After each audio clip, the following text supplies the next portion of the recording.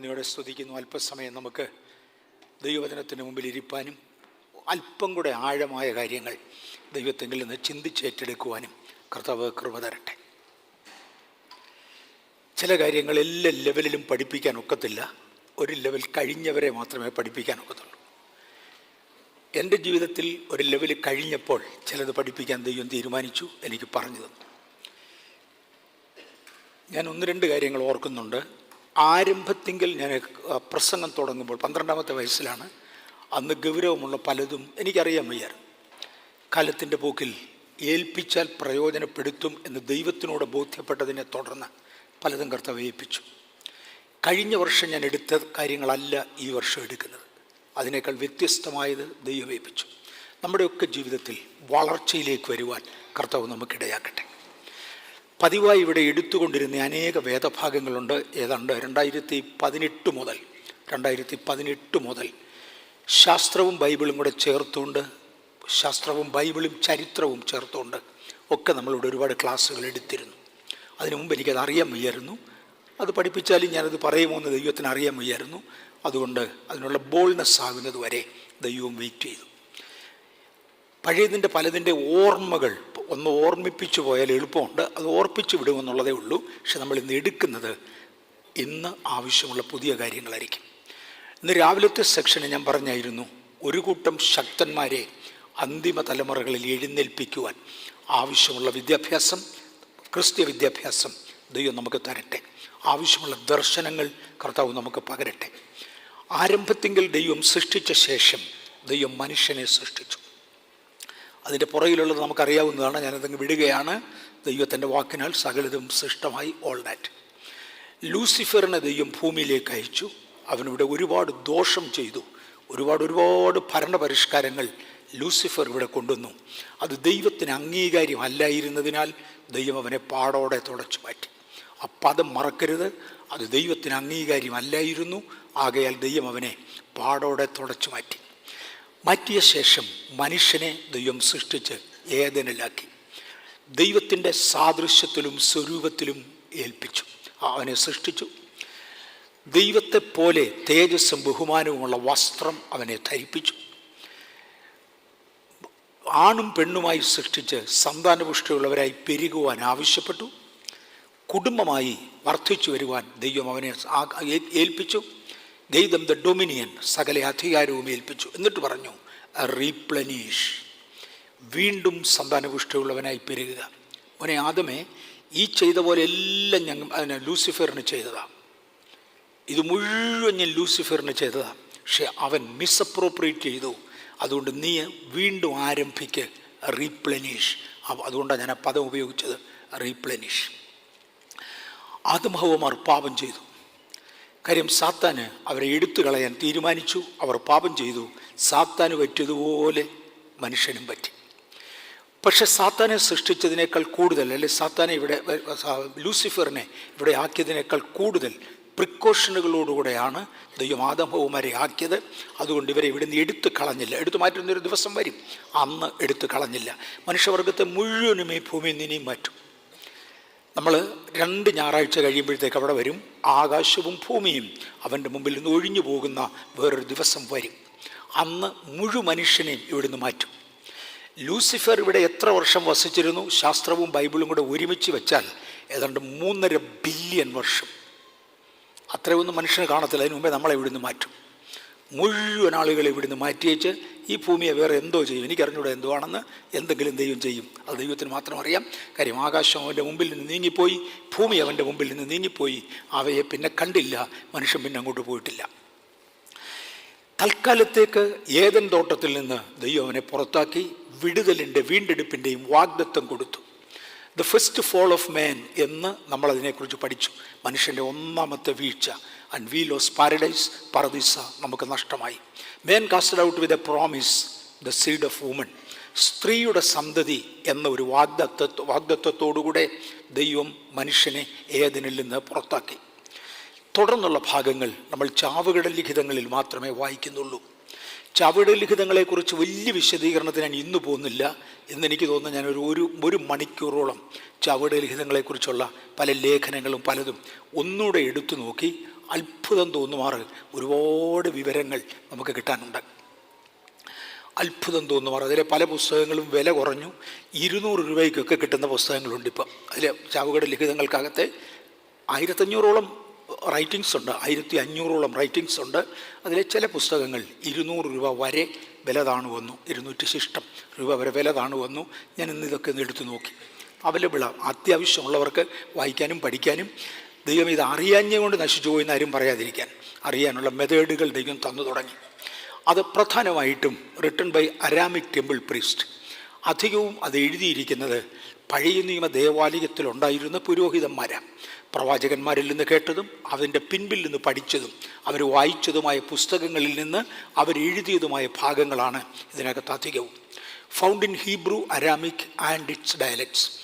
എബ്രായ ഭാഷയിലും അരാമിക് ഭാഷയിലും അതിൻ്റെ ഡയലക്ട്സിലുമായിട്ടാണ് ഇത് അധികവും എഴുതിയിരിക്കുന്നത്.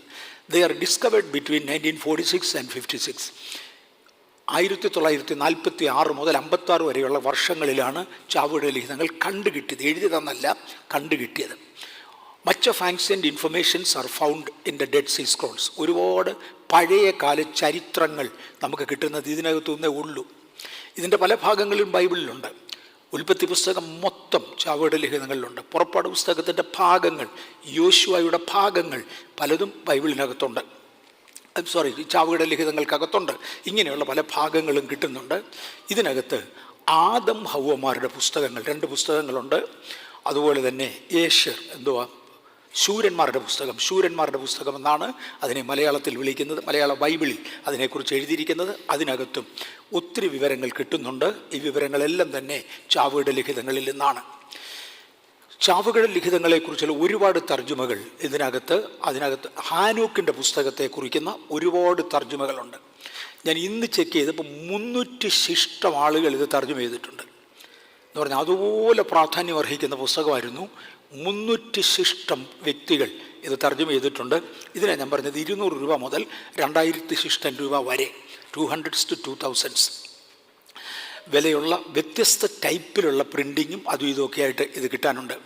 Tradition by K Knibb, translated by this men. പലതും കിട്ടാനുണ്ട്. ഞാൻ അത്രയത്തിനകത്തോട്ട് അങ്ങോട്ട് പോകുന്നില്ല. ഈ ഹാനൂക്കിൻ്റെ പുസ്തകത്തിനകത്തു നിന്നുള്ള കോട്ടിങ്സ്, ഒന്നാമത്തേത് ആദം മുതൽ 7ാമനായ ഹാനോക്ക് യേശു ക്രിസ്തുവിൻ്റെ മടങ്ങിവരവിനെക്കുറിച്ച് ഇതാ കർത്താവ് എല്ലാവരെയും വിധിപ്പാൻ വരുന്നു എന്ന് പറഞ്ഞ് യൂദ അപ്പോസ്തലൻ എടുത്തെഴുതി. അങ്ങനെ യൂദയുടെ ഒരു എഴുത്ത് നമുക്ക് കിട്ടും. ഇത് ഹാനോക്കിൻ്റെ പുസ്തകത്തിൽ നിന്നാണ്. 2 തീമോത്തിയോസ് 3:8 cross references between Bible and book of Enoch. 2 തീമോത്തിയോസിൻ്റെ പുസ്തകം 3:8 എന്നേസും എംബ്രയേസും മോശയോട് എതിർത്തു നിന്നതുപോലെ തന്നെ ഇവരും സത്യത്തോട് എതിർത്ത് നിൽക്കുന്നു. എന്നോസും എംബ്രയോസും എതിർത്ത് നിന്നത് എങ്ങനെയാണെന്നൊന്നും നമുക്കറിയാൻ വയ്യ. എങ്ങനെ എതിർത്തിരുന്നു, എന്തെല്ലാം ചെയ്തിരുന്നു, ഇതൊന്നും നമുക്കറിയത്തില്ല. പൗലോസ് അതിനെക്കുറിച്ച് വിശദീകരിക്കുന്നുമില്ല. പക്ഷെ പറഞ്ഞു അവരെതിർത്ത് നിന്നതുപോലെ ഇവരും മോശയോട് ഇന്ന് സത്യത്തോട് ഇവരും മറുതലിച്ചു നിൽക്കുന്നു എന്ന് പറഞ്ഞു. ഇവരെഴുതിയിരുന്ന വാചകങ്ങളൊക്കെ ഹാനൂക്കിൻ്റെ പുസ്തകത്തിൽ നിന്നാണ്. അതിൻ്റെ കൂടുതൽ ഭാഗങ്ങൾ കോട്ട് ചെയ്തില്ല എന്ന് പറഞ്ഞാൽ 1-ാം നൂറ്റാണ്ടിലെ സഭയ്ക്ക് ഹാനൂക്കിൻ്റെ പുസ്തകം പരിചയമുണ്ടായിരുന്നു. അല്ലെങ്കിൽ പിന്നെ ഒരു വാക്യം മാത്രം അതിനകത്തൊന്ന് കോട്ട് ചെയ്ത് വെച്ച് അങ്ങനെ എഴുതിയിരിക്കുന്നു എന്ന് പറയത്തില്ല. 1-ാം നൂറ്റാണ്ടിലെ സഭയ്ക്ക് പരിചയമുള്ളതാണ്. നമുക്കാവശ്യമുള്ളതിൽ ഒരുപാട് ഇൻഫർമേഷൻസ് കിട്ടുന്നത് ഹാനൂക്കിൻ്റെ പുസ്തകത്തിൽ നിന്നാണ്. ബുക്ക് ഓഫ് ജാഷർ, ശൂരന്മാരുടെ പുസ്തകത്തെക്കുറിച്ച് രേഖയുണ്ട്. യോശുവ 10 ഞാൻ പറഞ്ഞു. ബുക്ക് ഓഫ് ജൂബിലികളുടെ പുസ്തകം എന്നൊന്നുണ്ട്, അതിനെക്കുറിച്ച് രേഖയുണ്ട്.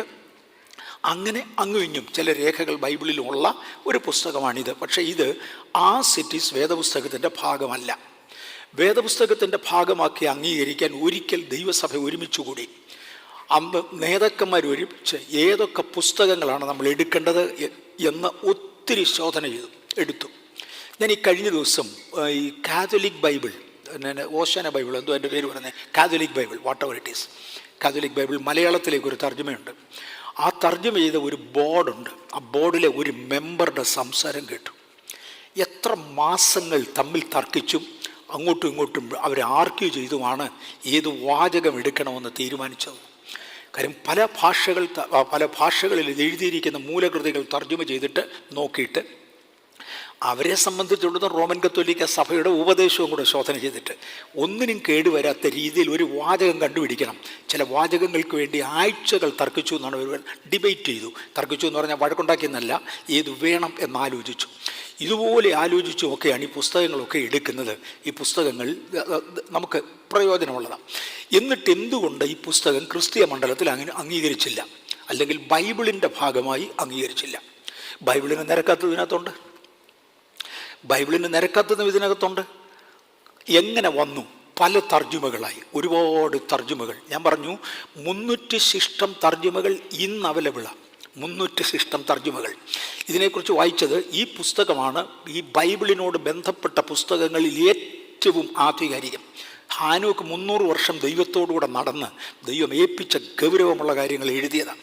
അപ്പോൾ അതൊരു ഇച്ചിരി വ്യാഖ്യാനിച്ച് തിരിച്ചെഴുതിയാൽ മറിച്ചെഴുതിയാൽ നമുക്ക് പ്രയോജനപ്പെടുമെന്ന് കണ്ട് പലരും, പ്രത്യേകിച്ചും ബിഷപ്സ്, അത് ചെയ്തു വന്നു. അങ്ങനെ വന്നതുകൊണ്ടാണ് ക്രിസ്തീയ സഭ അതിനെ അംഗീകരിക്കാതെ വന്നത്. ഇനിയും അംഗീകരിച്ച പുസ്തകങ്ങളെക്കുറിച്ചൊരു വിശദീകരണം. ആധികാരികമല്ല, ഞാൻ ആധികാരികമല്ലാതായി പോയി. എൻ്റെ ഒരു പുസ്തകം ഉണ്ടായിരുന്നു, അതിനകത്ത് ആധികാരികമായി കൊടുത്തിരുന്നു. അതിനകത്ത് പറയുന്നത് വേദപുസ്തകത്തിന് വേണ്ടി ഉപയോഗിച്ചിരിക്കുന്ന വേദപുസ്തക ഭാഗങ്ങൾ, ദ ഹോൾ ബൈബിൾ ഒരു സൂപ്പർ കമ്പ്യൂട്ടറിൻ്റെ അകത്ത് ഫീഡ് ചെയ്ത്. ഞാൻ പണ്ട് ഇവിടെ പറഞ്ഞിട്ടുള്ളതാണ്, വിത്ത് പുസ്തകത്തിൻ്റെ ആധികാരികതയോടെ പറഞ്ഞിട്ടുള്ളതാണ്. മോറിസ് സെർലോ എന്ന് പറയുന്ന കർത്താവിൻ്റെ ദാസൻ എനിക്കൊരു പുസ്തകം അയച്ചു തന്നു. ഗോഡ് സിഗ്നേച്ചർ എന്നായിരുന്ന പുസ്തകത്തിൻ്റെ പേര്. 301 കോപ്പി അദ്ദേഹം പ്രിൻ്റ് ചെയ്തുള്ളൂ. 300 ശുശ്രൂഷകന്മാർക്ക് അദ്ദേഹം ഓരോ കോപ്പി അയച്ചു. ഒരു പുസ്തകം അദ്ദേഹം വെച്ചു, എൻ്റെ കോപ്പി എൻ്റെ വന്നു, പക്ഷേ എൻ്റെ കയ്യിൽ നിന്ന് പോയി. ആ പുസ്തകത്തിനകത്തെ ഡീറ്റെയിൽസാണ് ഞാനീ പറയുന്നത്. വേദപുസ്തകം ഒരു സൂപ്പർ കമ്പ്യൂട്ടറിലേക്ക് ഫീഡ് ചെയ്തു. മുഴു ബൈബിളും എഴുതപ്പെട്ട ഭാഷയിൽ, ഇംഗ്ലീഷിലല്ല, എഴുതപ്പെട്ട ഭാഷയിൽ ഉൽപ്പത്തി 1:1 മുതൽ വെളിപ്പാട് 22 അവസാനത്തെ ഫുൾ സ്റ്റോപ്പ് വരെ അങ്ങോട്ട് ഫീഡ് ചെയ്തു.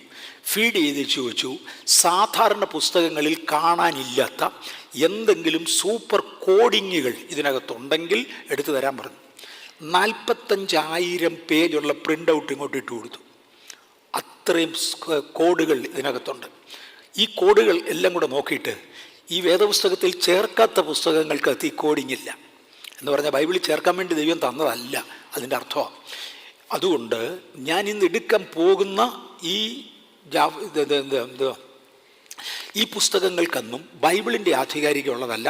എന്നാൽ ബൈബിളിലെ സംഭവങ്ങൾ വിശദീകരിക്കുവാൻ, ബൈബിൾ ആശയങ്ങൾ പഠിക്കാൻ ഈ പുസ്തകങ്ങൾ നമുക്ക് വളരെ പ്രയോജനപ്പെടും. ഞാൻ ഈ ദിവസങ്ങളിൽ എടുക്കുന്ന മെസ്സേജുകൾക്കകത്ത് വേദപുസ്തകത്തിൽ നിന്നൊരു വാക്യം വായിച്ച ശേഷം ലോകത്തിൽ എന്ത് സംഭവിക്കുന്നു എന്ന് ന്യൂസ് പേപ്പറിൻ്റെയോ അല്ലെങ്കിൽ യൂട്യൂബിൻ്റെയോ അല്ലെങ്കിൽ ഏതെങ്കിലും ന്യൂസ് ബ്രോഡ്കാസ്റ്റിൻ്റെ ഒരു ഭാഗം കൂടെ ചേർക്കാറുണ്ട്. അങ്ങനെയാണ് നമ്മൾ തെളിയിക്കുന്നത്. ഇതുപോലെ തെളിവിന് വേണ്ടി ഈ പുസ്തകം ഉപയോഗിക്കാമെന്നല്ലാതെ ഇത് മൂലകൃതി അല്ല. അത് ഞാൻ പിന്നെയും എടുത്തു പറയാൻ ആഗ്രഹിക്കുന്നു. പക്ഷേ നമ്മൾ തെളിവിന് വേണ്ടി ധാരാളം എടുക്കും. മനുഷ്യൻ്റെ ഒന്നാമത്തെ വീഴ്ചയെക്കുറിച്ച് നമ്മൾ കണ്ടു, അത് ആദാമിൻ്റെ കാലത്തായിരുന്നു. മനുഷ്യൻ്റെ രണ്ടാമത്തെ വീഴ്ച വരെയുള്ള ചരിത്രം ചാവുകടൽ ലിഖിതത്തിലാണ്. ആ ചരിത്രം നമുക്ക് ഇച്ചിരി കഴിയുമ്പോൾ തൊടാം. രണ്ടാമത്തെ വീഴ്ച വരെയുള്ള ചരിത്രം ചാവുകടൽ ലിഖിതങ്ങളിലുണ്ട്, പല പുസ്തകങ്ങളിലായിട്ടുണ്ട്. ഹാനോക്കിൻ്റെ പുസ്തകത്തിലും ആദം ഹവ്വമാരുടെ 1-ാം പുസ്തകത്തിലും ആദം ഹവ്വമാരുടെ 2-ാം പുസ്തകത്തിലുമായി അത് അധികം കാണാം. ഹാനോക്ക് മരിക്കുമ്പോഴും ഹാനോക്ക് എടുക്കപ്പെടുമ്പോഴും ആദം ഹവ്വമാർ ജീവനോടുണ്ട്. കാര്യം അവർ 900 വർഷം ജീവിച്ചിരുന്നു.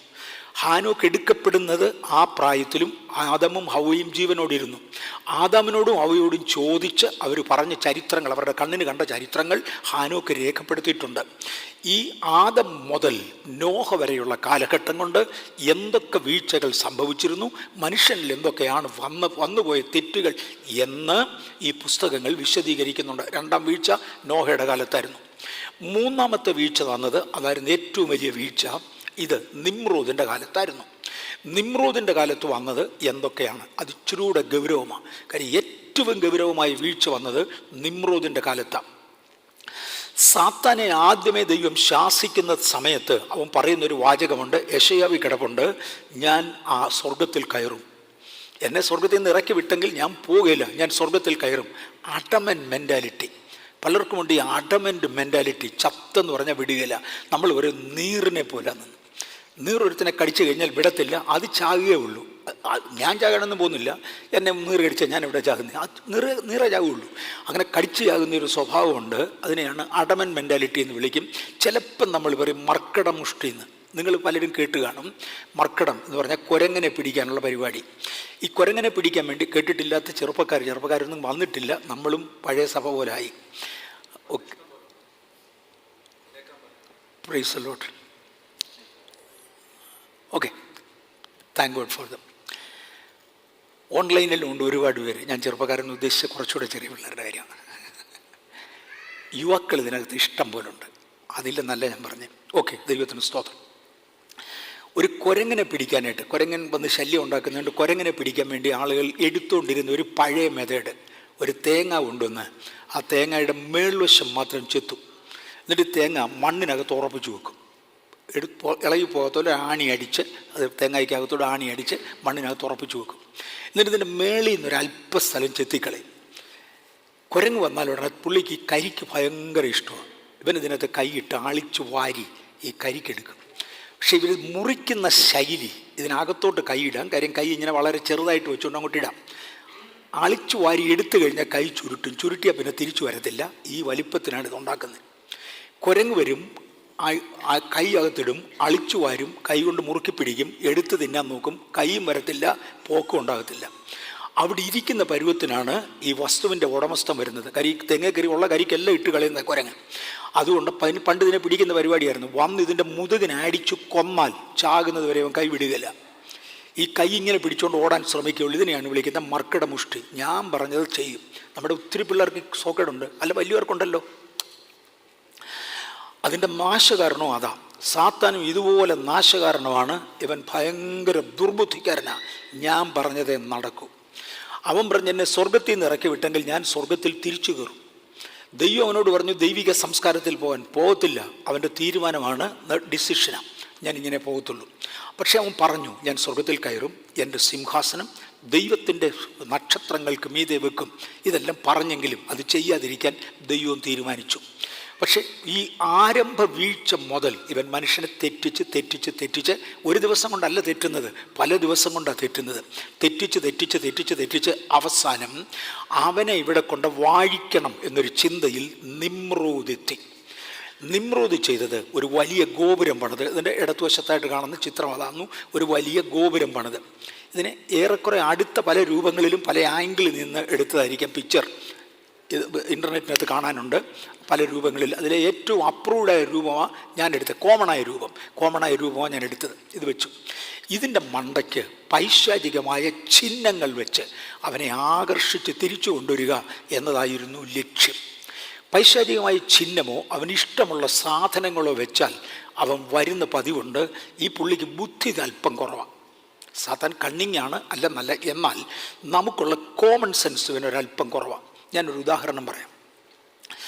ഈ ദിവസങ്ങളിൽ തമിഴ്നാട്ടിൽ നിന്നൊരു ഗ്രൂപ്പ് ആളുകൾ കേരളത്തിൽ ചെന്ന് മോഷണം നടത്താറുണ്ടെന്ന് പറയുന്നു. എന്തുവായിരുന്നു എൻ്റെ പേര്?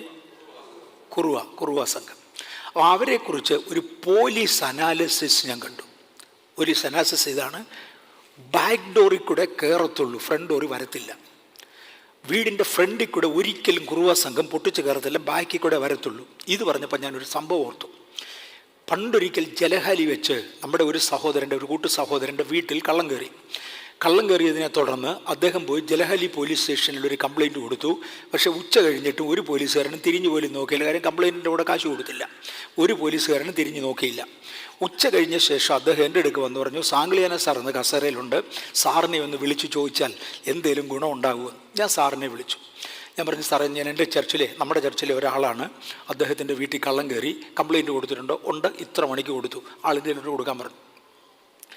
ഞാൻ അദ്ദേഹത്തിൻ്റെ കൊടുത്തു. ഈ വീട്ടിൽ കള്ളം കയറിയ വീടിൻ്റെ ഉടമസ്ഥൻ്റെ കൊടുത്തു. ചോദിച്ചു എപ്പോഴാണ് കംപ്ലയിൻറ്റ് കൊടുത്ത്, ഏത് പോലീസ് സ്റ്റേഷനിലാണ്, കംപ്ലയിൻറ്റ് നമ്പർ എന്നാ. അദ്ദേഹത്തിന് ഇതെല്ലാം നന്നായി അറിയാവുന്ന ഹൈലി എഡ്യൂക്കേറ്റഡ് ഒരാളായിരുന്നു. എല്ലാ ഡീറ്റെയിലും കൊടുത്തു. അത് കഴിഞ്ഞപ്പോൾ സാംഗ്ലിയാന സാർ ഒരു ഇൻ്റർവ്യൂ. മുന്നിലത്തെ ജനലിൽ കൂടാന്നോ കയറിയ പുറകിലത്തെ ജനലിൽ കൂടാന്നോ, ജനലിൽ കൂടാണോ കയറിയ കഥയിൽ കൂടാണോ, കമ്പിയായിരുന്നോ ജനൽ അതോ തടിയായിരുന്നോ, വളയ്ക്കുകായിരുന്നോ മുറിക്കുകായിരുന്നോ? ഞാനോട് എന്തുകൊണ്ട് സാർ ഇത്രയും സമയം കൊല്ലുന്നേ? 10 മിനിറ്റ് അദ്ദേഹത്തോട് ഇങ്ങനെയുള്ള കാര്യങ്ങൾ മാത്രം ചോദിച്ചു. അകത്ത് കയറിയിട്ട് അലമാരി തള്ളിയിട്ടിട്ടുണ്ടോ, തുറക്കുമായിരുന്നോ, കുത്തിപ്പൊളിക്കുമായിരുന്നോ, എന്തെല്ലാം കാര്യങ്ങളാണ്. സാർ ഒരു 10 മിനിറ്റ് കൂടുതൽ അദ്ദേഹത്തോട് സംശയം ചോദിച്ചു. പറഞ്ഞ് തിരിച്ച് എൻ്റെ തരാൻ പറഞ്ഞു. എൻ്റെ തന്നപ്പം പറഞ്ഞു, വർഗീസേ കേട്ടോണം നടക്കുന്ന സംസാരം, ഞാൻ തൽക്കാലം എൻ്റെ ഫോൺ ഡ്രോപ്പ് ചെയ്യത്തില്ല എന്ന് പറഞ്ഞ് അദ്ദേഹത്തിൻ്റെ വയർലെസ് സെറ്റിൻ്റെ മുന്നിലോട്ട് വെച്ചു ഫോൺ. നീ അവിടെ വന്ന് കേട്ടോണം. അദ്ദേഹത്തിൻ്റെ വയർലെസ് സെറ്റിൻ്റെ മുന്നിലോട്ട് വെച്ചേച്ച് ജലഹലി പോലീസ് സ്റ്റേഷൻ വിളിച്ചു. അദ്ദേഹം തന്നെ വയർലെസ്സിൽ കൂടെ വിളിച്ചേച്ച് പറഞ്ഞു, ഇന്ന സമയത്ത് ഇന്ന നമ്പറിൽ ഒരു കംപ്ലയിൻ്റ് അവിടെ വന്നിട്ടുണ്ട്, 10 minutes എനിക്ക് റിപ്പോർട്ട് കിട്ടണം. 10 മിനിറ്റിന് റിപ്പോർട്ട് വന്നു. ഇന്നരാണ് മോഷ്ടിച്ചത്, ഇന്നിടത്തുണ്ട്. അപ്പം ഞാൻ സാറിനോട് ചോദിച്ചു, സാറേ ഈ സില്ലി കാര്യങ്ങൾ സാറെന്ന് വെച്ചാൽ അദ്ദേഹം പറഞ്ഞൊരു വാചകമുണ്ട്, ഇവിടെ കള്ളന് ബുദ്ധി എന്ന് പറയുന്ന ഒന്നില്ല, അവൻ പണ്ട് ചെയ്തതേ ചെയ്യത്തുള്ളൂ. സകല പോലീസ് സ്റ്റേഷനിലും ബാക്ക് ഡോർ മുറിക്കുന്ന കള്ളനെക്കുറിച്ച് റെക്കോർഡുണ്ട്, അവൻ ഫ്രണ്ട് ഡോർ മുറിക്കത്തില്ല, അത്രയും ചിന്തിക്കാൻ അവന് കഴിവില്ല. അപ്പം ബാക്ക് ഡോറാണ് മുറിച്ചത്, അലമാരി മറിച്ചിട്ടോ തിരിച്ചിട്ടോ, ഇത് കേട്ടാൽ അറിയാം ഇന്ന കള്ളനാണെന്ന്. പോലീസ് സ്റ്റേഷനിൽ അക്കൗണ്ടുണ്ട്, 10 മിനിറ്റിനകം കള്ളനെ പിടിച്ചു കൊണ്ടുവന്നു, ഒരു സാധനവും നഷ്ടപ്പെട്ടിട്ടില്ല. ഇതുപോലെ കള്ളന് ബുദ്ധി കുറവാണ്, സാത്താനും ഇത് തന്നെയാണ്. ഇവൻ്റെ പാരമ്പര്യങ്ങൾ ഇവൻ ആചരിച്ചുകൊണ്ടിരിക്കും. ഇവൻ എന്ത് ചെയ്തോ അത് തന്നെ വീണ്ടും ഇവൻ ആവർത്തിക്കും. ഞാൻ ഈ ഗൗരവമുള്ള കാര്യങ്ങളാണ് തൊടുന്നത്. ഒരു കാര്യം 4 പ്രാവശ്യം നടന്നു കഴിഞ്ഞാൽ ഇത് അവൻ്റെ പാരമ്പര്യമാണെന്ന് നമുക്കറിയാം. അവന് ചില ചിഹ്നങ്ങളുണ്ട്, ഇതിനോട് അവന് ഭയങ്കര താല്പര്യമാണ്, അത് വിട്ടേച്ച് അവൻ പോകത്തില്ല. ഞാൻ ഒരു എക്സ് എയർഫോഴ്സ് ആളാണ്. ഇന്ത്യൻ ഫ്ലാഗിനോട് എനിക്ക് ഭയങ്കര റെസ്പെക്റ്റാണ്. സത്യമായിട്ടും ഏത് ഇന്ത്യക്കാരനും വേണം, ഉണ്ടെങ്കിലും ഇല്ലെങ്കിലും എനിക്ക് ഭയങ്കര റെസ്പെക്റ്റാണ്. അത് കണ്ടാലൊന്ന് സല്യൂട്ട് ചെയ്യാൻ നിവൃത്തിയുണ്ട്, ഞാൻ സല്യൂട്ട് ചെയ്തേ പോകത്തുള്ളൂ. എനിക്കതിനോട് റെസ്പെക്റ്റാണ്. അതിലാരെങ്കിലും തുപ്പുകയോ പിടിക്കുകയോ ചെയ്യുകയാണെങ്കിൽ ഞാൻ സമ്മതിക്കത്തില്ല. കാര്യം എന്നെക്കൊണ്ട് ഒക്കുന്നിടത്തോളം ഞാൻ റെസിസ്റ്റ് ചെയ്യും. എനിക്ക് ബൈബിളിനോട് ഭയങ്കര താല്പര്യമാണ്. ഒരാൾ തട്ടുന്നതോ തിരിച്ചിട്ട് മുട്ടുന്നതോ കണ്ടാൽ എനിക്ക് ഇഷ്ടപ്പെടത്തില്ല, കീറുന്നത് കണ്ടാൽ എനിക്ക് ഇഷ്ടപ്പെടില്ല. I respect dum. ഇതുപോലെ ഇവനും സ്നേഹിക്കുന്ന ചില കാര്യങ്ങളുണ്ട്, ഇവന് ഇഷ്ടപ്പെടുന്ന ചില കാര്യങ്ങളുണ്ട്. ഇത് ഈ ബാബിൽ ടവറിൻ്റെ മേളിലോട്ട് ഇത് കയറ്റി വെച്ചാൽ ഇവനെ ആകർഷിക്കാം എന്ന് മനസ്സിലായി. ഈ തത്വം ഇന്നും ആവർത്തിക്കപ്പെടുന്നുണ്ട്, അറിയാമോ? ഏലിയൻസിനെ ആകർഷിക്കാൻ വേണ്ടി ലോകശാസ്ത്രജ്ഞന്മാർ ചെയ്തത് നഗ്നരായ സ്ത്രീ പുരുഷന്മാരുടെ രൂപങ്ങൾ ഉണ്ടാക്കി അതിൽ നിന്ന് എങ്ങനെയോ ആകാശത്തിലേക്ക് പ്രൊജക്റ്റ് ചെയ്തു. എനിക്ക് പ്രൊജക്ഷനൊന്നും അറിയത്തില്ല, അതറിയാവുന്ന ശാസ്ത്രജ്ഞന്മാർക്കറിയാം, എനിക്കറിഞ്ഞുകൂടാ. അതിനെ തുടർന്നാണ് അവരുടെ സിഗ്നൽ വന്നു തുടങ്ങിയത്.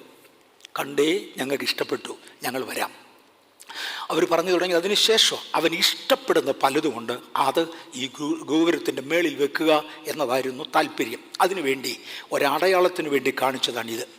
നിമ്രോദിൻ്റെ സോഡിയാക് സിമ്പിൾസ് അല്ലെങ്കിൽ ബ്ലാക്ക് മാജിക്സ്. ഈ ചിഹ്നങ്ങൾ ബ്ലാക്ക് മാജിക്കിൻ്റെ സൈനുകളാണ്.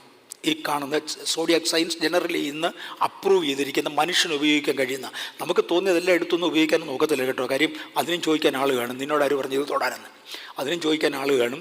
ഉപയോഗിക്കാവുന്ന സോഡിയാക് സൈൻസാണ് ഈ കാണിച്ചിരിക്കുന്നത്. മറ്റേതിപ്പോൾ വരും പുറകെ. ഇത് കാണിച്ചും കൊണ്ട് അവനെ ആകർഷിക്കുക എന്നുള്ളതായിരുന്നു പ്ലാൻ. പക്ഷെ ഇത് വന്നപ്പോഴത്തേക്ക് ദൈവവും പറഞ്ഞു, വേണ്ട, നിമ്രോദിനെ നീക്കുക. അങ്ങനെ നിമ്രോദിനെ ദൈവം എടുത്തു കളഞ്ഞു. അവൻ കാണിച്ചിരുന്നത് എൻ്റെ ഈ സോഡിയാക് ചിഹ്നങ്ങളാണ്. ഒത്തിരി പ്രാവശ്യം നമ്മൾ കണ്ടതാണ്. ഇതിൽ ഒരെണ്ണം എൻ്റെ കിട്ടിയിട്ടില്ല. 12ആണ് വേണ്ടത്, 11 എവിടെ ഉള്ളൂ. ഇതായിരുന്നു മേളിക്കൊണ്ട് വെച്ചത്. ഓക്കെ, ഇതോടുകൂടെ ദൈവം ഒരു കാര്യം ചെയ്തു. ദൈവം മനുഷ്യവർഗത്തെ പൂർണ്ണമായും തള്ളി. മനുഷ്യൻ്റെ 3ാമത്തെ വീഴ്ച അവിടെ വെച്ച് നടന്നു. നമ്മൾ ഒത്തിരി പ്രാവശ്യം ബഥേലിലുള്ളവർ കേട്ടിട്ടുണ്ട്. മനുഷ്യൻ്റെ വീഴ്ചയുടെ 3ാം രംഗത്തിൽ ദൈവം മനുഷ്യനെയും തള്ളി വെച്ച് പറഞ്ഞു, നിങ്ങൾക്ക് അവസരം തരാം, പക്ഷെ തൽക്കാലം നീ മറ്റേ പണി വേണ്ട. അതുകൊണ്ട് ദൈവം ഭൂമിയെ 2 ഭാഗങ്ങളായി തിരിച്ചു. ഇതിലെ 25 ലക്ഷത്തിൽ ഒരു ഭാഗം എന്ന് പറഞ്ഞാൽ ഏതാണ്ട് 22,145 സ്ക്വയർ കിലോമീറ്റർ. ഇത്ര കൃത്യമായിട്ട് ഇവൻ അളന്നല്ലോ എന്ന് പറഞ്ഞാൽ ഇതെല്ലാം ഇൻ്റർനെറ്റിൽ കിടപ്പുണ്ട്. ഇസ്രയേലായി വേർതിരിച്ചു. ആ ഇസ്രയേലി അബ്രഹാമിന് കൊടുത്തു. ഫ്രാത്ത് മുതൽ മഹാനദി വരെ എന്ന് പറഞ്ഞ് 22,145 സ്ക്വയർ കിലോമീറ്റർ ഉണ്ട് ആകെ അളന്നാൽ.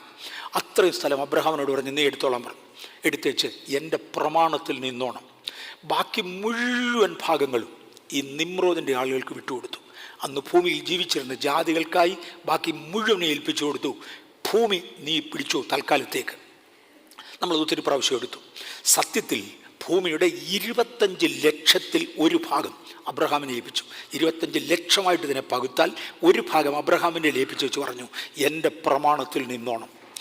എന്നാൽ നിന്നിൽ നിന്ന് ഞാനൊരു തലമുറ എഴുന്നേൽപ്പിക്കും. ആ തലമുറ അതാണ് യേശു. അത് വന്നെങ്കിൽ മാത്രമേ ഭൂമി തിരിച്ചു പിടിക്കാനൊക്കത്തുള്ളൂ. അതുകൊണ്ട് നിന്നിൽ ഞാൻ എഴുന്നേൽപ്പിക്കും. ഇത് എഴുന്നേൽക്കണമെങ്കിൽ അബ്രഹാം ദൈവിക വ്യവസ്ഥ നിന്നലേ പറ്റൂ. അബ്രഹാമിനോട് വളരെ സ്ട്രിക്റ്റ് ആയിട്ട് പറഞ്ഞു, എൻ്റെ പ്രമാണം സൂക്ഷിച്ചോണം, ഇല്ലെങ്കിൽ പോനൊക്കത്തില്ല, നീ ജാതികളെ പോലെ ആകരുത്. ഞാൻ അവിടെ പറഞ്ഞ് മാറുക, ജാതികളുടെ യാതൊന്നും നിനക്ക് പാടില്ല, നീ ഇത് സൂക്ഷിച്ചേ പറ്റൂ. അബ്രഹാം ഒരളവിൽ അങ്ങനെ നിന്നു. മോശയുടെ കാലത്താണ് കൽപ്പനകൾ അബ്രഹാമിന് കൈമാറുന്നത്. 1-2 പേരുണ്ടായിരുന്ന കാലത്ത്, അബ്രഹാമും സാറയും മാത്രമായിരുന്ന കാലത്തൊന്നും ദൈവം ഇത് കൽപ്പന കൈമാറിയില്ല. കാര്യം കൽപ്പന കൈമാറിയ കൊണ്ട് നടക്കേണ്ട ഒരാളൂടെ വേണം, അതുള്ള ഒരു കാലത്തെ ഒക്കത്തുള്ളൂ. അതുകൊണ്ട് കൽപ്പന മോശയുടെ കാലത്തെ കൈമാറിയത്. അന്ന് കൽപ്പന കൈമാറിയിച്ച് ദൈവം പറഞ്ഞൊരു പദമുണ്ട്, ഞാൻ പറഞ്ഞ പ്രമാണത്തോട് അല്പമെങ്കിലും വ്യത്യാസം വരുന്നവനെ കല്ലെറിഞ്ഞോ അമ്പെയ്തോ കൊല്ലണം, വെച്ചേക്കരുത്. എൻ്റെ പ്രമാണം പാലിക്കാത്തവൻ എൻ്റെ നാട്ടിൽ വേണ്ട. എൻ്റെ നാട്ടിൽ നിൽക്കണമെങ്കിൽ ഞാൻ പറയുന്ന പോലെ കേട്ടേ ഒക്കത്തുള്ളൂ. അതുകൊണ്ട് അവനെ അമ്പെയ്തോ കല്ലെറിഞ്ഞോ കൊല്ലണം. ക്രൂവാലിറ്റിയാണോ നിങ്ങളുടെ ലക്ഷ്യം? അല്ലേ അല്ല. പക്ഷെ ക്രൂവാലിറ്റി ഇല്ലാത്ത ആരെയും കണ്ടിട്ടുണ്ടോ? ഇതൊത്തിരി കൂടി ഇൻട്രസ്റ്റിങ്ങാണ്. ഈ യഹോവ സാക്ഷികളുടെ സഭ ഉണ്ടാകുന്ന കാലത്തൊരു റസൽ എന്ന് പറയുന്ന ഒരാളുണ്ടായിരുന്നു. ഇന്നും ഒരു റസലുണ്ട്, അങ്ങനെയുടെ കാര്യമല്ല, വേറൊരു റസലുണ്ടായിരുന്നു. ആ റസൽ ഒരിക്കൽ വന്ന് ഒത്തിരി കാര്യങ്ങൾ പറഞ്ഞപ്പോൾ ആരോടായിരുന്നു? അഹിംസ ഗ്രൂപ്പിനോട് അദ്ദേഹം ഒരിക്കൽ സംസാരിച്ചു. കേരളത്തിൽ വെച്ച് നടന്നു വരുന്നത് വലിയൊരു ഒരു ഡിബേറ്റ് നടന്നു. അതിനകത്ത് അഹിംസയ്ക്ക് വേണ്ടി ഞങ്ങൾ നിലകൊള്ളും, ഒന്നിനെയും കൊല്ലത്തില്ല എന്ന് പറയുന്ന ഒരു ഗ്രൂപ്പുണ്ടായിരുന്നു. അന്ന് റസൽ ചോദിച്ചൊരു ചോദ്യമാണ്, നിങ്ങൾ ഭക്ഷണം കഴിക്കുമ്പോൾ മഞ്ഞൾ ഉപയോഗിക്കുമോ? ഉപയോഗിക്കും. മഞ്ഞൾ എന്തിനാണ് ഉപയോഗിക്കുന്നത്? ബാക്ടീരിയകൾ അകത്ത് പോയതിനെ കൊല്ലാനാണ്. അപ്പം നീ അഹിംസക്കാരനാണോ? ഇന്നത്തെ ഭാഷ ഞാൻ ചോദിക്കാം, എനിക്കൊരു രോഗമുണ്ടെങ്കിൽ ആൻറ്റിബയോട്ടിക്സ് ഉപയോഗിക്കുമോ?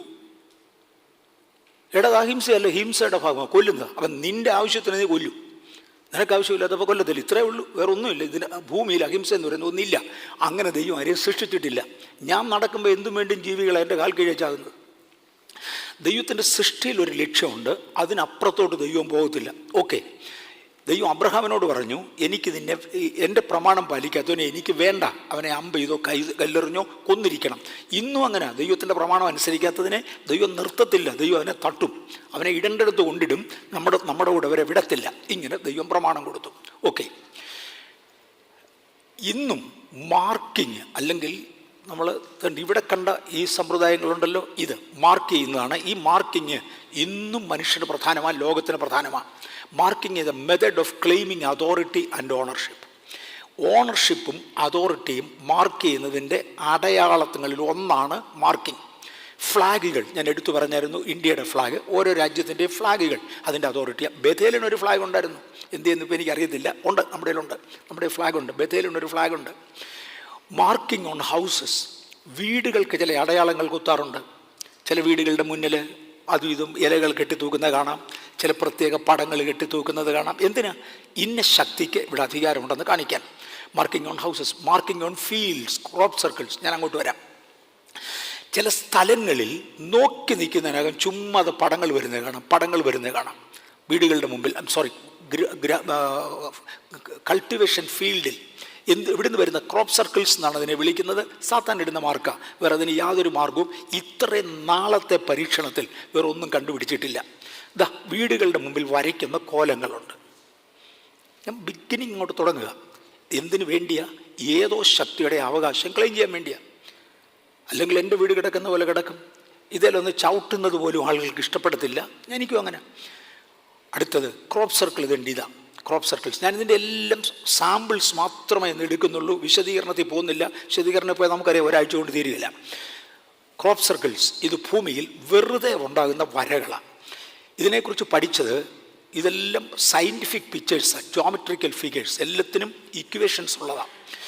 ഇക്വേഷൻ പ്രകാരം ഇതുപോലെ മനുഷ്യൻ ഉണ്ടാക്കി എടുക്കണമെങ്കിൽ 200 ദിവസങ്ങൾ, 200 പേർ 200 ദിവസം കൊണ്ട്, ഒന്നിൽ 200 പേർ ഒരു ദിവസം കൊണ്ട്, അല്ലെങ്കിൽ ഒരാളിരുന്നാൽ 200 ദിവസം കൊണ്ട് ചെയ്തെടുക്കാവുന്ന പണിയാണ് അര മിനിറ്റ് കൊണ്ടും 1 മിനിറ്റ് കൊണ്ടും തന്നെ ഉണ്ടാകുന്നത്. ഇതാരാ ഉണ്ടാക്കുന്നത്? കണ്ടുപിടിച്ചവരാരുമില്ല. സൂചനകളുണ്ട്, അങ്ങും ഇങ്ങും ചെറുതായിട്ട് കണ്ടവരുണ്ട്. ഫ്ലൈങ് സോസർ വന്ന് നിൽക്കുന്നു, ഏതോ ഒന്ന് അതിനകത്തൊന്ന് ഇറങ്ങി വരുന്നു, വരച്ചു വെച്ച് പോകുന്നു. ഇത് മാത്രമേ അറിയത്തുള്ളൂ.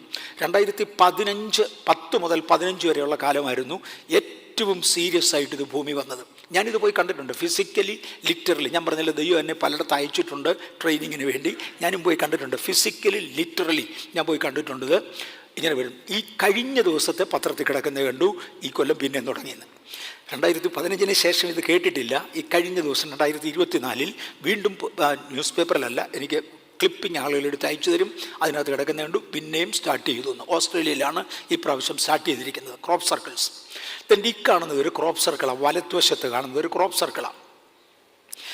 ഇടത്തുവശത്ത് കാണുന്നത് സാത്താൻ്റെ ബൈബിളിൻ്റെ മേളിലത്തെ പടമാണ്. സാത്താൻ്റെ ബൈബിളിൻ്റെ മേളിലൊരു പടമുണ്ട്. ഇതിനെക്കുറിച്ചൊരു അപഗ്രഥനം നടത്തിയിരിക്കുന്നത് ഇടത്തുവശത്ത് കാണുന്ന ആ ഡ്രോയിങ്ങിൻ്റെ ഇക്വേഷൻ്റെ റെസിപ്പോക്കലാണ് വലത്തുവശത്ത്. ഞങ്ങൾ ഒന്നാം തീയതി കാണിക്കുന്നത് അതിൻ്റെ റെസിപ്പോക്കലാണ് വലത്തുവശത്ത്. അതൊരു ക്രോപ്പ് സർക്കിളാണ്. ഇതുപോലുള്ള ക്രോപ്പ് സർക്കിൾക്ക് പ്രത്യക്ഷപ്പെടാൻ തുടങ്ങി. ഈ മണ്ണ് എൻ്റെയാണ്, നാട് എൻ്റെയാണ്, ഇവിടുത്തെ അവകാശം എനിക്കാണ് എന്ന് വാദിക്കുന്ന ഏതോ ശക്തികൾ കൊണ്ടുവരുന്നതാണ്. മനുഷ്യൻ്റെ മേലും ഉണ്ടടയാളം. ഇവളെൻ്റെയാണ് എന്ന് കാണിക്കാനിട്ടിരിക്കുന്ന ഇത്. അല്ലെ പിന്നെ എന്തോ എടുക്കാൻ, ഞാൻ അതിൻ്റെ ആർഗ്യുമെൻറ്റിലോട്ട് വരും. അല്ലെ പിന്നെ എന്തോ എടുക്കാൻ, ഇത് അതിൽ വേറൊന്നാണ്. ഇതുപോലുള്ള അടയാളങ്ങൾ വരും. ഇത് അതിലൊന്നാണ്. ഇത് ഇച്ചിരൂടെ വിശദമായിട്ട് കൊടുത്തിട്ടുണ്ട്. ഞാൻ എൻ്റെ മേളിലൊരു വെബ്സൈറ്റ് ഐ ഡി ഒക്കെ തന്നിട്ടുണ്ട്.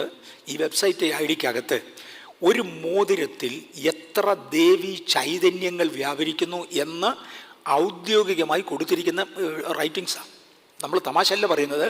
എന്തിനു വേണ്ടി ഈ അടയാളം? ഓക്കെ, ഒരു ഇയർ റിങ്ങിൽ എത്തും വേണ്ടും ദേവതകളുടെ ചിഹ്നങ്ങളുണ്ട്, അടയാളങ്ങളുണ്ട് എന്ന് കാണിക്കുന്നതാണ്. ഇത് എത്ര പേർക്ക് ഇത് ക്ലെയിം ഉണ്ട് എന്ന് കാണിക്കുന്നതാണ്. എന്നാൽ ടൈംസ് ഓഫ് റിഫ്രഷിങ്, കർത്താവ് ഇതിങ്ങനെ ജാതികൾക്ക് വേണ്ടി അങ്ങ് വിറ്റു. ഞാനിവിടെ തിരിച്ചു വരും. ഇപ്പം ജാതികൾക്ക് വേണ്ടി അങ്ങ് വിറ്റു. നിമ്രോദിൻ്റെ കാലത്ത് പറഞ്ഞ് ഇതിനെ സേവിക്കുന്നവരെല്ലാം പോക്കോ, എനിക്ക് ഇതിനെ വേണ്ട, എനിക്ക് അബ്രഹാമിനെ മാത്രം മതി, വേറൊന്നിനെ എനിക്ക് വേണ്ട, നീ അതിൻ്റെ പുറകെ പോ, ചെയ്യേണ്ടത് ചെയ്തു എന്ന് പറഞ്ഞങ്ങ് വിട്ടു. ഞാൻ ഇവിടെ നിന്നൊരു കാര്യം ചിന്തിക്കാൻ പോവാം. ഇതുകൊണ്ട് എന്ത് പ്രയോജനം? ഞാൻ പറഞ്ഞല്ലോ, വേർപാടെന്നുള്ളത് എൻ്റെ വിഷയം. ദൈവത്തിന് വേണ്ടി മാത്രം, എക്സ്ക്ലൂസീവ്ലി ദൈവത്തിന് വേണ്ടി വേർതിരിയുക എന്ന ആശയമാണ്. എൻ്റെ ചെറുപ്പത്തിൽ ഞാനിത് പ്രസംഗിച്ചിട്ടില്ല. കാര്യം അന്ന് ദൈവം എന്നെ ഏൽപ്പിച്ചില്ല. ഒരു പക്ഷേ എനിക്കിത് എടുക്കാനുള്ള കഴിവില്ലാത്തത് കൊണ്ടാകാം. എൻ്റെ ചെറുപ്പം, എൻ്റെ 12ാമത്തെ വയസ്സിൽ സ്നാനപ്പെട്ടതാണ്. അന്ന് മുതൽ പ്രസംഗിച്ച ഒറ്റ പെന്തക്കോസ്റ്റൽ പാസ്റ്റർ ഈ ഡെപ്തിൽ പോയിട്ടില്ല. പോയിരുന്നെങ്കിൽ എനിക്ക് മനസ്സിലായി പോയേനെ. എനിക്ക് മനസ്സിലായിരുന്നെങ്കിൽ അന്ന് മുതൽ ഞാനിത് പ്രസംഗിച്ചേനെ. എനിക്ക് അന്ന് ഇതറിയത്തില്ല. എനിക്കിത് മനസ്സിലായത് ഈയിടെയില്ല. അതുകൊണ്ട് ഞാൻ ഈയിടെ പ്രസംഗിക്കാൻ തുടങ്ങി. ഒരു പക്ഷെങ്കിൽ ആ മച്യൂരിറ്റിയിൽ വരുന്നത് വരെ എൻ്റെ കയ്യിൽ ഇത് ദൈവം തന്നില്ല. മച്യൂരിറ്റിയിൽ വരാൻ ഞാൻ ആരുടെയും കൊടുത്തില്ല. വന്ന് കഴിഞ്ഞ ശേഷം ആ ദൈവം ഇത് എനിക്ക് തരുന്നത്. ഒരു ലെവൽ വിദ്യാഭ്യാസം കഴിഞ്ഞവരെ മാത്രമേ വേറൊന്നിനെ എടുക്കാൻ ഒക്കത്തുള്ളൂ. BSc ചേരാൻ വേണ്ടി കോളേജിലോട്ട് ചെല്ലുന്ന ആളിനോട് പ്രീ യൂണിവേഴ്സിറ്റിക്ക് എത്ര മാർക്കുണ്ടായിരുന്നു, ഇന്ന മാർക്കുള്ളവനെ എടുക്കത്തുള്ളൂ. ഞാൻ 3ാം ക്ലാസ്സിൽ പഠിച്ചുകൊണ്ടിരിക്കുകയാണ്. ഇപ്പോൾ ഇനി വേറെ ഞാൻ കോളേജിൽ കയറുമ്പോൾ മോനെ കയറ്റത്തില്ല, നിന്നെ പഠിപ്പിച്ചിട്ട് അർത്ഥമില്ല, എൻ്റെ സമയം കളയേ ഉള്ളൂ, നിന്നെ പഠിപ്പിക്കാൻ ഒക്കത്തില്ല. ഇതുപോലെ സേർട്ടൻ ഏജ് കഴിഞ്ഞെങ്കിൽ മാത്രം, ഏജ് എന്ന് ഞാൻ പറഞ്ഞ മാനുഷിക പ്രായമല്ല, ദൈവിക പരിജ്ഞാനം ഒരളവ് കഴിഞ്ഞെങ്കിൽ മാത്രമേ മറ്റേത് ഏറ്റെടുക്കാൻ ഒക്കത്തുള്ളൂ. അല്പത്തിൽ വിശ്വസ്തനായവനെ മാത്രമേ അധികത്തിന് വിചാരകനാക്കത്തുള്ളൂ. അങ്ങനെ കണ്ടതുകൊണ്ടാകാം ഒടുവിൽ വയസ്സുകാലത്തെങ്കിലും ദൈവം എന്നെ വിവരങ്ങൾ ഏൽപ്പിക്കുന്നത്. ഞാൻ കഴിഞ്ഞ ദിവസം ഇവിടെ പരസ്യമായി ചോദിച്ച, നമ്മുടെ ലീഡർഷിപ്പിനോട് പരസ്യമായി ചോദിച്ച 2-3 ചോദ്യങ്ങളുണ്ട്. മോതിരം പോലും ആഭരണം പോലും എന്തെങ്കിലും ഒരു ആഭരണം ഉപയോഗിക്കുന്നുണ്ട് മനുഷ്യന് എന്ത് പ്രയോജനം? ഒന്ന് ശ്രദ്ധിച്ചോണം. വിശപ്പ് മാറുമോ? ദാഹം മാറുമോ? ഇല്ല. അറിവ് കൂടുതൽ കിട്ടുമോ? ഇതിട്ടുകൊണ്ട് പോയി കഴിഞ്ഞാൽ പരീക്ഷയ്ക്ക് എന്തെങ്കിലും? ഇല്ല. സെക്യൂരിറ്റി ഉണ്ടാകുമോ? ഇല്ല. ഭൂമിയിൽ ഇതെന്തിനു കൊള്ളാം? മെറ്റീരിയലി, ഫിസിക്കലി ഇതുകൊണ്ട് യാതൊരു പ്രയോജനവുമില്ല. ഞാൻ ഒരിക്കൽ ഇൻ്റർനെറ്റിനകത്ത് ചെക്ക് ചെയ്തു, is there any medical department, medicinal effect ഇതിനുണ്ടോ? Does any doctors use it? ഇതിനെക്കുറിച്ച് എത്ര ഒരു 10-200 മണിക്കൂറെങ്കിലും ഞാൻ റിസർച്ച് ചെയ്തതാണ്. ഏതെങ്കിലും ഇതിന് പ്രയോജനമുണ്ടോ? ഏതെങ്കിലും മെഡിക്കൽ ഡിപ്പാർട്ട്മെൻറ്റ് ഇത് ഉപയോഗിക്കുന്നവരുണ്ടോ? അന്ന് എനിക്ക് വെബ്സൈറ്റിൽ നിന്ന് ഇത് കിട്ടി. Which doctors use it? മന്ത്രവാദികൾ ഇത് ഉപയോഗിക്കും. സേർട്ടൻ ലോഹങ്ങൾ കൊണ്ട് ഉണ്ടാക്കിയ സേർട്ടൻ ആഭരണങ്ങൾ ഉപയോഗിച്ചാൽ സേർട്ടൻ രോഗങ്ങൾക്ക് മാന്ത്രികമായി വ്യത്യാസം വരും. മന്ത്രവാദികൾ ഒഴിച്ചാൽ ബാക്കി ആരും ഇത് ട്രീറ്റ്മെൻറ്റിൻ്റെ ഭാഗമായി ഉപയോഗിക്കാറില്ല. വിശപ്പ് പോകത്തില്ല, ദാഹം പോകത്തില്ല, അറിവ് കിട്ടത്തില്ല, ഗുണമൊന്നുമില്ലെങ്കിൽ പിന്നെ എന്തിനിത് ഉപയോഗിക്കുന്നു? ഇത് നമ്മുടെ എക്സ്റ്റേണൽ ബോഡിക്ക് ആവശ്യമുള്ളതല്ല. വീണ്ടും ഞാൻ പറയുന്ന പദങ്ങൾ മറക്കരുത്. നമ്മുടെ ബാഹ്യ ശരീരത്തിന് ഇത് ആവശ്യമുള്ളതല്ല. അങ്ങനെയാണെങ്കിൽ ഇത് ആന്തര മനുഷ്യൻ്റെ താല്പര്യമാണ്, പുറമേ ഉള്ളവൻ്റെ താല്പര്യമല്ല, അകത്തേ ഉള്ളവൻ്റെയാണ്. എങ്കിലത് ഏതാത്മാവാണ്? ദൈവാത്മാവാണെങ്കിൽ യേശുവിൽ കാണണമായിരുന്നു, കണ്ടില്ല. ഞാനതിനപ്പുറത്തോട്ട് പോകുന്നില്ല. യേശുവിൽ കാണണമായിരുന്നു, കാണുന്നില്ല. അങ്ങനെയാണെങ്കിൽ ഈ വ്യാപരിക്കുന്ന ആത്മാവ് ദൈവികമല്ല. ആത്മാവിന് വിരോധമായത് ജഡത്തിൻ്റെ അഭിലാഷമാണ്. അത് ആത്മാവിന് ശത്രുവാണ്. ഒരളവിൻ്റെ മേളിൽ ദൈവത്തിന് കൊണ്ടുപോകാനൊക്കത്തില്ല. അത് ആത്മാവിന് ശത്രുവാണ്. അങ്ങനെ അറിഞ്ഞു വരുവാൻ ഞാൻ അതിൽ കൂടുതൽ ഇപ്പം അതിനെക്കുറിച്ച് വിശദീകരിക്കുന്നില്ല. ടൈംസ് ഓഫ് റിഫ്രഷിങ് ഈ കാലത്ത്, ഏത് കാലത്ത്? നിമ്രോദിൻ്റെ കാലത്ത് ദൈവം അവരെ അങ്ങ് വിറ്റു. ഇവർ പോക്കോളാൻ പറഞ്ഞു. എന്നിട്ട് പറഞ്ഞു, നിങ്ങളെ തിരിച്ചു വീണ്ടെടുക്കുന്ന ഒരു കാലഘട്ടം വരും, അന്ന് ഞാൻ ജനത്തെ തിരിച്ചു കൊണ്ടുവരും. അതുവരെ പൊയ്ക്കോ, എനിക്ക് നിങ്ങളെ വേണ്ട, എനിക്ക് അബ്രഹാമിനെ മാത്രം മതി. അങ്ങനെ അബ്രഹാമിനെ മാത്രം എടുത്തു. അപ്പോസ്തല പ്രവൃത്തികളുടെ പുസ്തകം 3-ാം അധ്യായത്തിൻ്റെ 19-20 വാക്യങ്ങളിൽ പത്രോസ് അപ്പോസ്തലൻ പറയുന്നൊരു പദമുണ്ട്. ആകയാൽ നിങ്ങളുടെ പാപങ്ങൾ മാഞ്ഞു കിട്ടേണ്ടതിന് മാനസാന്തരപ്പെട്ട് തിരിഞ്ഞുകൊള്ളുവീൻ. എന്നാൽ കർത്താവിൻ്റെ സമ്മുഖത്ത് നിന്ന് ആശ്വാസകാലങ്ങൾ വരികയും, സീസൺസ് ഓഫ് റിഫ്രഷ്മെൻറ്റ്, ആശ്വാസകാലങ്ങൾ വരികയും നിങ്ങൾക്ക് മുൻ നിയമിക്കപ്പെട്ട ക്രിസ്തുവായ യേശുവിനെ അവൻ അയക്കുകയും ചെയ്യും. നിങ്ങൾ ദൈവസന്നിധിയിൽ നിന്നാൽ ദൈവം നിങ്ങളെ വീണ്ടെടുക്കാൻ വേണ്ടി യേശുവിനെ അയക്കും. ഇത് പറയുന്നുണ്ട്. അത് എന്നാന്നു? ആശ്വാസകാലം വരുമ്പോൾ, in his own due time. അതിനു മുമ്പേ വരത്തില്ല. ആശ്വാസകാലത്ത് നിങ്ങൾക്ക് വീണ്ടെടുപ്പ് ഉണ്ടാകും എന്ന് ഇൻഡയറക്റ്റ്ലി അതിനെക്കുറിച്ച് പറയുന്നുണ്ട്. അപ്പോസ്തല പ്രവൃത്തി 3-19-20 വാക്യങ്ങളിലാണ്. ഇംഗ്ലീഷിൽ ഇട്ടു എന്ന് മാത്രമേ ഉള്ളൂ. ഞാനതിനെ ഒന്നുകൂടെ ആവർത്തിച്ചു എന്ന് മാത്രമേ ഉള്ളൂ. സീസൺസ് ഓഫ് റിഫ്രഷ്മെൻറ്റ്, വീണ്ടെടുപ്പിൻ്റെ ഒരു കാലം വരും. അപ്പോസ്തല പ്രവൃത്തി 26-20 പൗലോസ് അപ്പോസ്തലൻ പറയുന്നതാണ്, ആദ്യം ദമസ്കോസിലും യെരുശലേമിലും യഹൂദദേശത്ത് എങ്ങുമുള്ളവരോടും പിന്നെ ജാതികളോടും മാനസാന്തരപ്പെട്ട് ദൈവത്തിങ്കിലേക്ക് തിരിഞ്ഞുകൊള്ളേണ്ടതിന് യോഗ്യമായ പ്രവൃത്തികൾ, മാനസാന്തരത്തിന് യോഗ്യമായ പ്രവൃത്തികൾ ചെയ്യണമെന്ന് പ്രസംഗിച്ചു. 1 മിനിറ്റ് ഞാൻ ഇവിടെ എടുത്തോട്ടെ. പൗലോസിനെ ദൈവം അയക്കുമ്പോൾ ആദ്യമേ പത്രോസിനെ അയച്ചു. അന്ന് അങ്ങേരോട് പറഞ്ഞ ഇതാണ്. പത്രോസ് എടുത്തു പറഞ്ഞു, എല്ലാവർക്കും തിരിച്ചു വരാനുള്ള സമയമായി, നിങ്ങളുടെ വരവിന് വേണ്ടി യേശു താല്പര്യപ്പെടുന്നു. ദൈവത്തിൻ്റെ സീസൺ, വിൻഡോ ഓപ്പണാണ്. ഇതുവരെയും ആ വിൻഡോ ക്ലോസ് ആയിട്ടില്ല. ഈ രാത്രിയിലും ആ വിൻഡോ ഓപ്പണാണ്. നിങ്ങൾക്ക് വേണ്ടി വിൻഡോ ഓപ്പണാണ്. ഇത് കഴിഞ്ഞപ്പോൾ പൗലോസിനോട് ദൈവം പറഞ്ഞു, മോനെ നീയും പോകണം. കാര്യം പത്രോസിന് ഒരുപാട് ലിമിറ്റേഷനുണ്ട്. ഒന്ന്, അദ്ദേഹത്തിൻ്റെ കൂടെ ഒരു കൾച്ചറൽ ഇൻഫ്ലുവൻസ് ഉണ്ട്. ആ യഹൂദനാണെന്നുള്ള കൾച്ചറൽ ഇൻഫ്ലുവൻസ്. ഞാനതൊന്ന് പറയാൻ പോവാം. അദ്ദേഹത്തെ വിളിച്ച് ദൈവം കൊർന്നല്യോസിൻ്റെ വീട്ടിലേക്ക്. കൊർന്നല്യോസ് യഹൂദനല്ലാത്തവൻ, അതിനെ ജാതി എന്നാണ് വിളിക്കുന്നത്. യഹൂദനല്ലാത്ത ജാതിയാണ് കൊർന്നല്യോസ്. പക്ഷെ കൊർന്നല്യോസിനെ വീണ്ടെടുക്കാൻ ദൈവം തീരുമാനിച്ചു പറഞ്ഞു, ദൂതൻ കൊർന്നല്യോസിൻ്റെ വീട്ടിൽ ഇറങ്ങിയേച്ചു പറഞ്ഞു, തോൽക്കല്ലനായ ശിമോൻ എന്നൊരുവനോടുകൂടെ പാർക്കുന്ന പത്രോസ് എന്ന ആളുകൾ വിളിക്കുന്ന ഒരു ശിമോനുണ്ട്, അവനെ വിളിപ്പിക്കാൻ പറഞ്ഞു.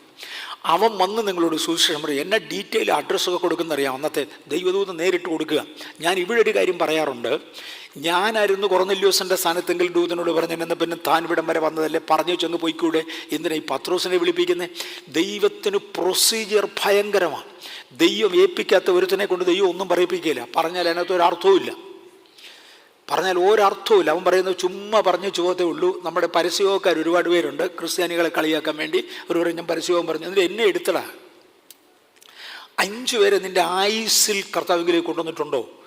10 സഭ രൂപീകരിക്കാൻ നിനക്ക് കഴിഞ്ഞിട്ടുണ്ടോ? ഒന്നിനും കൊള്ളുകയില്ല. കാര്യം ദൈവം അയക്കാത്ത ഒരുത്തനെ ദൈവം ഉപയോഗിക്കത്തില്ല. ദൈവം അയച്ചവരെ മാത്രമേ ഉപയോഗിക്കത്തുള്ളൂ. പത്രോസിനെ തന്നെ വിളിപ്പിക്കണം. ഹെബ്രിയേലിനെ അയച്ചിരിക്കുന്നത് മെസ്സേജ് പാസ് ചെയ്യാനാണ്, യേശുവിനെ കുറിച്ച് പറയാനല്ല. അത് പത്രോസിനെ ഏൽപ്പിച്ചിരിക്കുന്നത്. പത്രോസിനെ വിളിക്കാൻ പറഞ്ഞു. പത്രോസ് പോകത്തില്ലെന്ന് കർത്താവിന് നന്നായിട്ടറിയാം. എത്ര ദൈവഹിതമാണെന്ന് പറഞ്ഞാലും പുള്ളിക്കാരൻ്റെ ആ കൾച്ചർ അങ്ങേരുടെ അകത്ത് കിടപ്പുണ്ട്. അങ്ങേര് പോകത്തില്ല, സൂക്ഷ്മം അറിയാം. അതുകൊണ്ട് പത്രോസിനെ വിശപ്പിച്ച് ക്ഷീണിപ്പിച്ച് വെൺമാടത്തിൻ്റെ മേളിൽ കയറ്റി ഉറക്കി. ആ ഉറക്കത്തിലൊരു സ്വപ്നം കാണിച്ചു. അല്ലാതെ ഒന്നും ഈ സ്വപ്നം പോലും പത്രോസ് പിടിക്കുകയില്ല. വിശപ്പിച്ച് ക്ഷീണിച്ച് ഉറക്കി വെൺമാടത്തിൻ്റെ മേളിൽ കയറ്റി സ്വപ്നം കാണിച്ചു പറഞ്ഞു, ദൈവം ശുദ്ധീകരിച്ചതിനെ നീ നിസ്സാരമെന്ന് കരുതരുത്. ആ വാക്കുകൾ അകത്തോട്ട് കയറിയതോടെ പത്രോസിലൊരാൾമാറ്റം ഉണ്ടായി. അന്നേരത്താണ് പത്രോസിൻ്റെ വീട് ചോദിച്ചുകൊണ്ട് വെളിയിൽ ആൾ വന്ന് നിൽക്കുന്നത്. വീണ്ടും പരിശുദ്ധൻ പറഞ്ഞു, പോ, അവനോട് ഒന്നും ചോദിക്കരുത്. ചെന്നേച്ച് പത്രോസ് പറഞ്ഞ വാചകം നിങ്ങൾക്കറിയാമോ? അന്യൻ്റെ വീട്ടിൽ തൊട്ട് തിന്നാൻ പാടില്ലെന്ന്. ഞാൻ യഹൂദനാ, നിങ്ങളുടെ വീട്ടിൽ വരുന്നത് അസാധ്യമാണ്. പക്ഷെ ദൈവം എന്നെ ഇങ്ങനെ നിർബന്ധിച്ച് ചാട്ടവാറിന് അടിച്ചു വിട്ടിരിക്കുന്ന പോലെ എന്നെ വിട്ടിരിക്കുന്നത്. അതുകൊണ്ട് പറഞ്ഞു. പരിശുദ്ധാത്മാവ് അവരുടെ മേൽ വന്നു. അവരെ സ്നാനപ്പെടുത്തി. തിരിച്ചു വന്നപ്പോൾ ബാക്കി അപ്പോസ്തലന്മാരെല്ലാം കൂടെ പിടിച്ചു. എവിടെടാ പോയ നീ അവൻ്റെ അടുക്ക പോയോ? എടാ, അത് വെളിപ്പാടനുസരിച്ച് പോയതാ, ഞങ്ങളുടെ കൂടെ വേണ്ട. പത്രോസിന് ബുദ്ധിമുട്ടായി. അവരുടെ കപടത്താൽ പത്രോസ് തിരിഞ്ഞു മാറി. ഈ പരുവത്തിനാണ് കർത്താവ് പറഞ്ഞത്, എനിക്ക് ഞാൻ പറഞ്ഞാൽ കേൾക്കുന്ന ഒരാളിനെ വേണം. എമ്മേവറീസിനെയൊക്കെ തിരഞ്ഞെടുത്ത് അതുപോലെ ആയിരിക്കും. ഞാൻ പറഞ്ഞാൽ കേൾക്കുന്ന ഒരാളിനെ എനിക്ക് വേണം. അതുകൊണ്ട് പൗലൂസിനെ വിളിച്ച്. പൗലൂസിന് ഈ കൾച്ചറൽ ബാക്കിംഗ് ഇല്ലായിരുന്നു, ഉണ്ടായിരുന്നു, പക്ഷെ അതിനെ പൂർണ്ണമായി വിട്ടു. പത്രോസിനേക്കാൾ എത്രയോ ഇരട്ടി കൾച്ചറലായിരുന്നു പൗലൂസ്. ഗമാലിയേലിൻ്റെ പാദത്തിലിരുന്ന് പഠിച്ച, യഹൂദനിൽ നിന്ന് ജനിച്ച, പരീശനായി മാറിയ, പരീശനിൽ നിന്ന് ജനിച്ച പരീശനായി തീർന്ന അദ്ദേഹത്തെ പോലെ കൾച്ചറൽ ബാക്ക്ഗ്രൗണ്ട് വേറെ ആർക്കും ഇല്ലായിരുന്നു. പക്ഷേ പൊട്ടിച്ചപ്പോൾ ഒറ്റയടി പൊട്ടി. ഇതൊരു ഭയങ്കര കാര്യമാണ്. നമ്മളിൽ ചിലർ സ്ലോ മാറാൻ, ചിലർ ഫാസ്റ്റാണ്. ദൈവം ഈ സ്ലോയെ പൊതുവെ അംഗീകരിക്കാറില്ല. ഞാൻ രോഗശാന്തികൾക്ക് വേണ്ടി ആളുകളെ മുന്നോട്ട് വിളിക്കും. നിങ്ങൾ ശ്രദ്ധിച്ചിട്ടുണ്ടോ എന്ന് എനിക്കറിയത്തില്ല. ഒടി വരുന്നവരോ ഞാൻ തിരിച്ചു വിടാം കഴിവുണ്ടെങ്കിൽ നിങ്ങളുടെ പോടിയെന്നൊന്നും പറയത്തില്ല. വന്നു പോയതല്ലേ, എൻ്റെ ക്ഷീണമാണെന്നേ ഉള്ളൂ, പ്രയോജനം വിടത്തില്ലെന്നും എനിക്കറിയാം. കൈയൊക്കെ വെക്കും. കാര്യം ആദ്യം ചാടി വരുന്നതിനകത്തൊരർത്ഥമുണ്ട്. അവരാണ് സത്യത്തിൽ സമർപ്പണമുള്ളവർ. ഞാൻ ഇനിയും ഒരു കാര്യം പറയാം. ചിലർ സുവിശേഷമൊക്കെ കേട്ട് യേശുവിനെ രക്ഷിതമായി ഒക്കെ അംഗീകരിക്കുമ്പോൾ സിഗരറ്റ് വലിക്കുന്ന ആളുകൾ പാക്കറ്റോടെ സിഗരറ്റ് തെറിയുന്ന ഞാൻ കണ്ടിട്ടുണ്ട്. പാക്കറ്റോടെ. വേറെ ചിലർ അങ്ങനല്ല, ഈ പാക്കറ്റ് തീരുന്നത് വരെ വലിക്കാം. ഒരെണ്ണം നന്നായിട്ടില്ല. ഈ പാക്കറ്റ് തീരുന്നത് വരെ വലിക്കാം, കുഴപ്പമില്ല, അതുവരെ. എൻ്റെ 3 കുപ്പി കള്ളുണ്ട്, തീരുന്നത് വരെ കുടിക്കാം, ഒരെണ്ണം നന്നായിട്ടില്ല. കേൾക്കുന്ന കേൾവി കൺവിൻസ്ഡ് ആയപ്പോൾ ഓൺ ദ സ്പോട്ട് ഡിസിഷൻ എടുത്തൊക്കെ നന്നായി. ഈ സ്ലോ ഒബീഡിയൻസ് ദൈവം ഒരിക്കലും അംഗീകരിക്കുന്നില്ല. സ്ലോ ഒബീഡിയൻസ് ദൈവം ഒരിക്കലും അംഗീകരിക്കുന്നില്ല. അത് ഒബീഡിയൻസ് അല്ല. കൺവിക്ഷൻ അനുസരിച്ച് അവരെ മാറ്റാൻ അവരവരെ തന്നെ ശ്രമിക്കുക. മറ്റേ ദൈവാത്മാവിൻ്റെ തീരുമാനം ടക്ക് അംഗീകരിക്കുക. ഓക്കെ, പൗലൂസ് പെട്ടെന്ന് അംഗീകരിച്ചു. ടക്ക് അത് അംഗീകരിച്ചു. കർത്താവ് പറഞ്ഞു, നിന്നെ ഞാൻ അയക്കും. എവിടൊക്കെയാണെന്നറിയാമോ? ആദ്യം ദമസ്കോസിലും യെരുശലേമിലും. ദമസ്കോസ് വെച്ചാൽ തുടങ്ങിയത്, വെളിപ്പാടുണ്ടായത് അവിടെയാണ്. ഇവിടെ തുടങ്ങും. എവിടെ വെളിപ്പാട് കിട്ടിയോ അവിടെ തുടങ്ങും. പിന്നെ യെരുശലേമിലും. അത് യഹൂദൻ്റെ ഹെഡ് ക്വാർട്ടേഴ്സാണ്. യഹൂദദേശത്തുള്ളവരോടും പിന്നെ ജാതികളോടും മാനസാന്തരപ്പെട്ട് ദൈവത്തിങ്കിലേക്ക് കൊള്ളേണ്ടതിന് തിരിഞ്ഞ് മാനസാന്തരത്തിന് യോഗ്യമായ പ്രവൃത്തികൾ ചെയ്യണമെന്ന് പ്രസംഗിച്ചു. ഞാൻ യേശുവിനെ രക്ഷിതമായി അംഗീകരിക്കുന്നു എന്ന് പറഞ്ഞ് കൈ ഉയർത്തി അങ്ങ് പോകാനല്ല, പ്രവൃത്തി അതായിരിക്കണം. ഈ പദം ഭയങ്കരമാണ്. ചില ആളുകളെക്കുറിച്ച് പറയാറുണ്ട്, അദ്ദേഹം പിന്മാറ്റക്കാരുടെ പിതാവാണ്. കാര്യം അദ്ദേഹത്തിൻ്റെ പ്രവർത്തനത്തിലല്ലേ, അവരുടെ പ്രവർത്തനത്തിലാണ് ഏറ്റവും കൂടുതൽ ആളുകൾ മാനസാന്തരപ്പെടുന്നത്. നിലനിൽക്കത്തില്ലെന്ന് മാത്രം. ക്രിസ്ത്യ മണ്ഡലത്തിലൊരു മനുഷ്യനുണ്ട്, ഞാൻ പേര് പറയുന്നില്ല, ആരെയും ഒഫൻഡ് ചെയ്യാതിരിക്കാൻ വേണ്ടി. സുനിൽ എൻ്റെ മുന്നേ ഇരിക്കുന്നു, അതുകൊണ്ടാണ് ഞാൻ പേര് പറയാത്തത്. ആരുടെയും പേര് പറയുന്നില്ല. ചിലരുണ്ട്, ഒരു ഓൾട്ടർ കോൾ കൊടുത്താൽ 1000-10,000 പേര് വരും. സിഗരറ്റ് കയ്യിലുള്ളവൻ പുറകോട്ട് ഇങ്ങനെ വെച്ചോണ്ടാ മനസാന്തരം വരുന്നത്. ഇവൻ സിഗരറ്റ് കളയത്തില്ല, ഇവൻ ഇതും കൊണ്ടാണ് വരുന്നത്. മറ്റവൻ അങ്ങ് പോയി കഴിയുമ്പോൾ ബാക്കി വലിക്കുകയും ചെയ്യും. ഞങ്ങളൊരിക്കൽ ഞാനും സുനിലും കൂടെ നടന്നു പോകുന്ന കൂട്ടത്തിൽ നമ്മുടെ ചർച്ചിൽ വിശുദ്ധനായ ഒരാൾ വന്ന്, പുള്ളിക്കാരൻ സ്നാനപ്പെടാനൊക്കെ അന്ന് പറഞ്ഞു, പക്ഷേ കള്ളന്നേരത്തും കുടിക്കുന്നുണ്ട്, പതുക്കെ കുറയ്ക്കുന്ന കൂട്ടത്തിലാണ്. ഒരു ദിവസം ഞങ്ങൾ 2 പേരും കൂടെ പോകുമ്പോൾ ഇവൻ 2 സിഗരറ്റും വലിച്ചുകൊണ്ട് വരുന്നുണ്ട്. ഞങ്ങൾ 2 പേരും കൂടെ ഒരു മോട്ടോർ സൈക്കിളിലാണ്. എന്നെ കണ്ടുടനെ ഭക്തനാണല്ലോ, അതുകൊണ്ടത് പുറകിലോട്ട് മാറ്റി പിടിച്ചു, മുന്നിലോട്ട് പിടിക്കാതെ. അത് എവിടെ പോകാമെന്ന് ചോദിച്ചത്, ഞാൻ വെളുപ്പ സ്ഥലം വിട്ടു. അപ്പോൾ സുനിൽ എന്നോട് പറഞ്ഞു, ഡാഡി വിടരുതായിരുന്നു, ഇവൻ്റെ കൈ പൊള്ളുന്നത് വരെ നിൽക്കേണ്ടതായിരുന്നു. ശകലം നേരം നിന്ന് ഇവൻ്റെ കൈ പൊള്ളുമല്ലോ, കാര്യം ഞാൻ പുറകോട്ട് മാറ്റി പിടിച്ചിരിക്കുക, കത്തി വന്ന് എൻ്റെ കൈയെ കത്തും, അന്നേരത്ത് ഇത് പൊള്ളും. ഞാൻ പറഞ്ഞു, മോനെ അങ്ങനെ അല്ല, അവൻ്റെ കൈ പൊള്ളുന്നതിന് മുമ്പേ നമ്മുടെ മുമ്പിൽ വെച്ച് അവൻ വലിക്കും. അത് വേണ്ടല്ലോ, നമ്മുടെ മോന്തയ്ക്ക് ഇവൻ്റെ പുക ഊതണ്ട. ഇവൻ നന്നാകാനുള്ളതല്ല. ആണെങ്കിൽ ആദ്യത്തെ ദിവസത്തെ കൺവിക്ഷനിൽ ആ തീരുമാനം എടുത്തിരിക്കും. നിങ്ങൾ മാനസാന്തരപ്പെടുക മാത്രമല്ല, മാനസാന്തരത്തിന് യോഗ്യമായ ഫലം കൂടെ കായ്ക്കണം. അതാണ് പദം. ആദ്യം ദമസ്കോസിലും യെരുശലേമിലും യഹൂദദേശത്ത് എങ്ങുമുള്ളവരോടും പിന്നെ ജാതികളോടും ഓർഡർ അതാ. മാനസാന്തരപ്പെട്ട് ദൈവത്തെങ്കിലേക്ക് തിരിഞ്ഞ് മാനസാന്തരത്തിന് യോഗ്യമായ പ്രവൃത്തികൾ ചെയ്യണം എന്ന് പ്രസംഗിച്ചു. ഇത് പറയാൻ എന്നെ വിട്ടത്. ഇപ്പം തൽക്കാലം മാനസാന്തരപ്പെട്ട് വെച്ചത് എന്നേലും പ്രവൃത്തി ചെയ്തോളാനല്ല, നോ, ഇത് പറയാൻ എന്നെ വിട്ടത് മാനസാന്തരത്തിന് യോഗ്യമായ പ്രവൃത്തികൾ ചെയ്യണമെന്ന് പറയാൻ. കാര്യം മടങ്ങി വരവൻ്റെ സമയമായി. It's time for you to come back. ഇതേ കാര്യം ഇംഗ്ലീഷിൽ എഴുതുന്നേ ഉള്ളൂ, വേറെ ഒന്നുമില്ല. ദ തേർഡ് ഫോൾ, മനുഷ്യൻ്റെ മൂന്നാമത്തെ വീഴ്ചയുടെ പരിണിതങ്ങളിൽ ഒന്നാണ് ലോവർ പവേഴ്സിനെ ആരാധിക്കുക. ജീവനുള്ള ദൈവമല്ല, അതിൻ്റെ താഴെ പവേഴ്സ് ഉണ്ട്. അതാണ് ലൂസിഫറിൻ്റെ ദൂതന്മാർ, അവരുടെ പവേഴ്സ്. അവരും പവർഫുള്ളാണ്, നോ ഡൗട്ട്, അവരും പവർഫുള്ളാണ്. ലൂസിഫറിൻ്റെയൊക്കെ എക്സ്പീരിയൻസ് എന്നറിയാമോ? ഞാൻ പലപ്പോഴും ഉപദേശിമാരുടെയൊക്കെ കൂട്ടത്തിൽ മിടുക്കനായി നടക്കുമ്പോൾ ഞാൻ പറയും, 10-60 ചെല്ലുവാനും വർഷമായിട്ട് കർത്താവിനെ സേവിക്കുക. 10-60 ചെല്ലുവാനും വർഷം എനിക്ക് ദൈവവുമായി പരിചയമുണ്ട്. ദൈവത്തിൻ്റെ കരുണയാൽ ഒരുപാട് ഉപദേശിമാർ എന്നെക്കാൾ ഇളയതാണ്. അതുകൊണ്ട് പക്ഷെ ലൂസിഫറിനോട് ചോദിച്ചാൽ അവൻ പറയാൻ തന്നെ അറിയാമോ? 13.27 ബില്യൺ വർഷം, 1370 കോടി വർഷം ഞാൻ ദൈവത്തെ പരിചയമുള്ള പാർട്ടിയാണ്. നീ എൻ്റെ അടുക്ക പറയാൻ വരുന്നത്? പരിചയം അവന് നമ്മളെക്കാൾ ഒരുപാട് കൂടുതലാണ്, ഭയങ്കര കൂടുതൽ. ആരെ എങ്ങനെ വഞ്ചിക്കണമെന്ന് അവന് നന്നായി അറിയാം. അതുകൊണ്ട് താണയനം പവേഴ്സ്, ഇവർക്കെല്ലാം ശക്തിയുണ്ട് കേട്ടോ, ഇവർക്കെല്ലാം ശക്തിയുണ്ട്. സേട്ടൻ ഏറിയാലും അവരുടെ പവർ നടക്കത്തില്ലെന്നേ ഉള്ളൂ, പല ഏറിയാലും അവരുടെ പവർ നടക്കും. ഈ പവർ നടക്കുന്ന ഇടത്ത് അവർ പവർ കാണിക്കും. ദൈവം അങ്ങനെ ചെയ്യത്തില്ല, ഇവൻ പവർ കാണിക്കും. ആ പവേഴ്സിനെ സേവിക്കുക എന്ന് പറഞ്ഞാൽ മുമ്പേ കാണിച്ച ആ ചിഹ്നങ്ങൾ ഉപയോഗിക്കുക, ആ ചിഹ്നങ്ങൾ ഉപയോഗിക്കുക. ഇങ്ങനെ ലോവർ പവേഴ്സിനെ സേവിക്കുന്ന ഒരു വിഭാഗം രംഗത്ത് വരും. ദൈവം അന്നാണ് അബ്രഹാമിനെ വിളിച്ച് വേർതിരിക്കുന്നത്. വരും മുഴുവൻ ജനത്തെ നീ പോയി സേവിച്ചോളാൻ പറഞ്ഞ് അങ്ങ് വിട്ടു. നീ പോയി സേവിച്ചോളാൻ പറഞ്ഞു. ഞാൻ പിന്നെ ഇങ്ങോട്ട് വരുമേ, ആ സേവയുടെ കൂട്ടത്തിൽ എന്തെല്ലാം ഉണ്ടെന്ന് ഇങ്ങോട്ട് വരും. ഞാൻ ചാവിടലീതം ഒന്ന് തൊട്ടുവിട്ടതേ ഉള്ളൂ, വിശദീകരിച്ചില്ല. ഇച്ചിരൊക്കെ വിശദീകരിക്കും ഇച്ചിരൂടെ കഴിയുമ്പം. അബ്രഹാമിനോട് പറഞ്ഞു, അവന്മാർ പറയുന്നത് കേൾക്കരുത്, അവർ പറയുന്ന പോലെ പോകരുത്. ഞാനാണ് നിൻ്റെ ദൈവം, മറ്റൊന്നിൻ്റെ ദൈവമല്ല. ഞാനാണ് നിൻ്റെ ദൈവം, മറ്റവൻ നിൻ്റെ ദൈവമല്ല. എന്നെ മാത്രമേ ദൈവമായി അംഗീകരിക്കാവൂ. God called a man named Abraham. ഞാൻ അങ്ങനെ ഇട്ടതാണ്, അബ്രാം എന്നായിരുന്നു അദ്ദേഹത്തിൻ്റെ പേര്. റീനെയിം ചെയ്ത് അബ്രഹാം ആക്കിയതാണ്. ദൈവമൊരുത്തിനെ വിളിച്ചാൽ പൊതുവെ റീനെയിം ചെയ്യും. നിൻ്റെ പഴയ പേര് പോലും വേണ്ട, കളയാനുള്ളത് കള, റീനെയിം ടീം. അവനുള്ളത് സകലത്തെയും വിട്ടേച്ച് അവനും അവൻ്റെ ജനറേഷനും ദൈവത്തിന് ഭക്തരായി വിശുദ്ധരായി ദൈവത്തെ സേവിക്കാൻ പറഞ്ഞ് അബ്രഹാമിനെ വിളിച്ചു. 25 ലക്ഷത്തിൽ ഒരു ഭാഗം അബ്രഹാമിനും ബാക്കി മൊത്തം ബാക്കിയുള്ളവർക്കുമായിട്ട് ദൈവം പൗത്തു കൊടുത്തു.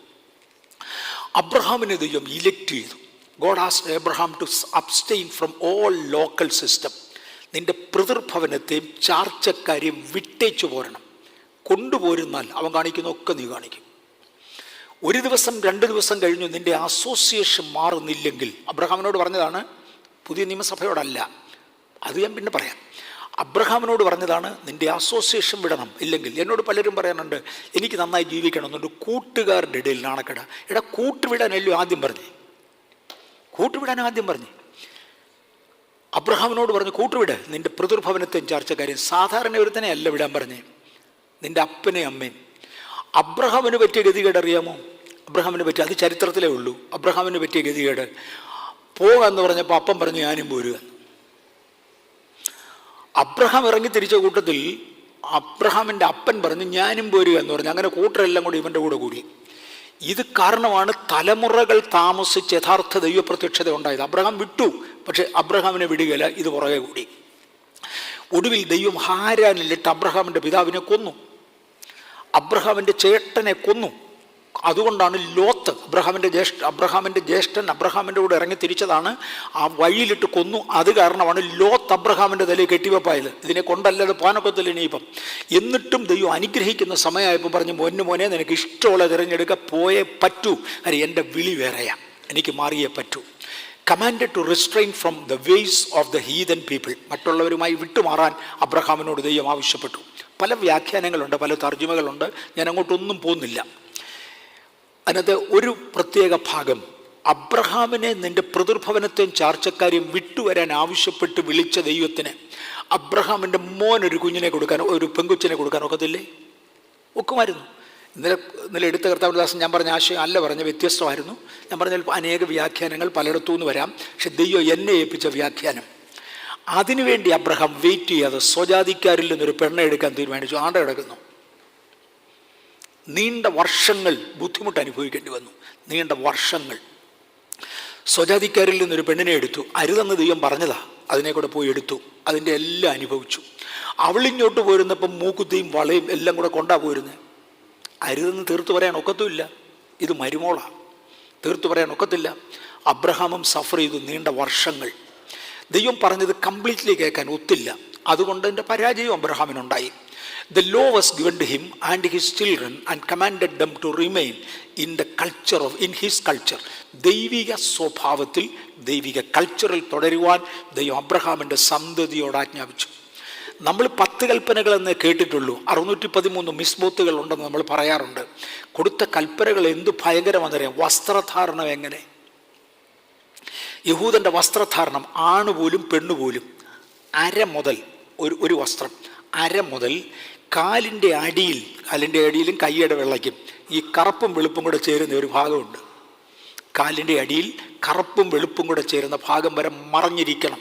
അത്ര നീളമുള്ള ഡ്രസ്സ് വേണം ധരിക്കാൻ. കൊടുത്തിരിക്കുന്ന പ്രമാണമാണ്. 2 വസ്ത്രങ്ങൾ ചേർത്ത് ധരിക്കരുത്, അത് ഇതൊക്കെ. ഇനി മേളിലോട്ടോ കഴുത്തു വരെ മറഞ്ഞിരിക്കണം. വേറൊരു ഭാഷയിൽ കഴുത്തു മുതൽ കാലിൻ്റെ അടിയിലെ വെള്ളയും കറുപ്പും കൂടെ ചേരുന്ന ഭാഗം വരെയുള്ളത് മറച്ചിരിക്കണം. കാര്യം പൈശാചിക കൾച്ചർ അതല്ല. ദൈവിക കൾച്ചറിൽ നിന്ന് വിട്ടു നമ്മുടെ കൾച്ചറിൽ നിന്നും താഴോട്ട് പോയവൻ മുക്കാലി ഇട്ടുകൊണ്ട് നടക്കാൻ തുടങ്ങി. കാര്യം പകുതി നഗ്നത കാണിച്ച് അവന് ശരിയാവുള്ളൂ, അല്ലെങ്കിൽ ആകുന്നില്ല. അവൻ്റെ കിട്ടിയ കാശിൻ്റെ മുഷ്ക, അങ്ങനെയാ പറയുന്നത്, ബാക്കി എനിക്കറിഞ്ഞുകൂടാ. കൊടുത്തു, അത് ധരിക്കാൻ പറഞ്ഞു. അബ്രഹാമിന് ദൈവം കൊടുക്കുമ്പോൾ എന്തു ഭക്ഷിക്കണം, എന്തു ഭക്ഷിക്കരുത്, വിവാഹം എങ്ങനെയാണ്, ബന്ധങ്ങൾ എന്തുവാണ്, കംപ്ലീറ്റ് ദൈവത്തിൻ്റെ കൾച്ചർ മുഴുവൻ കൊടുത്തേച്ച് പറഞ്ഞു. ഈ കൾച്ചറിൽ നടന്നോണം കാര്യം നീ എൻ്റെയാ, വേറെ ആരുടെ അല്ല. യഹോവയുടെ അംശം അവൻ്റെ ജനവും യാക്കോബ് അവൻ്റെ അവകാശവുമാകുന്നു. വളരെ ചെറിയൊരു കുടുംബത്തെ തിരഞ്ഞെടുത്തേച്ചാണ് ദൈവം ഇത് പറയുന്നത്. ഇത്രയും പേര് എൻ്റെ, എനിക്കിത് മതി, ഇതിനെ കൊണ്ട് വളർത്താൻ എനിക്കറിയാം, നിങ്ങൾ എൻ്റെയാ. വളരെ ചെറിയൊരു കുടുംബത്തെ ദൈവം തിരഞ്ഞെടുത്തു, പ്രമാണത്തിൽ വളർത്തി. അതാണ് ഗൗരവം, ദൈവപ്രമാണത്തിൽ വളർത്തി. അബ്രഹാമിന് ദൈവം അബ്രഹാമിൻ്റെ സന്തതിക്ക് 12 വ്യത്യസ്തമായ വ്യവസ്ഥകൾ കൊടുത്തു. കൾച്ചർ കംപ്ലീറ്റ്ലി എസ്റ്റാബ്ലിഷ് ചെയ്യാൻ, സിസ്റ്റം കംപ്ലീറ്റ്ലി എസ്റ്റാബ്ലിഷ് ചെയ്യാൻ, മറ്റുള്ളവരിൽ നിന്ന് വേർപെടുവാൻ. ഇവിടെയാണ് വേർപാടെന്ന പദം ആദ്യം ഉപയോഗിക്കുന്നത്. മറ്റുള്ളവരിൽ നിന്ന്, ജാതികളിൽ നിന്ന് വേർപെടേണ്ടതിന് നീ എന്തൊക്കെ വേണമെന്ന് 12 പ്രധാന കൽപ്പനകൾ കൊടുത്തു. അത് നന്നായിട്ട് കാണാൻ വേണ്ടി. ഒന്ന് സെപ്പറേഷൻ, വേർപാടെന്നതിനെ വിളിക്കും. ഉൽപ്പത്തി പുസ്തകം 12:1 നിന്റെ പിതൃഭവനത്തെയും ചാർച്ചക്കാരെയും സ്വദേശത്തെയും വിട്ട് ഇറങ്ങണം, അത് മുഴുവനും കൊടുത്തു.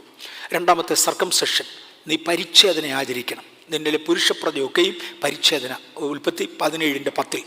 3 ലേവ്യർ 19:4 വിഗ്രഹാരാധന പറ്റത്തില്ല. ലേവ്യർ 19:26 5 നോ എൻചാൻമെൻറ്റ്, ജപിക്ക് ഒരേ കാര്യം ആവർത്തിച്ച് പറയരുത്. ഇന്ന് പെന്തിക്കോസ്തുകാർ പഠിക്കേണ്ടിയിരിക്കുന്നു. കാര്യം ഒരേ പദം 100 പ്രാവശ്യം ആവർത്തിച്ചാൽ അതിനകത്തു നിന്നൊരു ഫോഴ്സ് ഉണ്ടാകും. ദൈവത്തിന് ആ ഫോഴ്സ് വേണ്ട. ദൈവത്തിന് ദൈവത്തിൻ്റെതായ ഫോഴ്സ് തരാനുണ്ട്, അതുമാത്രം മതി. No enchantment. Do not observe times and seasons, ലേവ്യർ 19:26. നീ കാലങ്ങളും സമയങ്ങളും പ്രമാണിക്കരുത്. നമ്മുടെ പെരുന്നാളുകൾ, വാവുകൾ മുതലായ കാര്യങ്ങളാണ് ഈ കാലങ്ങളും സമയമെന്ന് പറയുന്നത്. അത് പ്രമാണിക്കരുത്. അത് ജാതികൾക്കുള്ളതാണ്, മറ്റുള്ളവർക്കുള്ളതാണ്.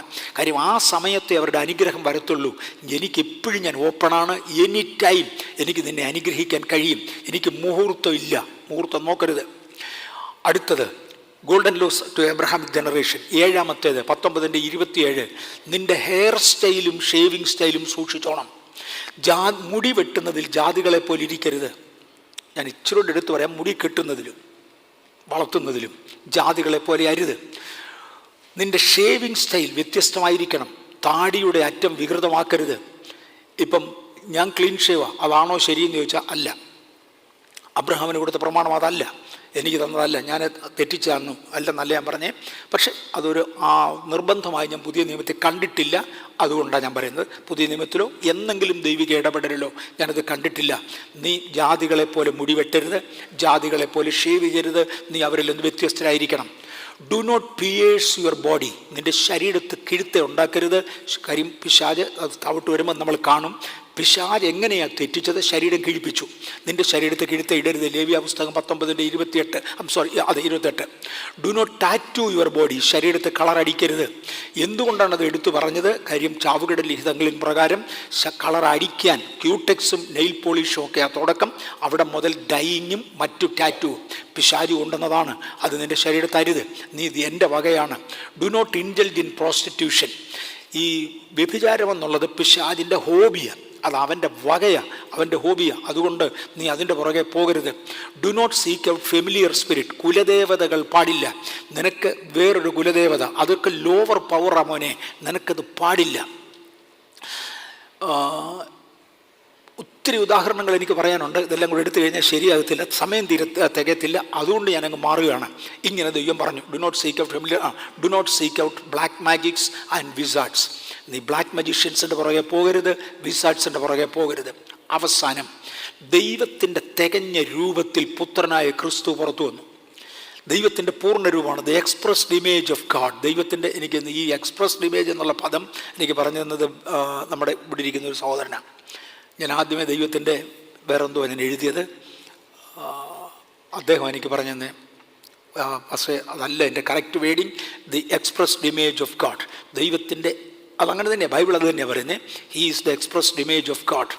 God's image and likeness. എബ്രായർ 1:3 പ്രകാരം യേശു ജനിച്ചു. ആർക്കെങ്കിലും സംശയമുണ്ടെങ്കിൽ യേശു കുഞ്ഞിനെ നോക്കിയാൽ മതി. ദൈവത്തിൻ്റെ സ്വരൂപം എന്തോ സാദൃശ്യം എന്തോ ആണ് എന്നറിയാൻ കഴിയും. യേശു ഒടുവിൽ വന്ന് സ്നാനപ്പെട്ടു. ഇതെൻ്റെ പുത്രനാണ് എന്ന സർട്ടിഫിക്കറ്റ് പിതാവിങ്കിൽ നിന്ന് വാങ്ങി. നമുക്കും ഈ സർട്ടിഫിക്കറ്റ് ആവശ്യമാണ്. നമ്മുടെ അകത്തുള്ള ആത്മാവ് എൻ്റെ ആത്മാവോട് ഞാൻ ദൈവത്തിൻ്റെ മകനെന്നും മകളെന്നും സദാ സാക്ഷ്യം പറഞ്ഞുകൊണ്ടിരിക്കും. ആ സാക്ഷ്യത്തിന് ഭയങ്കര അർത്ഥമാണ്. ഞാൻ ദൈവത്തിൻ്റെ പുത്രനാണ്, ഞാൻ ദൈവത്തിൻ്റെ മകനാണ്. ഈ സാക്ഷ്യം നമ്മളോട് പറഞ്ഞുകൊണ്ടിരിക്കും. യേശു ശിഷ്യന്മാരെ തിരഞ്ഞെടുത്തേച്ച് അവരോട് പറഞ്ഞു, നിങ്ങൾ പ്രാർത്ഥിക്കേണ്ടത് ഇങ്ങനെയാണ്. മത്തായി 6:10 നിങ്ങൾ പ്രാർത്ഥിക്കുമ്പോൾ അങ്ങയുടെ രാജ്യം വരണമേ, ലെറ്റ് ദൈ കിങ്ഡം കം. ദൈ കൾച്ചർ എന്നൊരർത്ഥം അതിനുണ്ട്. കറക്റ്റ് അർത്ഥമല്ല, കൾച്ചറല്ല, കിങ്ഡം തന്നെയാണ്. പക്ഷെ കിങ്ഡം എന്ന് പറയുന്നതിനകത്ത് കൾച്ചർ ഒരു പ്രധാന കാര്യമാണ്. Let thy culture come, I want to come on your. നിങ്ങൾ ഇവണ്ണം പ്രാർത്ഥിപ്പിൻ, സ്വർഗ്ഗസ്ഥനായ ഞങ്ങളുടെ പിതാവേ, നിന്റെ നാമം വിശുദ്ധീകരിക്കപ്പെടണമേ. 10ാമത്തെ വാക്യത്തിൽ നിന്റെ രാജ്യം വരണമേ, നിന്റെ ഇഷ്ടം സ്വർഗത്തിലെ പോലെ ഭൂമിയിലും ആകണമേ. ഇതാണ് ശിഷ്യന്മാർ പ്രാർത്ഥിക്കേണ്ടത്. എന്നിട്ട് യേശു കാൽവറിയിൽ കയറിയേച്ചു പറഞ്ഞു, മനുഷ്യപുത്രനെ മോശ മരുഭൂമിയിൽ പിച്ചള സർപ്പത്തെ ഉയർത്തിയതുപോലെ മനുഷ്യപുത്രനെ ഉയർത്തേണ്ടതാ. എന്താ മോശ പിച്ചള സർപ്പത്തെ ഉയർത്തിയത്? വിഷപ്പാമ്പിനാൽ അഗ്നിസർപ്പത്താൽ കടിക്കപ്പെട്ടവൻ മുഴുവനും മരണത്തിന് വിധിക്കപ്പെട്ടവനാണ്. അഗ്നിസർപ്പം കടിച്ചു കഴിഞ്ഞാൽ അവൻ ചത്തത് തന്നെ, പിന്നെ രക്ഷയില്ല. അവൻ മരണത്തിന് വിധിക്കപ്പെട്ടവനാണ്. പെട്ടെന്ന് പിച്ചള സർപ്പത്തെ നോക്കിയാൽ അവൻ രക്ഷ പ്രാപിക്കും. മോശ മരുഭൂമിയിൽ പിച്ചള സർപ്പത്തെ ഉയർത്തിയതുപോലെ മരണത്തിന് വിധിക്കപ്പെട്ട പാപികൾ മുഴുവനും ക്രിസ്തുവിനെ നോക്കുന്നെങ്കിൽ രക്ഷ പ്രാപിക്കും. അതുപോലെ മനുഷ്യപുത്രനെ ഉയർത്തേണ്ടതാണ്. ആ ഒരു രംഗം കൊണ്ട് തീർന്നില്ല. ഗലാത്യ ലേഖനം പറയുകയാണ്, ക്രിസ്തു ക്രൂശീകരിക്കപ്പെട്ട രൂപം വലത്തുവശത്തുണ്ട്. ക്രൂശിക്കപ്പെട്ട ക്രിസ്തുവിനെ ജാതികളുമായി കണക്ട് ചെയ്യും. അങ്ങോട്ടൊരു നോട്ടം നോക്കുന്നതോടുകൂടെ, എൻ്റെ മേളിലൊരു ആരോ കാണിച്ചിട്ടുണ്ട്, അങ്ങോട്ടൊരു നോട്ടം നോക്കുന്നത് പോലെ ജാതികളോട് കണക്ട് ചെയ്തു. ഗലാത്യ ലേഖനം 3:14 അബ്രഹാമിൻ്റെ അനുഗ്രഹം ക്രിസ്തു യേശുവിൽ ജാതികൾക്ക് വരേണ്ടതിന് നാം ആത്മാവെന്ന വാഗ്ദത്ത വിഷയം വിശ്വാസത്താൽ പ്രാപിപ്പാൻ തന്നെ. അബ്രഹാമിൻ്റെ അനുഗ്രഹം ക്രിസ്തു യേശുവിൽ, ക്രിസ്തുവിനെയും അബ്രഹാമിനെയും ജാതികളെയും 3 ഗ്രൂപ്പിനെ അവിടെ കാണിക്കുന്നുണ്ട്. ക്രിസ്തു ജാതികളുമായി ബന്ധപ്പെട്ടു. എങ്ങനെ? ക്രൂശ് മുഖേന. ക്രിസ്തു അബ്രഹാമുമായി ബന്ധപ്പെട്ടു. എങ്ങനെ? അബ്രഹാമിൻ്റെ കൊച്ചുമകനായി ജനിച്ചതുകൊണ്ട്. ഈ അബ്രഹാമിനെയും സഭയും കൂടെ ബന്ധിപ്പിക്കുവാൻ ക്രിസ്തീയ സഭ 3ാമത്തെ വീഴ്ചയിലേക്ക് മടങ്ങി വരികയാണ്. മുഴുലോകവും തള്ളപ്പെട്ടു. രക്ഷപ്പെട്ടത് അബ്രഹാം ഒരുത്തനാണ്. ഈ രക്ഷയുടെ വാഗ്ദത്തമുള്ള അബ്രഹാമിനോട് എന്നെ കണക്ട് ചെയ്യണം. ഇതല്ലാതെ വേറെ മാർഗമില്ല. ഒരിക്കൽ ഞങ്ങൾക്കൊരു വല്ലത്തെ ഒരു ശോധനയുടെ പീരീഡ് ഉണ്ടായി. ഇന്ന് പകൽ ഞാൻ ചിലതൊക്കെ പറഞ്ഞു. ഒരു ശോധനയുടെ പീരീഡ് ഉണ്ടായി. എൻ്റെ ഇളയ മോൻ സന്തോഷിനെ അറസ്റ്റ് ചെയ്യും എന്നൊരു സ്ഥിതിയിലായി. അന്ന് ഇവിടെയുള്ള സൂപ്പർ ക്ലാസ്, ഓക്കെ, അന്നത്തെ ഒരു പോലീസിലെ ഉന്നതനായ ഒരു സാറിനെ വിളിച്ചു. സാറിനെ വിളിച്ച് ഞാൻ പറഞ്ഞു, അങ്ങനെ 2-3 പ്രാവശ്യം വിളിക്കേണ്ടി വന്നിട്ടുണ്ട്. അദ്ദേഹത്തെ വിളിച്ച് ഞാൻ പറഞ്ഞു, സാറേ ഇങ്ങനെയാണ്. ആ ഓർഡറുണ്ട്, എനിക്കറിയാം, ഓർഡറുണ്ട്. അതിനൊരു കൗണ്ടർ പെറ്റീഷൻ ഫയൽ ചെയ്ത് ആ ഓർഡർ ക്യാൻസൽ ആകുന്നത് വരെ ജോൺസണോട് പറയാം എൻ്റെ വീട്ടിൽ പോയി ഇവിടെ വന്നിരുന്നോളാൻ പറ. അവൻ പോയില്ല. That is A different thing. അവനോട് പറയാം എൻ്റെ വീട്ടിൽ പോരാൻ പറ. എൻ്റെ വീട്ടിൽ ഇരുന്നോട്ട്, ഒരു പോലീസും വരത്തില്ല. അങ്ങനെ ഇവിടുത്തെ കമ്മീഷണറാണ്, ഒരു പോലീസും വരത്തില്ല, ഇവിടെ വന്നിരുന്നോളാൻ പറ. ഇതുപോലെ അബ്രഹാമാണ് അനുഗ്രഹിക്കപ്പെട്ട ഒറ്റ വ്യക്തി. എന്നെ അബ്രഹാമിലോട്ട് ചേർത്ത് കഴിഞ്ഞാൽ, പക്ഷേ അബ്രഹാമിൻ്റെ നിയമങ്ങൾ മുഴുവൻ ബാധകമാണ്. അബ്രഹാമിലോട്ട് ചേർത്ത് കഴിഞ്ഞാൽ ഞാൻ ജാതികളിൽ നിന്ന് വീണ്ടെടുക്കപ്പെട്ടു. ക്രൂശിൻ്റെ സാധ്യതയുടെ ഗൗരവമാണ് ഞാൻ തൊടുന്നത്. അബ്രഹാമിൻ്റെ അനുഗ്രഹം ക്രിസ്തുയേശുവിൽ ജാതികൾക്ക് വരേണ്ടതിന് നാം ആത്മാവെന്ന വാഗ്ദത്ത വിഷയം വിശ്വാസത്താൽ പ്രാപിപ്പാൻ തന്നെ യേശു ക്രൂശിക്കപ്പെട്ടു. ജാതികളുടെ പൂർണ്ണസംഖ്യ ചേരണം എന്ന് ദൈവം തീരുമാനിച്ചു. ഞാൻ വിറ്റുകളഞ്ഞ ജാതികളിൽ നിന്ന് ദൈവത്തിനൊരു അക്കൗണ്ടുണ്ട്, ഇത്രയും പേരെനിക്ക് വേണം. ഇന്നലെ കർത്താവിൻ്റെ ദാസന്, ഇന്നലെ പാസ്റ്റർ പി സി ചെറിയാൻ അത് എടുത്തു പറഞ്ഞു. ദൈവം ഇത്ര, അദ്ദേഹത്തിൻ്റെ ഭാഷയെ നമുക്ക് ഒത്തിരി കൂടെ മനസ്സിലാകുന്നതാണ്.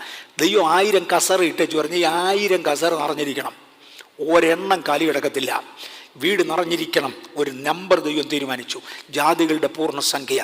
അത്രയും പേര് ചേരുന്നത് വരെ ലോകത്തോട് സുവിശേഷം പറയണം. ഇതിനകത്ത് ഇന്ന പോസ്റ്റിലേക്ക് ഇത്രണ്ണം ഉയരണം, ഇന്ന പോസ്റ്റിൽ ഇത്രണ്ണം നിൽക്കണം, ഇതെല്ലാം ദൈവത്തിന് കണക്കുണ്ട്. ഒരു ഓഫീസിൽ 1000 കസേര ഉണ്ടെങ്കിൽ, അത്രയും വലിയ ഓഫീസാണെങ്കിൽ അതിനകത്ത് എത്ര പേർ മാനേജർമാരായിരിക്കുമെന്നും എത്ര പേർ അസിസ്റ്റന്റ് മാനേജർമാരായിരിക്കുമെന്നും എത്ര എൻജിനീയേഴ്സാണ്, എത്ര സ്വീപ്പേഴ്സാണ്, എല്ലാം ആ ഓഫീസർക്കറിയാം, ആ ഓഫീസിൻ്റെ ഓണർക്കറിയാം. ഇതുപോലെ ദൈവത്തിനൊരു കണക്കുണ്ട്. ഇത്ര പേർ ഇന്ന ലെവലിൽ ഉയർന്നിരിക്കണം, ഇത്ര പേർ ഇന്ന ലെവലിൽ വന്നിരിക്കണം. ഇത് വരുന്നത് വരെ പോയി സുവിശേഷം പറയാനാണ് പൗലോസിനെ വിട്ടത്, പത്രോസിനെ വിട്ടത്. അവരുടെ കാലം കൊണ്ട് തീർന്നില്ല, ഇന്ന് നമ്മളെ വിട്ടിരിക്കുന്നത്. ഇതിനു വേണ്ടിയാണ് പരിശുദ്ധാത്മാവിനെ പകർന്നത്. Capture the land, take the territory, you are my viceroy. നിങ്ങൾ എൻ്റെ പ്രതിനിധികളാണ്. നിങ്ങൾ പോയി എനിക്ക് വേണ്ടി രാജ്യങ്ങളെ കീഴടക്ക്, വംശങ്ങളെ കീഴടക്ക്. ഈ അതോറിറ്റി നമ്മുടെ അകത്ത് സെൻസ് ചെയ്താൽ നമുക്ക് വലുതും ചെയ്യാൻ കഴിയും. ഞാൻ ഓർക്കുന്നുണ്ട്, എൻ്റെ മൂത്ത ജ്യേഷ്ഠൻ ജോലിക്ക് വേണ്ടി പോയി. ഒരു 2 വർഷത്തേക്ക് അച്ചാച്ചൻ വന്നില്ല. എൻ്റെ മൂത്ത ജ്യേഷ്ഠൻ വീട്ടിലോട്ട് വന്നില്ല. 2 വർഷത്തിന് ശേഷം പുള്ളിക്കാരൻ വരുമ്പോൾ ഞങ്ങളെല്ലാം ഭയങ്കര റെഡിയായിട്ടിരിക്കുകയാണ്. 2 വർഷത്തിന് ശേഷം ജ്യേഷ്ഠൻ വീട്ടിലോട്ട് വരികയാണ്, കാണാൻ വേണ്ടി ഞങ്ങൾ റെഡിയായി നിൽക്കുക. ഞങ്ങളുടെ പട്ടിയും റെഡിയായി നിൽക്കുകയായിരുന്നു. ഇങ്ങോട്ട് വരികയും അവൻ കുരച്ചുകൊണ്ട് ഒരു ചാട്ടം ചാടി. ഇത് ആളരാണെന്ന് പിടികിട്ടിയില്ല. അച്ചാച്ചൻ പറഞ്ഞ വാചകം ഓർമ്മയില്ലടാ എന്നെ. ശബ്ദം കേൾക്കുകയും പട്ടി വാലാട്ടിക്കൊണ്ട് മാറി. അവൻ ഒത്തിരി കാലം കൂടി ഇദ്ദേഹത്തെ കണ്ടപ്പോൾ ഓർമ്മ വന്നില്ല. അന്നേരത്താണ് ചോദ്യം ചോദിച്ചേ, മനസ്സിലായില്ലടാ എന്നെ, ഞാനിവിടുത്തെ മൂത്ത മോനാ. മനസ്സിലായില്ലടാ എന്ന് ചോദിച്ചപ്പോഴത്തേക്ക് പട്ടിയുടെ സ്വഭാവം മാറി, ഇവൻ വാലാട്ട് തുടങ്ങി. ഇവൻ ആരാന്ന് മനസ്സിലായോ? ഇന്ന് പകൽ എനിക്ക് ചോദിക്കാൻ കഴിയും, പിശാചേ നീ സ്നേഹം കൊണ്ടല്ല വാലാട്ടുന്നത്, ഭയം കൊണ്ട് വാലാട്ടും. ഞാൻ ഏതാണെന്നറിയാവൂ? ഞങ്ങളുടെ കൊച്ചുമക്കളിൽ ഒരാൾ ഒരിക്കലും സണ്ണിധാനിയലിനോട് ചോദിച്ചൊരു ചോദ്യമായി, അവൻ ഏതാണെന്നറിയാമോ? ജോൺസന്റെ മോനാ. പേടിപ്പിക്കാൻ പറഞ്ഞതാ, കൊച്ചു പിള്ളേരെ പേടിപ്പിക്കാൻ പറഞ്ഞതാ, ജോൺസന്റെ മോനാ. ഞാൻ ആരാന്നറിയാമോടാന്ന് ചോദിച്ചാൽ പിശാച് അതുപോലെ കീഴടങ്ങും, അതിനപ്പുറത്തോട്ട് അവൻ കാണുകയില്ല. ഇന്നലെ രാത്രിയിലെ കർത്താവിന്റെ ദാസൻ എടുത്തു പറഞ്ഞപ്പോൾ എന്നെ പുറത്താക്കേണ്ട പുള്ളിക്കാരൻ ഇന്ന കടവിൽ കുളിക്കുന്നുണ്ടെന്ന് പറഞ്ഞ സംഭവം ഓർമ്മയുണ്ട്. നമ്മൾ എത്ര കണ്ടതാ. നമ്മുടെ സഹോദരന്മാരിൽ ഒരുത്തൻ ഇതുപോലെ തന്നെ, എന്നാ ഏറിയാലോ എനിക്കറിയത്തില്ല, അവിടെ ഒരു ഭൂതശക്തിക്ക് വേണ്ടി പ്രാർത്ഥിക്കാൻ പോവാ. ഭൂതം ഭയങ്കര വെള്ളം വെച്ചുകൊണ്ടിരിക്കുക. അന്നേരത്തെ ആരാണ്ട് പറഞ്ഞു, അയാളെ വിളിക്കാൻ പറഞ്ഞു, സാം ജോർജിനെ, നമ്മുടെ സാം ജോർജിനോട് തന്നെ വിളിക്കാൻ പറഞ്ഞു. സാം ജോർജ് ഇവിടുന്ന് അവിടം വരെ ചെല്ലണേൽ ഒത്തിരി നേരം എടുക്കും. അവിടെ ഭൂതം പതുക്കെ പറഞ്ഞു, വരുന്നുണ്ട്, അവൻ ഇന്നടം ക്രോസ് ചെയ്തു, എനിക്ക് പോയേ പറ്റൂ. എനിക്ക് പോയേ പറ്റൂ. ദൈവത്തിൻ്റെ കൃപയാൽ ഇതെല്ലാം ഉള്ളതാണ്. ഞാൻ ആരാന്ന് മനസ്സിലാവില്ല പിശാചെ. പക്ഷെ പിശാച് നോക്കിയേച്ച് പണ്ട് സ്കേവായുടെ ആളുകളോട് പറഞ്ഞ പോലെ പറയും, പൗലൂസിനെ പരിചയമുണ്ട്, യേശുവിനെ അറിയാം, നീ ഏത്? നിന്നെ കണ്ടിട്ടതാന്ന് ഒരു പിടിയും കിട്ടുന്നില്ല. ഇന്ന് പകൽ നമ്മുടെ സ്റ്റാറ്റസ് റീഗെയിൻ ചെയ്യാൻ, തിരിച്ചു പിടിക്കാൻ നമുക്കൊന്ന് നോക്കാം. ഈ ആത്മാവ് നമ്മുടെ മേലുണ്ട്. സാത്താൻ അവൻ്റെ ചിഹ്നങ്ങൾ കൊണ്ടും സ്വഭാവങ്ങൾ കൊണ്ടും, ചിഹ്നങ്ങൾ തന്നെയല്ല സ്വഭാവമുണ്ട് ഒത്തിരി, ചിഹ്നങ്ങൾ കൊണ്ടും സ്വഭാവങ്ങൾ കൊണ്ടും മനോഭാവങ്ങൾ കൊണ്ടും പലരെ മുദ്രയിട്ടപ്പോൾ സ്വർഗത്തിലെ ദൈവം പരിശുദ്ധാത്മാവിനാൽ നമ്മെ മുദ്രയിട്ടു. ആ മുദ്ര മാത്രം നമ്മിൽ കാണുമെങ്കിൽ, മറ്റൊന്നുമില്ലാതെ ആ മുദ്ര മാത്രം നമ്മിൽ കാണുമെങ്കിൽ, ഞാൻ പറഞ്ഞ സ്വഭാവത്തിൻ്റെ മുദ്രയാണ് എന്നിലില്ലാതെ ദൈവിക മുദ്ര മാത്രം കാണുമെങ്കിൽ നിങ്ങൾക്ക് കീഴടങ്ങാത്ത ഒരു ശക്തി ഈ കർണാടകത്തിലില്ല. ഈ മണ്ണിലില്ല. അവർ ഒന്നുകൂടെ മനസ്സിലാകാൻ വേണ്ടി ഓരോരുത്തരുടെ മേൽ പതിഞ്ഞു എന്നുള്ളത് ഞാനൊന്ന് കാണിച്ചെന്നേ ഉള്ളൂ. പിന്നെ പിള്ളേരെടുത്തോളാം അത്. ഇനിയും സാൽവേഷൻ ഫോർ എവറി നേഷൻ, എല്ലാവർക്കും വേണ്ടി സുവിശേഷം പറയാൻ പോവുകയാ. മത്തായിയുടെ സുവിശേഷം 28:19 യേശു അടുത്ത് ചെന്നു, സ്വർഗത്തിലും ഭൂമിയിലും സകല അധികാരവും എനിക്ക് നൽകപ്പെട്ടിരിക്കുന്നു. ആകയാൽ നിങ്ങൾ പുറപ്പെട്ട് പിതാവിൻ്റെയും പുത്രൻ്റെയും പരിശുദ്ധാത്മാവിൻ്റെയും നാമത്തിൽ സ്നാനം കഴിപ്പിച്ചും. ചെറിയ അക്ഷരത്തിലാണ് എഴുതിയേ, എല്ലാം കൂടെ ഒരു വലിയ അക്ഷരത്തിൽ ഈ പേജ് തികയത്തില്ല, അതുകൊണ്ടാണ് ചെറിയ അക്ഷരമാക്കിയത്. കഴിപ്പിച്ചും. അടുത്തത് പ്രാധാന്യം കൂടിയതാണ്. ഞാൻ നിങ്ങളോട് കൽപ്പിച്ചതൊക്കെയും പ്രമാണിപ്പാൻ തക്കവണ്ണം ഉപദേശിച്ചും കൊണ്ട് സകല ജാതികളെയും ശിഷ്യരാക്കിക്കൊള്ളുവീൻ. ഞാൻ നിങ്ങളോട് കൽപ്പിച്ചത് സകലതും പ്രമാണിക്കണം. ശകലം പ്രമാണിക്കാനല്ല, അവന് രക്ഷയില്ല. ഞാൻ നിങ്ങളോട് കൽപ്പിച്ചതൊക്കെയും പ്രമാണിപ്പാൻ തക്കവണ്ണം, സകലതും പ്രമാണിപ്പാൻ തക്കവണ്ണം ഉപദേശിച്ചും കൊണ്ട് സകലരെയും ശിഷ്യരാക്കിക്കൊള്ളുവീൻ. സകലതും പ്രമാണിപ്പാൻ തക്കവണ്ണം ഉപദേശം. അപ്പോൾ ഉപദേശത്തിൽ മുഴുവൻ പ്രമാണിക്കാൻ തക്കവണ്ണവും കുറേ ചെയ്യാൻ തക്കവണ്ണവും ഉപദേശിക്കാം. ഞാൻ ഗൗരവത്തിലോട്ട് കയറുകയാണ്. സകലതും പ്രമാണിപ്പാൻ തക്കവണ്ണം ഉപദേശിക്കണം. കുറച്ച് കാര്യങ്ങൾ ചെയ്യാനല്ല, സകലതും പ്രമാണിപ്പാൻ തക്കവണ്ണം ഉപദേശിക്കണം. അടുത്ത വാക്യത്തിൽ പിന്നെ അവൻ അവരോട്, മർക്കോസ് 16:15, പിന്നെ അവൻ അവരോട്, നിങ്ങൾ ഭൂലോകത്തിലൊക്കെയും പോയി സകല സൃഷ്ടിയോടും സുവിശേഷം പ്രസംഗിപ്പീൻ. വിശ്വസിക്കുകയും സ്നാനമേൽക്കുകയും ചെയ്യുന്നവൻ രക്ഷിക്കപ്പെടും. വിശ്വസിച്ച് സ്നാനമേൽക്കണം. രക്ഷിക്കപ്പെട്ടെന്നല്ല എഴുതിയിരിക്കുന്ന, രക്ഷിക്കപ്പെടുമെന്ന്. It's a future tense. വിശ്വസിക്കുമ്പോൾ രക്ഷ പ്രാപിച്ചു എന്ന് പഠിപ്പിക്കുന്ന ഒരു വിഭാഗമുണ്ട്. അത് ബൈബിളിൽ നല്ല ക്രിസ്ത്യൻ ടീച്ചിങ് അല്ല. വിശ്വസിക്കുക, രക്ഷ പ്രാപിക്കും. That's a future tense. കാര്യം അതിൻ്റെ കൂടെ പല കാര്യങ്ങൾ ഇനി നടക്കാനുണ്ട്. വിശ്വസിക്കുകയും സ്നാനമേൽക്കുകയും ചെയ്യുന്നവൻ രക്ഷിക്കപ്പെടും.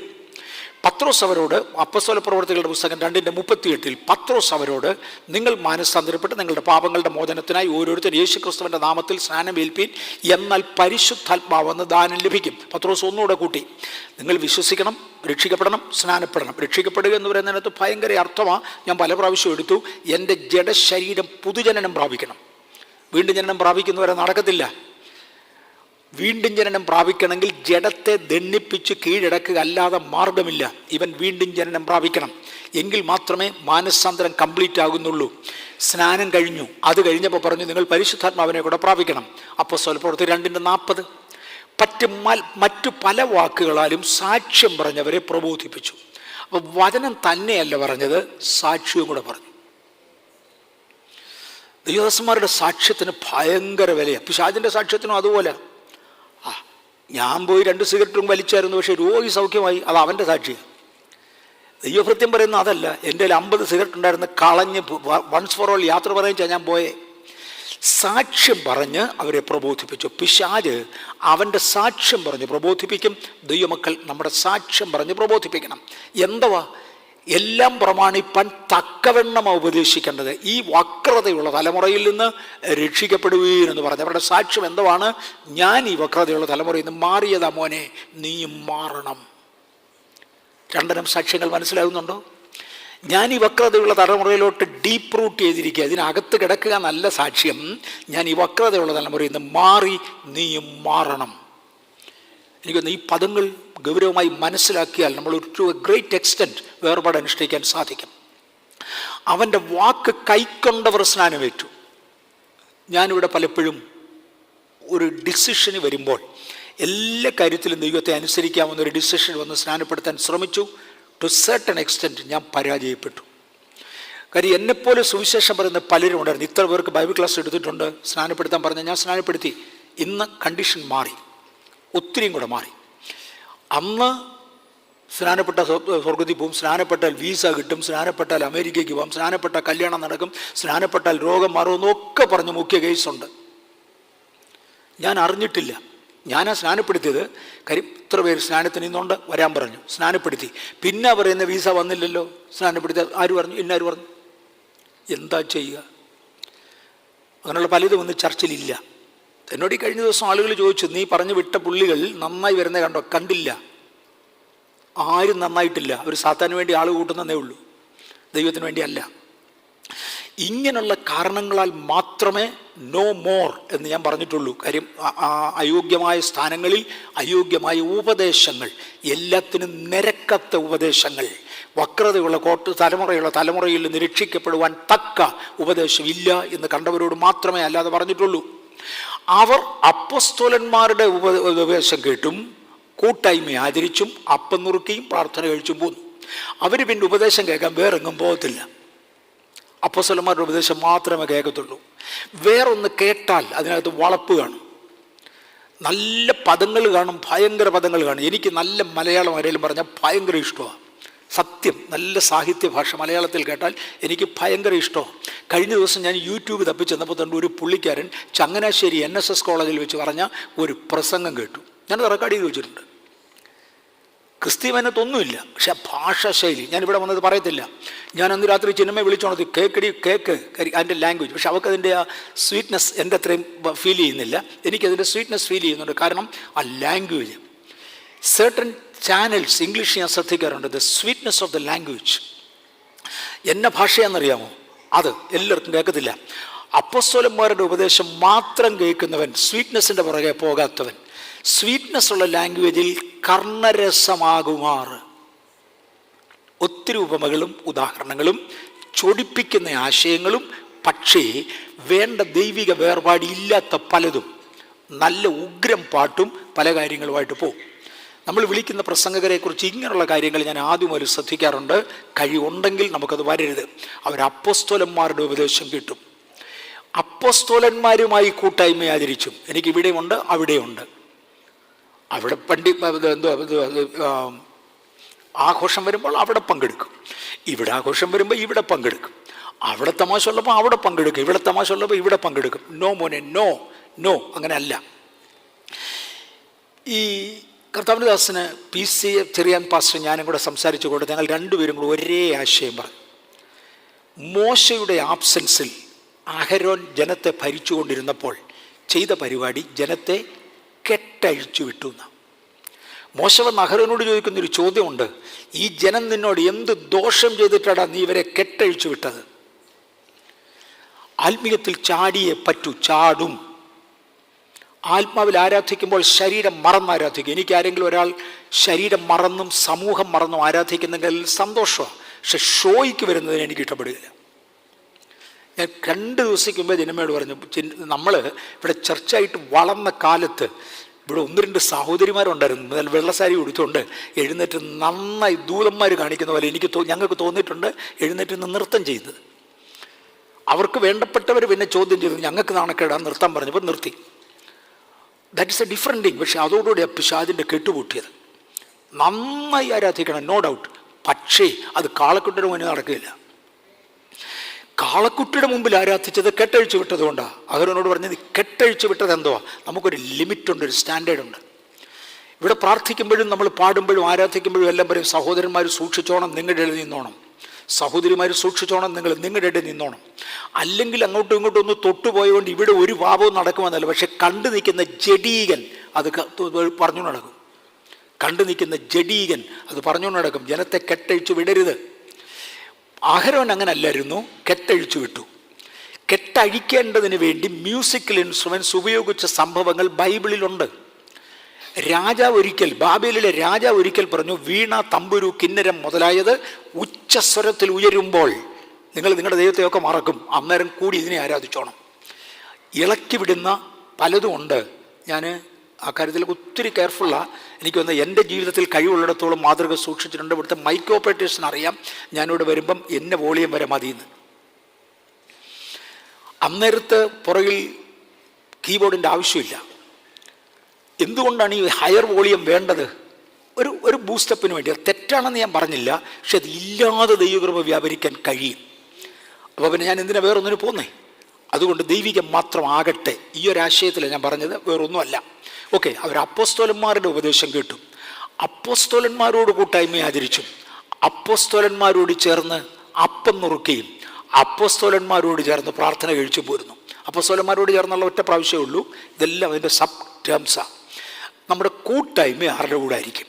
എപ്പോഴും ദൈവത്തോടും ദൈവിക ഉപദേശത്തോടുമായിരിക്കണം കൂട്ടായ്മ. അതിൻ്റെ വെളിയിൽ ഒന്ന് പാടില്ല, അതിൻ്റെ വെളിയിൽ ഒന്ന് പാടില്ല. ഇത് വന്നെങ്കിൽ മാത്രമേ നമ്മുടെ വേർപാടാകത്തുള്ളൂ. ഇനിയും 2 തീമോഥെയോസ് 3-ാം അധ്യായം 13 മുതൽ 17 വരെ വാക്യങ്ങളാ. ഒക്കത്തില്ല, എന്നാൽ തന്നെ പകുതിയാകുന്നുള്ളൂ, തീരത്തില്ല. 13 മുതൽ 17 വരെയുള്ള വാക്യങ്ങളാണ്. അതുകൊണ്ട് ഞാൻ എളുപ്പമൊന്ന് വായിച്ചേക്കുന്നത്. നീ ഇന്നവരോട് പഠിച്ചു എന്ന് ഓർക്കുകയും യേശുക്രിസ്തുവിനുള്ള വിശ്വാസത്താൽ എന്നെ രക്ഷയ്ക്ക് ജ്ഞാനിയാക്കുവാൻ മതിയായ തിരുവെഴുത്തുകളെ ബാല്യം മുതൽ അറിയുകയും ചെയ്തതുകൊണ്ടും നീ പഠിച്ചും നിശ്ചയം പ്രാപിച്ചും ഇരിക്കുന്നതിൽ നിലനിൽക്കുക. എല്ലാ തിരുവെഴുത്തും ദൈവനിശ്വാസികമായകയാൽ ദൈവത്തിൻ്റെ മനുഷ്യൻ സകല സൽപ്രവൃത്തികൾക്കും വക പ്രാപിച്ച് തികഞ്ഞവനാകേണ്ടതിന് ഉപദേശത്തിനും ശാസനത്തിനും ഗുണീകരണത്തിനും നീതിയിലെ അഭ്യസനത്തിനും പ്രയോജനമുള്ളതാകുന്ന കർത്താവ്. ഇത്രയും വായിക്കാൻ കൃപ തന്നതിനായി നന്ദി. ചെറിയ അക്ഷരമാണ്, പക്ഷേ ഇത്രയും വായിച്ചു. ദൈവത്തിന് എനിക്ക് കാണാൻ അറിയാവുന്ന വാക്യവുക, എന്നാലും തെറ്റാതെ അത്രയും വായിക്കുകയും കൂടെ ചെയ്തു. ഓക്കെ, ഇത് ഓരോ നോക്കാം. നീയോ ഇന്നവരോട് പഠിച്ചെന്ന് ഓർക്കണം. മോനെ, ഞാൻ ഗമാലിയേലിൻ്റെ പാദപീഠത്തിലിരുന്ന് പഠിച്ചതാണ്. എനിക്ക് പഴയ നിയമത്തിൻ്റെ ഉപദേശം കംപ്ലീറ്റ് അറിയാം. പക്ഷെ സ്വർഗത്തിലെ ദൈവം എന്നെ 3-ാം സ്വർഗം വരെ കൊണ്ടുപോയി. അവിടുത്തെ കാര്യങ്ങൾ അക്ഷരികമായി കാണിച്ചു. പൗലോസേ, കണ്ടു, മനസ്സിലായോ? മനസ്സിലായി. മനസ്സിലാക്കാനുള്ള വിദ്യാഭ്യാസം മണ്ണി തന്നേച്ചാൽ നിന്നെ അവിടം വരെ കൊണ്ടുപോയത്. ഞാനാ പറഞ്ഞത്. ഞാൻ കർത്താവിങ്കിൽ നിന്ന് പ്രാപിച്ചതേ പറയത്തുള്ളൂ, മനുഷ്യനെന്ന് കേട്ടത് പറയത്തില്ല. ഗമാലിയേലിൻ്റെ എന്ന് കേട്ടത് ഞാൻ പറയത്തില്ല. നീ ഇന്നവരോട് പഠിച്ചു എന്ന് ഓർത്തോണം. ഇന്ന് പകൽ ദൈവത്തിങ്കിൽ നിന്ന് കേട്ട് പഠിച്ചവർക്കായി സ്തോത്രം. അവരെ ഇന്ന് കേൾക്കാവൂ. പ്രസംഗിക്കാൻ വരുന്ന ഉപദേശിച്ച് പലതും പറഞ്ഞെന്ന് വരും. നമ്മളിവിടെ പറഞ്ഞിട്ടുണ്ട്, അവരിൽ വ്യാപരിക്കുന്ന കൃപാവരങ്ങൾ വ്യത്യസ്തമായിരിക്കും. നല്ലൊരു കൃപാവരമുള്ളവൻ, വലിയ മാതൃകാദോഷം ഇല്ലാത്തവനാണെങ്കിൽ നമ്മൾ വിളിക്കും. പക്ഷെ അദ്ദേഹം പറയുന്നതിനകത്ത് എവിടെയെങ്കിലും ഒരു മിസ്റ്റേക്ക് ഉണ്ടെന്നിരിക്കും. ഞാനിവിടെ പലപ്പോഴും പറഞ്ഞിട്ടുണ്ട്, അങ്ങേരോട് ചോദിക്കേണ്ട, അങ്ങേര് പോക്കോട്ടെ. സംശയമുള്ള നമുക്കിവിടെ ക്ലിയർ ചെയ്യാമല്ലോ. ദൈവത്തിൻ്റെ മഹാകരുണയാൽ നമുക്കിവിടെ ക്ലിയർ ചെയ്യാൻ കഴിയും. നീ ഇന്നവരോട് പഠിച്ചു എന്ന് ഓർക്കുകയും ക്രിസ്തുവെങ്കിലുള്ള വിശ്വാസത്താൽ നിന്നെ രക്ഷയ്ക്ക് ജ്ഞാനിയാക്കുവാൻ മതിയാകുന്ന തിരുവെഴുത്തുകളെ. അങ്ങനെയാണ് രക്ഷയ്ക്ക് രക്ഷയ്ക്കയുടെ പൂർണ്ണതയിലേക്ക് വരണമെങ്കിൽ ജ്ഞാനം വേണം. കണക്കിൻ്റെ ജ്ഞാനം കൊണ്ട് രക്ഷയുടെ പൂർണ്ണത വരത്തില്ല. ക്രിസ്ത്യാനിത്വത്തിൻ്റെ പൂർണ്ണതയിൽ വരണമെങ്കിൽ ക്രിസ്ത്യാനിത്വത്തിൻ്റെ ജ്ഞാനം വേണം. ഈ ആശയങ്ങൾ കിട്ടുന്നവർക്കായി ഈ വാക്യത്തിനകത്ത് എന്ത് കണ്ടന്റാണെന്നറിയാവോ? ക്രിസ്തുവേശുവിലുള്ള വിശ്വാസത്താൽ നിന്നെ രക്ഷയ്ക്ക് ജ്ഞാനിയാക്കുവാൻ മതിയാകുന്ന വിശ്വാസം ക്രിസ്തുവേശുവിങ്കലാണ്. പക്ഷെ നീ രക്ഷയ്ക്ക് ജ്ഞാനിയാക്കണമെങ്കിൽ പലതും അറിയണം. അറിഞ്ഞില്ലെങ്കിൽ രക്ഷയ്ക്ക് ജ്ഞാനിയാകത്തില്ല. മതിയായ തിരുവെഴുത്തുകളെ ബാല്യം മുതൽ അറിയുകയും ചെയ്യുന്നതുകൊണ്ട് നിന്റെ കൊച്ചിലെ മുതൽ നിനക്ക് തിരുവെഴുത്തറിയാം. കാര്യം നിന്റെ വല്യമ്മയിൽ ഈ വിശ്വാസം ഇട്ടതാ. ഒരു ലീഡർഷിപ്പിലേക്ക് നിന്നെ കൊണ്ടുവരുവാൻ നിനക്കിട്ടു. ഇതിനകത്തിരിക്കുന്ന പലരെയും ബഥേലിൽ കൊണ്ടുവന്നതിനായി ഞാൻ ദൈവത്തെ സ്തുതിക്കുന്നു. നിങ്ങളിലധികം പേർക്ക് അത്രയും ഗൗരവത്തിൽ അറിയത്തില്ല. ഇന്ന് പകൽ എത്ര ശുശ്രൂഷകന്മാർ ലോകത്തിൻ്റെ ഏതൊക്കെ രാജ്യങ്ങളിൽ നിന്ന് വിളിച്ച് ഓരോ ഡൗട്ട് ചോദിച്ചിട്ടുണ്ടെന്നറിയാം. ഇന്ന് പകൽ, ഇന്നലത്തേത് വിട്, എല്ലാ ദിവസവും ഉണ്ട്. എത്ര രാജ്യങ്ങളിൽ നിന്ന് ആളുകൾ വിളിച്ച് ഡൗട്ട് ചോദിക്കാറുണ്ടെന്നറിയാം. എന്നോട് ഒരിക്കലും നടപ്പ് ദോഷത്തെക്കുറിച്ച് ഡൗട്ട് ചോദിക്കാൻ വിളിക്കത്തില്ല. സീരിയസ് ആയി അറിഞ്ഞിരിക്കേണ്ട കാര്യങ്ങളിൽ ഒരു തീരുമാനം എടുക്കാൻ വയ്യാതാകുമ്പോൾ പലരോടും ഞാൻ പറയാറില്ല. ഞാൻ പറയും, നിൻ്റെ കണ്ടീഷൻ എനിക്ക് 100% മനസ്സിലാകുന്നില്ല, അതുകൊണ്ട് ഒക്കത്തില്ല. കഴിയുന്നവരോട് നിന്നെ രക്ഷയ്ക്ക് ജ്ഞാനിയാക്കുവാൻ മതിയാകുന്ന തിരുവെഴുത്തുകളെ നീ ബാല്യം മുതൽ അറിഞ്ഞതുകൊണ്ട് നീ പഠിച്ചും നിശ്ചയം പ്രാപിച്ചും ഇരിക്കുന്നതിൽ നിലനിൽക്കുക. കാര്യം വേവർ ചെയ്യിക്കുന്ന ഒരുപാട് കാര്യങ്ങൾ വരും. പോകല്ലേ. നിശ്ചയം പ്രാപിച്ചിരിക്കുന്നതിൽ നിൽക്കുക. എല്ലാ തിരുവെഴുത്തും ദൈവനിശ്വാസികമാകയാൽ, അതൊക്കെ ഭയങ്കര പദങ്ങളാണ്. തിരുവെഴുത്ത് മുഴുവനും ദൈവത്തിൻ്റെ വായിൽ നിന്ന് വന്നതാ. അത് ഞങ്ങളിവിടെ എഴുതി വെച്ചെന്നേ ഉള്ളൂ. ദൈവത്തിൻ്റെ വായിൽ നിന്ന് വന്നത്. നമ്മൾ പണ്ട് പഠിച്ചപ്പോഴേ പറഞ്ഞായിരുന്നു, ആദാമിൻ്റെ മൂക്കിലേക്ക് ഊതി, ദൈവസഭയുടെ മേൽ ഊതി. വാക്കുകളിൽ ശ്വാസം അടങ്ങുന്നുണ്ട്. ആ വാക്കുകൾ ഉച്ചരിക്കുന്നതിനെ ഊതുക എന്ന് പറഞ്ഞാൽ തെറ്റില്ല. മറിയയുടെ മേൽ ഊതി എന്ന് ഒരർത്ഥത്തിൽ ഞാൻ പറഞ്ഞു, നീ ഒരമ്മയാകുകയാണ്, നീ യേശുവിൻ്റെ മാതാവാകാൻ പോകുകയാണെന്ന് പറഞ്ഞ വാക്കായിരുന്നു മറിയയിലേക്ക് മാറിയത്. ആ വാക്കുമതി. ഇതുപോലെ ദൈവനിശ്വാസികമാണ് എല്ലാ തിരുവെഴുത്തും. ദൈവത്തിൻ്റെ മനുഷ്യൻ സകല സൽപ്രവൃത്തികൾക്കും വക പ്രാപിച്ച് തികഞ്ഞവനാകേണ്ടതിന്. കുറേ സൽപ്രവൃത്തികളല്ല ദൈവപൈതലിന് വേണ്ടത്, പൂർണ്ണത എന്നുള്ള ആശയമാണ്. സകല സൽപ്രവൃത്തികൾക്കും വക പ്രാപിച്ച് പൂർണ്ണനാകേണ്ടതിന് ഉപദേശത്തിനും ശാസനത്തിനും ഗുണീകരണത്തിലും നീതിയുടെ അഭ്യാസത്തിനും പ്രയോജനമുള്ളതാകുന്നു. ഒരുപാട് ഘടകങ്ങൾ ഒരുമിച്ച് വരണം. ഇനിയും ചെറിയ കൽപ്പനയും വലിയ കൽപ്പനയും ഒന്നും ഇല്ല എന്ന് ചിലർ പറയാറുണ്ട്. മർത്തോമസഭയിലൊക്കെ ഉണ്ടായിരുന്ന പ്രധാനപ്പെട്ട ഉണർവ് പ്രസംഗകർ പറയാറുണ്ടായിരുന്നു, ചെറിയ പാപവും വലിയ പാപവും ഇല്ല, പാപം പാപമാണ്. ചെറിയ കൽപ്പനയും വലിയ കൽപ്പനയും ഇല്ല, ലംഘിച്ചാൽ ലംഘനമാണ്. അല്ല, വേദപുസ്തകത്തിൽ അങ്ങനെ അല്ല. ചെറിയ പാപമുണ്ട്, മരണത്തിനുള്ള പാപമുണ്ട്. ചെറിയ കൽപ്പനയുണ്ട്, വലിയ കൽപ്പനയുണ്ട്. മത്തായിയുടെ സുവിശേഷം 5:19 ആകയാൽ ഈ ഏറ്റവും ചെറിയ കൽപ്പനകളിൽ ഒന്ന് അഴിക്കുകയും, ഉപദേശിമാരുടെ രംഗമായത്, ഈ ചെറിയ കൽപ്പനകളിൽ ഒന്ന് അഴിക്കുകയും എന്ന് പറഞ്ഞാൽ അത് പ്രവർത്തിക്കാതെ നെഗ്ലക്റ്റ് ചെയ്യുക, ചെറിയത് വേണ്ട. ഞാനൊരു ആർക്കും കൊള്ളാത്ത ഒരു ഉദാഹരണം പറഞ്ഞേക്കാം. കൊള്ളുന്ന ഉദാഹരണം ഒത്തിരിയുണ്ട്. ആർക്കും കൊള്ളാത്ത ഒരു ഉദാഹരണം പറഞ്ഞാൽ സഹോദരിമാർ തലയിൽ തുണി ഇട്ടുകൊണ്ട് പ്രാർത്ഥിക്കാവൂ, അല്ലെങ്കിൽ തല കവർ ചെയ്തുകൊണ്ട് പ്രാർത്ഥിക്കാവൂ എന്ന് പറയും. അതൊരു ചെറിയ കൽപ്പനയാണ്. അല്ല, അതൊന്ന് പ്രാർത്ഥിച്ചാൽ എന്നാ, എൻ്റെ ഭാര്യ എൻ്റെ കൂടെ ഇരുന്ന് പ്രാർത്ഥിക്കാൻ നേരത്തല്ലേ ഒറ്റയ്ക്കിരുന്ന് പ്രാർത്ഥിക്കാൻ നേരം തല മൂടുന്നത് കണ്ടിട്ടുണ്ട്. എൻ്റെ അമ്മ അങ്ങനെ ആയിരുന്നു. അല്ലെങ്കിൽ ഇപ്പം എൻ്റെ ദൈവം കേൾക്കത്തില്ല, കേൾക്കും. പക്ഷെ ആ ചെറുതുപോലും അഴിക്കാതെ, ആ വാചകം മറക്കരുത്, ചെറിയ കൽപ്പനകളിൽ ഒരെണ്ണം അഴിക്കുകയും മനുഷ്യരെ അങ്ങനെ പഠിപ്പിക്കുകയും ചെയ്യുന്നവൻ സ്വർഗരാജ്യത്തിൽ ഏറ്റവും ചെറിയവനെന്ന് വിളിക്കപ്പെടും. അപ്പോൾ സ്വർഗത്തിലും വലിപ്പ ചെറുപ്പം, ഞാൻ ഈ ദിവസങ്ങളിൽ അത് എടുത്തുകൊണ്ടിരിക്കുക ഗൗരവമായിട്ട്. സ്വർഗത്തിലും വലിപ്പ ചെറുപ്പമുണ്ട്. ചെറിയ കൽപ്പനകളിൽ ഒരെണ്ണം അഴിക്കുകയും ജനത്തെ അങ്ങനെ പഠിപ്പിക്കുകയും ചെയ്തു. അതൊന്നും കാര്യമില്ലെന്നേ, എനിക്ക് വെളിപ്പാട് കിട്ടിയതാ, ഞാൻ ഉപവസിച്ചപ്പോൾ ദൈവം പറഞ്ഞതാ, അതുകൊണ്ട് ഇപ്പം എന്നെ തകരാറ്. മോനെ, നിന്റെ കാര്യമാണ് പറഞ്ഞത്. ചെറിയ കൽപ്പനകളിൽ ഒരെണ്ണം അഴിക്കുകയും ജനത്തെ അങ്ങനെ പഠിപ്പിക്കുന്നത്, രണ്ടും രണ്ടാ. ജനത്തെ അങ്ങനെ പഠിപ്പിക്കുകയും ചെയ്യുന്നവൻ സ്വർഗരാജ്യത്തിൽ ഏറ്റവും ചെറിയവൻ എന്ന് വിളിക്കപ്പെടും. അവന് സ്വർഗത്തിൽ പോകും. ഒത്തിരി സ്ഥാനവ്യത്യാസങ്ങളുണ്ട്, അതിൽ ചെറിയവൻ എന്ന് വിളിക്കപ്പെടും. അവയെ ആചരിക്കുകയും പഠിപ്പിക്കുകയും ചെയ്യുന്നവനോ, ചെറിയ കൽപ്പനകൾ പോലും ആചരിച്ച് അത് പഠിപ്പിക്കുന്നവനോ സ്വർഗരാജ്യത്തിൽ വലിയവൻ എന്ന് വിളിക്കപ്പെടും. എനിക്ക് ചെറിയവൻ എന്നുള്ള പേര് വേണ്ട. കാര്യം ഉയർത്തെഴുന്നേൽപ്പിൽ ലജ്ജയ്ക്ക് താല്പര്യമില്ല. നമ്മളാരും പോകാൻ ഞാൻ ആഗ്രഹിക്കുന്നില്ല. അതുകൊണ്ടായി മെനക്കെടുന്നത്. ഇനി എലാബറേറ്റ് കമാൻഡ്മെൻറ്റ്സ്. മത്തായിയുടെ സുവിശേഷം 5:21-22 കൊല ചെയ്യരുത് എന്നും ആരെങ്കിലും കൊല ചെയ്താൽ ന്യായവിധിക്ക് യോഗ്യനാകുമെന്നും പൂർവ്വന്മാർ അരുളി ചെയ്തത് നിങ്ങൾ കേട്ടിട്ടുണ്ടല്ലോ. ഞാനോ നിങ്ങളോട് പറയുന്നത്, സഹോദരനോട് കോപിക്കുന്നവനല്ല ന്യായവിധിക്ക് യോഗ്യനാകും. പഴയ നിയമത്തിൻ്റെ ആവശ്യമില്ല എന്ന് പറയുന്ന ഒത്തിരി പേരുണ്ട്. പഴയ നിയമം പോയി, അതെല്ലാം കൂടി യേശു സമ്മറൈസ് ചെയ്തു. അയൽക്കാരനെ നിന്നെപ്പോലെ സ്നേഹിക്കുക എന്നുള്ള ഒറ്റ പ്രമാണത്തിൽ ഒതുങ്ങിയിരിക്കുന്നു. ഇനി പഴയ നിയമം വേണ്ട എന്ന് പറയുന്നവരുണ്ട്. പക്ഷേ യേശുവിൻ്റെ അഭിപ്രായം ചോദിക്കാം, ഈ നാട്ടുകാരനോട് ചോദിക്കാതെ. നാട്ടുകാരങ്ങനെ പല അഭിപ്രായം പറയും, അത് വിട്ടേച്ച് യേശുവിനോട് ചോദിക്കാം, കൊല ചെയ്യരുത് എന്നും ആരെങ്കിലും കൊലപാതകം ചെയ്താൽ ന്യായവിധിക്ക് യോഗ്യനാകുമെന്നും പൂർവ്വന്മാരോട് അരുളി ചെയ്തത് നിങ്ങൾ കേട്ടിട്ടുണ്ടല്ലോ.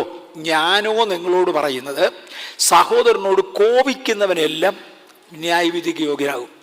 മോനെ, കൊല ചെയ്യണ്ട, എൻ്റെ പ്രമാണം ഒത്തിരിയും കൂടെ ഹാർഡാ, ഭയങ്കര ഹാർഡാ. അവനോട് കോപിച്ചു പോയാൽ അത് ഒടുവിൽ കൊലപാതകത്തിൽ പോകാം. കോപം കൊണ്ട് കൊലപാതകം ഉണ്ടാകാം. അതിന് ചാൻസ് ഉള്ളത് കൊണ്ട് അവൻ ന്യായവിധിക്ക് യോഗ്യനാകും. സഹോദരനോട് നിസ്സാരായ എന്ന് പറഞ്ഞാലോ ന്യായാധിപ സമ്പത്തിന് മുമ്പിൽ നിൽക്കേണ്ടി വരും. മൂഢ എന്ന് പറഞ്ഞാലോ അഗ്നിനരകത്തിന് യോഗ്യനാകും. പഴയ നിയമത്തിൽ മോശയുടെ കയ്യിൽ ഞാൻ കൊടുത്ത കൽപ്പന അതിൻ്റെ ഒരു ഭാഗമേ ഉള്ളൂ. എൻ്റെ അടുക്കൽ വരുന്നവൻ കേട്ടോണം, ഇത് ഗൗരവമാണ്, ഇതിനേക്കാൾ ഒരുപാട് കൂടുതലുണ്ട്. അത് യേശു പറഞ്ഞു. പൗലോസ് പറയുന്നത് എന്നാ നോക്കാം. തീമോത്തിയോസിൽ 10 ഉപദേശത്തെ കുറയാ. 1 തീമോത്തിയോസ് 4:1-3 വരെ, ഞാൻ ദൈവത്തെയും ജീവികൾക്കും മരിച്ചവർക്ക് ന്യായവിസ്താരം നടത്തുവാനുള്ള ക്രിസ്തുവേശുവിനെയും സാക്ഷി വെച്ച് അവൻ്റെ പ്രത്യക്ഷതയും രാജ്യത്വവും ചൊല്ലി സത്യം ചെയ്ത് കൽപ്പിക്കുന്നത്. ഞാൻ കഴിഞ്ഞ ദിവസം പറഞ്ഞായിരുന്നു, പഴയ നിയമത്തിൽ നിന്ന് പല ഈ ശാപത്തിൻ്റെ പദങ്ങളും ഇന്ന് വരെ ഞാൻ പരസ്യമായി വായിച്ചിട്ടില്ല. ഇതും വായിക്കാൻ എനിക്ക് പേടിയാ. ഇത് എന്തോ സത്യമായത്. ഞാൻ ദൈവത്തെയും ജീവികൾക്കും മരിച്ചവർക്ക് ന്യായവിസ്താരം നടത്തുവാനുള്ള ക്രിസ്തുവേശുവിനെയും സാക്ഷി വെച്ച് അവൻ്റെ പ്രത്യക്ഷതയും രാജ്യവും ചൊല്ലി സത്യം ചെയ്ത് കൽപ്പിക്കുന്നത്. ഇതിനേക്കാൾ മേളിൽ ഒരു സീരിയസ് കമാൻഡ് ഇല്ല. ഇതിൻ്റെ മേളിലോട്ടൊരു ലെവലില്ല. അങ്ങനെ കൽപ്പിക്കുകയാണ്. 1, വചനം പ്രസംഗിക്കുക, വെളിയിൽ പോകരുത്, വചനത്തിൻ്റെ വെളിയിൽ മാറരുത്. വചനം പ്രസംഗിക്കുക, വചനം പ്രസംഗിക്കുക, സമയത്തിലും അസമയത്തിലും ഒരുങ്ങി നിൽക്കുക. ഞാൻ ഇന്ന് ആരോടാ, പാസ്റ്റർ പി സി ജെറിയം പാസ്റ്ററോട് പറഞ്ഞു, പാസ്റ്റർ ദൈവത്തിൻ്റെ വലിയ കരുണയുണ്ട്, എനിക്കൊരു മെസ്സേജ് പറയണമെങ്കിൽ അതൊരു 200, 3000, 5000, 10000 പേരൊക്കെ വരെയുള്ള ഗ്രൂപ്പിനകത്ത് ഒരു പ്രസംഗം പറയണമെങ്കിൽ 2 മിനിറ്റിൻ്റെ ആവശ്യമുള്ളൂ. കർത്താവേ കൂടിയിരിക്കണേ എന്നൊരു വാക്ക് പ്രാർത്ഥിച്ചിട്ട് സ്റ്റേജിൽ കയറിയാൽ 3-4 മിനിറ്റ് കൊണ്ട് ദൈവസാന്നിധ്യം മൂടും. പിന്നെ അതിന് മണിക്കൂറുകൾ സംസാരിക്കും. എനിക്ക് പ്രിപ്പറേഷൻ്റെ ആവശ്യമില്ല. ബൈബിൾ സ്റ്റഡിന് എനിക്ക് പ്രിപ്പറേഷൻ വേണം. വേറെ ചിലർക്ക് തിരിച്ചാ, അവർക്ക് ബൈബിൾ സ്റ്റഡി എടുക്കാൻ പ്രിപ്പറേഷൻ വേണ്ട, കയറി നിന്നാൽ മതി, ദൈവം തരും. എനിക്ക് ബൈബിൾ സ്റ്റഡി എടുക്കാൻ പ്രിപ്പറേഷൻ വേണം, പക്ഷേ എനിക്ക് പ്രസംഗിക്കാൻ പ്രിപ്പറേഷൻ വേണ്ട, ദൈവം തരും. ഓക്കെ, വചനം പ്രസംഗിക്കുക, സമയത്തിലും അസമയത്തിലും ഒരുങ്ങി നിൽക്കുക. പലരോടും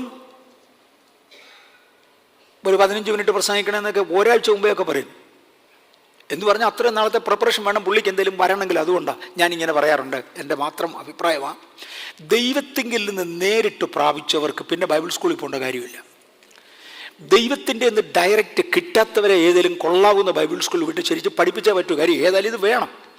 ഒരുത്തിന് ദൈവത്തിൻ്റെ നിന്ന് കിട്ടി, മറ്റവനെ കിട്ടിയില്ല, അവനെ ഇവിടെ വിട്ട് പഠിപ്പിക്കുക. രണ്ടായാലും നമുക്കിത് വേണം. ഓക്കെ, വചനം പ്രസംഗിക്കുക, സമയത്തിനോ സമയത്തിൽ ഒരുങ്ങി നിൽക്കുക, സകല ദീർഘക്ഷമയോടും ഉപദേശത്തോടും കൂടെ ശാസിക്കുക. ശാസനയും ആവശ്യമാണ്. ശാസന കൂടിപ്പോയാൽ കണ്ടംനേഷനാകും. ഞാനതിന് വരുന്നില്ല. സമയത്തിലും ദീർഘക്ഷമയോടും ഉപദേശത്തോടും കൂടെ ശാസിക്കാം. ശാസിക്കുന്നത് ദീർഘക്ഷമയോടെ, ഒരുത്തനെ പറഞ്ഞു വിടാനല്ല. ആരും പറഞ്ഞു വിടാൻ ശാസിക്കത്തില്ല. ദീർഘക്ഷമയോടെ 1 പറഞ്ഞു, 2 പറഞ്ഞു, 3 പറഞ്ഞു, 4 പറഞ്ഞു, 10 പറഞ്ഞു. ഞാനിവിടെ പണ്ടൊരു ഉദാഹരണം പറഞ്ഞിട്ടുണ്ട്. രാജസ്ഥാനിൽ വെച്ചൊരിക്കൽ ഞങ്ങളൊരു എയർഫോഴ്സുകാർ ഒരു 4-5 പേര് കൂടി വൈകിട്ട് നടക്കാൻ പോയപ്പോൾ ഒരു മലയാളി ഭിക്ഷക്കാരൻ പുറകെ. സാറേ എന്തെങ്കിലും തരണം. ഞങ്ങളിൽ രണ്ടൊരുത്തിന് അവന് 25 പൈസ കൊടുത്തു. അക്കാലത്ത് 5 പൈസ കൊടുക്കുള്ളൂ ഭിക്ഷക്കാരൻ, അതിൽ കൂടുതൽ കൊടുക്കില്ല. 5 പൈസ കൂടുതൽ കൊടുക്കത്തില്ല. അതാ കാലം, അതാ ഒരുപാട് വർഷങ്ങൾക്ക് പുറകില്ല. ഞങ്ങൾ ഇവന് 25 പൈസ എടുത്തു കൊടുത്തു. മലയാളിയല്ലേ, ഇവിടെ രാജസ്ഥാനിൽ വന്ന് ഭിക്ഷ യാചിക്കുക. അപ്പം നമ്മൾ മലയാളികളെന്ന് അവൻ, സാറേ 1 രൂപ സാറേ, 1 രൂപ സാറേ. തരത്തില്ല. പലരും പറഞ്ഞു. എത്ര പറഞ്ഞിട്ട് പോകില്ല. സാറേ 1 രൂപ സാറേ, സാറേ 1 രൂപ സാറേ. ഞങ്ങളുടെ കൂട്ടത്തിൽ സീനിയറായിട്ടുള്ള ഒരാളുണ്ട്, ഒരു മാസ്റ്റർ വാറണ്ട് ഓഫീസർ ഉണ്ടായിരുന്നു. അങ്ങേർക്ക് ദേഷ്യം വന്നു. നിന്നോടല്ലേടാ പറഞ്ഞ പോവാൻ, നിന്നോടൊരു 100 വട്ടം പറഞ്ഞില്ലേടാ പോവാൻ. അവൻ തിരിഞ്ഞ്, സാറേ ദേഷ്യപ്പെടല്ലേ സാറേ, 101ാമത്തെ പ്രാവശ്യമാണ് സാറിന് തരാൻ തോന്നുന്നതെങ്കിൽ അതുകൊണ്ടാണ്. ഞങ്ങൾ ഓരോ രൂപ വീതം 2-3 പേര് എടുത്തു കൊടുത്തു. 101ാമത്തെ പ്രാവശ്യം സാറിന് തോന്നുന്നതെങ്കിൽ അതുകൊണ്ടാണ്. സകല ദീർഘക്ഷമയോടും കൂടെ ഉപദേശിക്കാം, ശാസിക്കാം,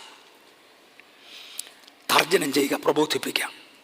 അവർ പത്യോപദേശം പൊറുക്കാതെ.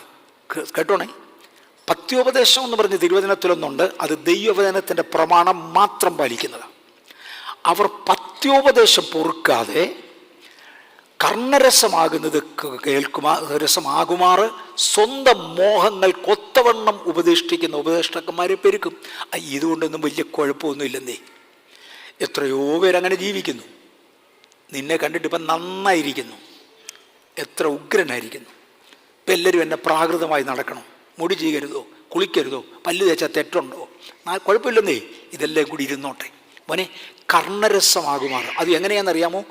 സ്വന്തം മോഹങ്ങൾ കൊത്തവണ്ണം നടക്കേണ്ടതിന്.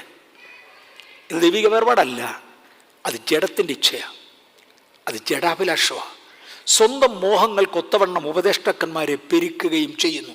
അങ്ങനെ ഒരുപാട് പേരുണ്ട്. ഭക്തിക്കൊത്ത ഉപദേശത്തിൽ നീ നിൽക്കാവൂ. 1 തീമോഥെയോസ് 6:3-4. ഈ വാക്യം എനിക്ക് രാവിലെ ഞങ്ങൾ തപ്പിയിട്ട് കിട്ടിയില്ല, പിന്നെ കിട്ടി. 1 തീമോഥെയോസ് 6:3-4 വാക്യങ്ങൾ നമ്മുടെ കർത്താവായ യേശുക്രിസ്തുവിൻ്റെ പത്യവചനവും വചനവും ശക്തിക്കൊത്ത നെല്ലിയത് വരേണ്ടത്. ഭക്തിക്കൊത്ത വചനവും ഭക്തിക്കൊത്ത, ഒരു ഭാവ് വിട്ടുപോയി. ഭക്തിക്കൊത്ത ഉപദേശവും അനുസരിക്കാതെ. അപ്പോൾ ഭക്തിക്കൊത്ത ഉപദേശമുണ്ട്, അല്ലാത്ത ഉപദേശമുണ്ട്. എന്ത് വേണേലാകാമെന്ന് പറയുന്നൊരു ഉപദേശമുണ്ട്. പക്ഷെ ഭക്തൻ നിൽക്കേണ്ടത് ഇങ്ങനെ, ആ വരുതിക്കകത്ത് നിൽക്കണമെന്ന്. വി.എ. തോമസ് സാർ പ്രസംഗിക്കുമ്പോൾ പറയുമായിരുന്നു, പെന്തക്കോസ്തുകാരെല്ലാം നാരോ മൈൻഡഡ്, വിശാല മനസ്കത വേണം എന്ന് പറയുന്നവരുണ്ട്. വി.എ. തോമസ് സാർ മറുപടി പറയുന്നത് ഞാൻ കേട്ടിട്ടുണ്ട്, നരകമട സാക്ഷാൽ വിശാലമെന്ന്. ഭയങ്കര വിശാലമാണ്. We are narrow within the truth. വചനത്തിൻ്റെ സത്യങ്ങൾക്കകത്ത് നാരോ ആയിരിക്കുന്നവർക്കായി സ്തോത്രം. ഭക്തിക്കൊത്ത ഉപദേശവും അനുസരിക്കാതെ അന്യഥാ ഉപദേശിക്കുന്നവർ ഒന്നും തിരിച്ചറിയാതെ തർക്കത്തിൻ്റെയും വാഗ്വാദത്തിൻ്റെയും ഭ്രാന്ത് പിടിച്ച് ചേർത്തിരിക്കുന്നു. അവയാൽ ഉളവാകുന്നത് ദൈവഭക്തി അല്ല, അസൂയ, ശണ്ട, ദൂഷണം, ദുസ്സംശയം എന്നിങ്ങനെ അങ്ങോട്ട് പോന്നു. ഞാൻ നിർത്തുകയല്ലാതെ മാർഗമില്ല, ഇങ്ങനെ അങ്ങോട്ട് പോവുകയാണ്. ഇനി ചില ആത്മീയ രംഗങ്ങളിലേക്ക് ഇറങ്ങി 10 മിനിറ്റ് വേണ്ടി നിർത്താൻ പോവാം. ഈ ആഭരണങ്ങൾ എന്ന വിഷയത്തിലാണ് ഞാൻ ആദ്യമായി അതുപോലെ ഈ ഇൻ്റർനെറ്റ് സെർച്ച് ചെയ്യുന്നൊരു സമയത്ത് എനിക്ക് കിട്ടിയ ഒരു ഭയങ്കര വാക്കാണ്. Whenever Christianity faded there were revivals on earth. ക്രിസ്ത്യാനിത്വം എന്നെങ്കിലും ഫെയ്ഡാകും. ദേവാലയത്തിൻ്റെ അതിപരിശുദ്ധ ദേവാലയത്തിൻ്റെ വിശുദ്ധ സ്ഥലത്ത് ഇരിക്കുന്ന വിളക്കിൻ്റെ തിരി കരിന്തിരിയേരി ഫെയ്ഡാകത്തൊന്നുമില്ല. അതിൻ്റെ ബ്രൈറ്റ്നസ് കുറയാത്തതൊന്നുമില്ല. ദേവാലയത്തിൻ്റെ വിശുദ്ധ സ്ഥലത്ത്, പഴയ നിയമത്തിൻ്റെ ദേവാലയത്തിൻ്റെ വിശുദ്ധ സ്ഥലത്തിരിക്കുന്ന വിളക്ക് ചിലപ്പോൾ കരിന്തിരിയാകും, അതിൻ്റെ ബ്രൈറ്റ്നസ് കുറയും. പക്ഷെ അത് നോക്കം പുരോഹിതനെ ആക്കിയിട്ടുണ്ട്. അദ്ദേഹം ഒരു സ്വർണ്ണ കത്രികയുമായി ചെന്ന് അതിൻ്റെ കരിന്തിരി മുറിച്ച് ഒരു സ്വർണ്ണ പാത്രത്തിൽ ഇടിച്ചെടുത്ത് തെളിവുള്ള ഒലിവെണ്ണ ഒഴിച്ച് വീണ്ടും ഭംഗിയാക്കി കൊടുക്കും. ക്രിസ്ത്യാനിറ്റി ഫെയ്ഡ് ചെയ്യും. പിശാചിതിൻ്റെ പുറകെ ഇതിനെ ഫെയ്ഡ് ചെയ്യിക്കാനായി. Whenever it faded, there were revivals on earth. അന്നെല്ലാം ദൈവമായിട്ട് ഉണർവഹിച്ചിട്ടുണ്ട്, കരിന്തിരി മുറിച്ചിട്ടുണ്ട്. ആംഗ്ലിക്കൻ ചർച്ചസിൻ്റെ കാലത്തും ലൂതറൻ ചർച്ചസിൻ്റെ കാലത്തും ക്വൈക്കേഴ്സിൻ്റെ കാലത്തും പെന്തക്കോസ്തിൻ്റെ കാലത്തും അങ്ങനെ ഒരു 5-6 എണ്ണം അപ്പസ്തോലിക ഉപദേശത്തിൽ അവർ തിരിച്ചു വന്നിട്ടുണ്ട്. ഇവരെല്ലാം എന്നെങ്കിലും ഭൂമിയിലൊരു ഉണർവ് സംഭവിച്ചെങ്കിൽ അന്നെല്ലാം സഭയുടെ തൂണുകളായി എണ്ണപ്പെട്ടിരുന്ന 3 അപ്പോസ്തലന്മാർ ഇവരാണ്. അവരുടെ കാലത്തെല്ലാം ഇത് സംഭവിച്ചിട്ടുണ്ട്, അവരുടെ കാലത്ത് നടന്നു. അത് കഴിഞ്ഞ് ഏറ്റവും ശ്രേഷ്ഠ അപ്പോസ്തലനെന്ന് വിളിച്ചത് പൗലോസിനെ. ഇത് ഇവരുടെ ആരും ഫോട്ടോ എടുത്തതല്ലേ, ആ 2 വരച്ചതാണ്. പൗലോസിൻ്റെ കാലത്തും ഇത് തന്നെ. 2 കൊരിന്ത്യർ 11:5 അതിശ്രേഷ്ഠതയുള്ള അപ്പോസ്തലന്മാരെന്നുള്ള ഒരുവനെന്നറിയപ്പെട്ട പൗലോസിൻ്റെ കാലത്തും Christianity faded and there were revivals. അതിനെ തുടർന്ന് ആ 4 അപ്പോസ്തലന്മാരെ എന്നെ ഒരുമിച്ച് നിർത്തിയെന്ന് മാത്രം. അവർ ചേർന്ന് പറയുന്നത് കേട്ടോ, സഹോദരന്മാരെ, 2 തെസ്സലോനിക്കർ 3:6 ഞങ്ങളോട് പ്രാപിച്ച പ്രമാണം വിട്ട് ക്രമം കെട്ട് നടക്കുന്ന ഏതു സഹോദരനോടും അകന്നുകൊള്ളണം. ചിലരെല്ലാം ഈ പ്രമാണത്തിൽ നിൽക്കത്തില്ല, അവരെ പ്രമാണത്തിൽ നിന്ന് വിടും. അങ്ങനെ വന്നാൽ അവനെ അംഗീകരിച്ചോണമെന്നല്ല, അവനോട് അകന്നുകൊള്ളണം, കളയരുത് എന്നും നമ്മുടെ കർത്താവായ യേശുക്രിസ്തുവിൻ്റെ നാമത്തിൽ അകന്നുകൊള്ളണം എന്ന് നമ്മുടെ കർത്താവായ യേശുക്രിസ്തുവിൻ്റെ നാമത്തിൽ ഞങ്ങൾ നിങ്ങളോട് ആജ്ഞാപിക്കുന്നു. V command U. അപ്പോൾ അതിന് അർഹതയുള്ള അപ്പോസ്തലന്മാരാ. ഇറ്റ്സ് മൈ സജഷൻ എന്നല്ല, ഇറ്റ് ഈസ് മൈ റിക്വസ്റ്റ് എന്നല്ല, ഐ കമാൻഡ് യു. ഇതെൻ്റെ കൽപ്പനയാ, ഇത് പാലിച്ചോണം. ഞങ്ങൾ പറഞ്ഞതിന് വിരോധമായി ക്രമം കെട്ട് നടക്കുന്ന ഏവനോടും അകന്നുകൊള്ളണം. പക്ഷേ കെ. എബ്രഹാം ശക്തിയുള്ള അപ്പോസ്തലന്മാരിൽ ഒരാളായിരുന്നു. ഞാനിന്ന് കണ്ട ആത്മീയ നില വരാൻ അദ്ദേഹത്തിന് ഒത്തില്ല. കാര്യം അദ്ദേഹം ജീവിച്ചത് ഇന്നേക്ക് ഒത്തിരി വർഷങ്ങൾക്ക് പുറകില്ല. ഇന്നുള്ള പല വെളിപ്പാടുകളും കാഴ്ചപ്പാടും അദ്ദേഹത്തിന് ഇല്ലായിരുന്നു. അദ്ദേഹത്തിൻ്റെ ജോലിയും ഇതല്ലായിരുന്നു. ഇവിടെ ഇരിക്കുന്ന ഈ പുൾപ്പിറ്റിൻ്റെ മുമ്പിൽ ഉപയോഗിച്ചിരിക്കുന്ന ഈ തടിയുണ്ടല്ലോ, ഇത് പോളിഷ് ചെയ്തു. ഇത് ആദ്യം വെട്ടിയത് മഴുകൊണ്ടാണ്, അറുത്തത് ഈർച്ചവാളുകൊണ്ട്. അതുകൊണ്ടൊന്നും ഈ പോളിഷ് വരത്തില്ല. ഇത് തടി വെട്ടി അറുത്ത് കഴിഞ്ഞ് പോളിഷ് ചെയ്താൽ മതി. അതിൻ്റെ മാത്രമേ പോളിഷിങ് മെഷീൻ കാണത്തുള്ളൂ, ആദ്യം വെട്ടുന്നതിൻ്റെ അല്ല. സഭയ്ക്കുൽപ്പത്തി കുറിക്കുമ്പോൾ ആവശ്യമുള്ള ആയുധങ്ങൾ വേറെ, ഉപദേശങ്ങളുടെ ലിമിറ്റേഷനുണ്ട്. അവിടെ വരെ അവരൊക്കെ വന്നു. P.S. ഫിലിപ്പ് സാർ ഇവിടെ വന്നിട്ടുണ്ട്, ദൈവത്തിന് സ്തോത്രം. അദ്ദേഹം ഉപദേശത്തിൽ നിന്നു. മരിച്ചുപോയ അപ്പോസ്തലന്മാരുടെ കാലം കൊണ്ട് അപ്പോസ്തലന്മാർ തീർന്നില്ല എന്നാണ് ഞാൻ പറയാൻ വരുന്നത്. വരിയവരെയൊന്നച്ചായൻ ബഥേലി വന്നിട്ടുണ്ട്. P.S. ശാമുവേൽ, ചർച്ച് ഓഫ് ഗോഡിലുണ്ടായിരുന്ന P.S. ശാമുവേൽ ഇവിടെ വന്നിട്ടില്ല. അദ്ദേഹം പ്രാർത്ഥിച്ചപ്പോഴാണ് അതുകൊണ്ട് ഈ കാണുന്ന കെട്ടിടത്തിൻ്റെ മേളിൽ തീ ഇറങ്ങിയത്. ഫയർ എഞ്ചിൻ വന്നു. ഫയർ എഞ്ചിൻ തീ എടുത്താൻ വന്നപ്പോഴാണ് മനസ്സിലാകുന്നത് ഈ തീക്ക് ബേസില്ല. P.S. ശാമുവേലിനെ ദൈവം ഉപയോഗിച്ചതാണ്. ശ്രേഷ്ഠതയുള്ള അപ്പോസ്തലന്മാരിൽ ഒരാളായിരുന്നു. അതിലിംഗ George sir, M.A. George sir കഴിഞ്ഞ ദിവസം അദ്ദേഹത്തിൻ്റെ പിക്ചർ എൻ്റെ കിട്ടിയത്. എന്തായിരുന്നു ഒരു വലിപ്പമുള്ള വീട് കണ്ടാൽ. അക്കാലത്ത് കേരളത്തിലെ പെന്തിക്കോസ്തുകാരിൽ ഇൻകം ടാക്സ് കൊടുക്കുന്ന ഒരു കുറവാണ്. ഇൻകം ടാക്സ് പേയേഴ്സ് കോട്ടയത്തു നിന്ന് ആകെപ്പാടെ 4-5 ഫാമിലിയേ ഉള്ളൂ. 4-5 ഫാമിലി. ആ സമയത്ത് ഓടിട്ട വീടുള്ള ഒരു പെന്തിക്കോസിലില്ല, ഓല കെട്ടി മെഴുകിയ വീടാ. ഇദ്ദേഹമാണ് പെന്തിക്കോസിലേക്ക് കുബേരന്മാരെ കൊണ്ടുവന്നത്. റോഡ് നടന്നു പോകുമ്പോൾ വലിപ്പമുള്ള ഒരു വീട് കണ്ടാൽ അവിടെ മുട്ടുകുത്തും. യേശുവിൻ്റെ നാമത്തിൽ ഇത് ക്ലെയിം ചെയ്യുന്നു. ദിവസങ്ങൾക്കകം അതിനകത്തെ ഇന്നർ സീക്രട്ട് പരിശുദ്ധാത്മാവ് എനിക്ക് വെളിപ്പെടുത്തും. അവിടെ ചെന്ന് അവരോട് പറഞ്ഞ് വിളിച്ചുകൊണ്ട് വരും. അതായിരുന്നു എൻ്റെ ministry. Was one among the top apostles. ഞാൻ അദ്ദേഹത്തിൻ്റെ വീട്ടിൽ ഒരു പ്രാവശ്യം പോയിട്ടുണ്ട്. ഇതിന്നാരാണെന്ന് അറിയാതെയാണ് ഞാൻ കണ്ടത്. പരസ്പരം ഒരു ബഹുമാനവും ഇല്ലാതെയാണ് ഞങ്ങൾ ഇടപെട്ടത്. അവൻ കണ്ടു, അതിൻ്റെ ബഹുമാനം ഉണ്ടെന്നുള്ളതിൽ കവിഞ്ഞ് ദൈവം ഉപയോഗിക്കുന്ന മനുഷ്യനാണെന്ന് അറിയാതെയാണ് ഞാൻ കണ്ടത്. പക്ഷെ ഒരു പ്രാവശ്യം പോകാൻ സാധിച്ചു. C.C. മാത്യു സാറ്, പരിശുദ്ധാത്മാവ് എന്നോട് ഈ ചർച്ചിന് വേണ്ടിയുള്ള കാഴ്ചപ്പാട് ഏൽപ്പിക്കുമ്പോൾ ആദ്യം പറഞ്ഞതിൽ ഒരാൾ C.C. Mathew Sarah. K Abraham സാറിനെ കാണിച്ചു, കോവൂരിനെ കാണിച്ചു, ഇദ്ദേഹത്തെ കാണിച്ചു പറഞ്ഞ് ആ തലമുറയിൽ നിന്ന് വാങ്ങി ഈ തലമുറയ്ക്ക് കൊട്, ദൈവിക സർട്ടിഫിക്കറ്റ് എൻ്റെ കയ്യിൽ ദൈവം ഏൽപ്പിച്ചതാണ്. മേരി കോവൂര് ഇവിടെ വന്നിട്ടുണ്ട്. എന്നെ സ്വാധീനിച്ച പലരും ഉണ്ട്. ഞാൻ അവരുടെ ഒന്നും പിക്ചർ ഉണ്ടില്ല. എന്നെ സ്വാധീനിച്ച പലരും ഉണ്ട്. ഇവരുടെ എല്ലാം കയ്യിൽ നിന്ന് പഠിക്കാൻ ദൈവം എനിക്ക് കൃപ തന്നു. ഒടുവിൽ നിങ്ങളുടെ മുമ്പിൽ വരുവാൻ കഴിഞ്ഞു. ഇനിയും മനുഷ്യൻ ഉറങ്ങുമ്പോൾ അവൻ്റെ ശത്രു വന്ന് കോതമ്പിൻ്റെ ഇടയിൽ കാളത വിളച്ചു പോക്കളഞ്ഞു. ദൈവസഭയുടെ പിന്നത്തേതിലുള്ള അനുഭവങ്ങളിൽ അപ്പസ്തോലിക യുഗങ്ങളിൽ ഇല്ലാഞ്ഞു. അപ്പസ്തോലിക യുഗങ്ങളിൽ അവർ പറഞ്ഞു, ഞങ്ങളുടെ പറഞ്ഞത് കേൾക്കാതെ നടക്കുന്നവനെ ഒഴിവാക്കണം. അത് കഴിഞ്ഞ ശേഷം ശത്രു അകത്ത് കയറി. യജമാനൻ ഉറങ്ങുമ്പോൾ, വീട്ടുകാരൻ ഉറങ്ങുമ്പോൾ ശത്രു വന്ന് കള വിതച്ചേച്ചു പോയി. അപ്പോസ്തല പ്രവൃത്തികളുടെ പുസ്തകം 20-ാം അധ്യായത്തിൽ പത്രോസ് അപ്പോസ്തലൻ ഈ കാര്യം പറയുന്നുണ്ട്, പൗലോസ് അപ്പോസ്തലൻ ഈ കാര്യം പറയുന്നുണ്ട്. ഞാൻ പോയ ശേഷം ശിഷ്യന്മാരെ തങ്ങളുടെ പിന്നാലെ വലിച്ചു കളവാനായി വിപരീത ഉപദേശം പ്രസ്താവിക്കുന്ന പുരുഷന്മാർ നിങ്ങളുടെ ഇടയിൽ നിന്ന് എഴുന്നേൽക്കും. കോതമ്പിൻ്റെ ഇടയിൽ കള വിതച്ചേച്ചു പോകുന്ന ഒരുപാട് പേര് കാണും. പക്ഷേ പഴയ നിയമത്തിൽ മോശയോട്, നമ്മളെ കൊണ്ട് അറ്റാച്ച് ചെയ്തത് അബ്രഹാമിനോടല്ലേ, അബ്രഹാമിൻ്റെ സന്തതിയോട് മോശയോട് പറയുമ്പോൾ ഞാൻ നിങ്ങളുടെ ദൈവമായ യഹോവയാകുന്നു, നിങ്ങളോട് കൽപ്പിച്ചതുപോലെ ചെയ്യുവാൻ ജാഗ്രതയായിരിപ്പിൻ, ഇടത്തോട്ടെങ്കിലും വലത്തോട്ടെങ്കിലും മാറരുത്, നിങ്ങളുടെ ദൈവമായ യഹോവ നിങ്ങളോട് കൽപ്പിച്ചിട്ടുള്ള എല്ലാ വഴിയിലും നടക്കണം. ഇനി മോശയുടെ ചരിത്രത്തിൽ ജനം കെട്ടഴിഞ്ഞവരായി. അത് അഹരോൻ കയറിയ കയറ്റമാണ്. മോശ ദൈവം വിളിച്ച് അഭിഷേകം ചെയ്തതാണ്. മോശയ്ക്ക് കൂട്ടു നിൽക്കാൻ അഹരോനെ കൊടുത്തതാണ്, ഭരിക്കാൻ ഏൽപ്പിച്ചതല്ല. ഡയറക്റ്റ് വിളിയും അപ്പോസ്തോലിക അഭിഷേകവും ഇല്ലാതിരുന്ന അഹരോൻ കയറി ജനത്തെ കെട്ടഴിച്ചു വിട്ടു. ജനമാകപ്പാടെ തളർന്നു. അന്നാണ് മിസ്രൈമ ദൈവത്തെ കൊണ്ടുവരുന്നത്, മിസ്രൈമിലെ കാളക്കുട്ടി. അവൻ വിളിച്ചു പറഞ്ഞു, നാളെ യഹോവയ്ക്കൊരാരാധനയുണ്ട്. പേര് യഹോവയുടെയാ.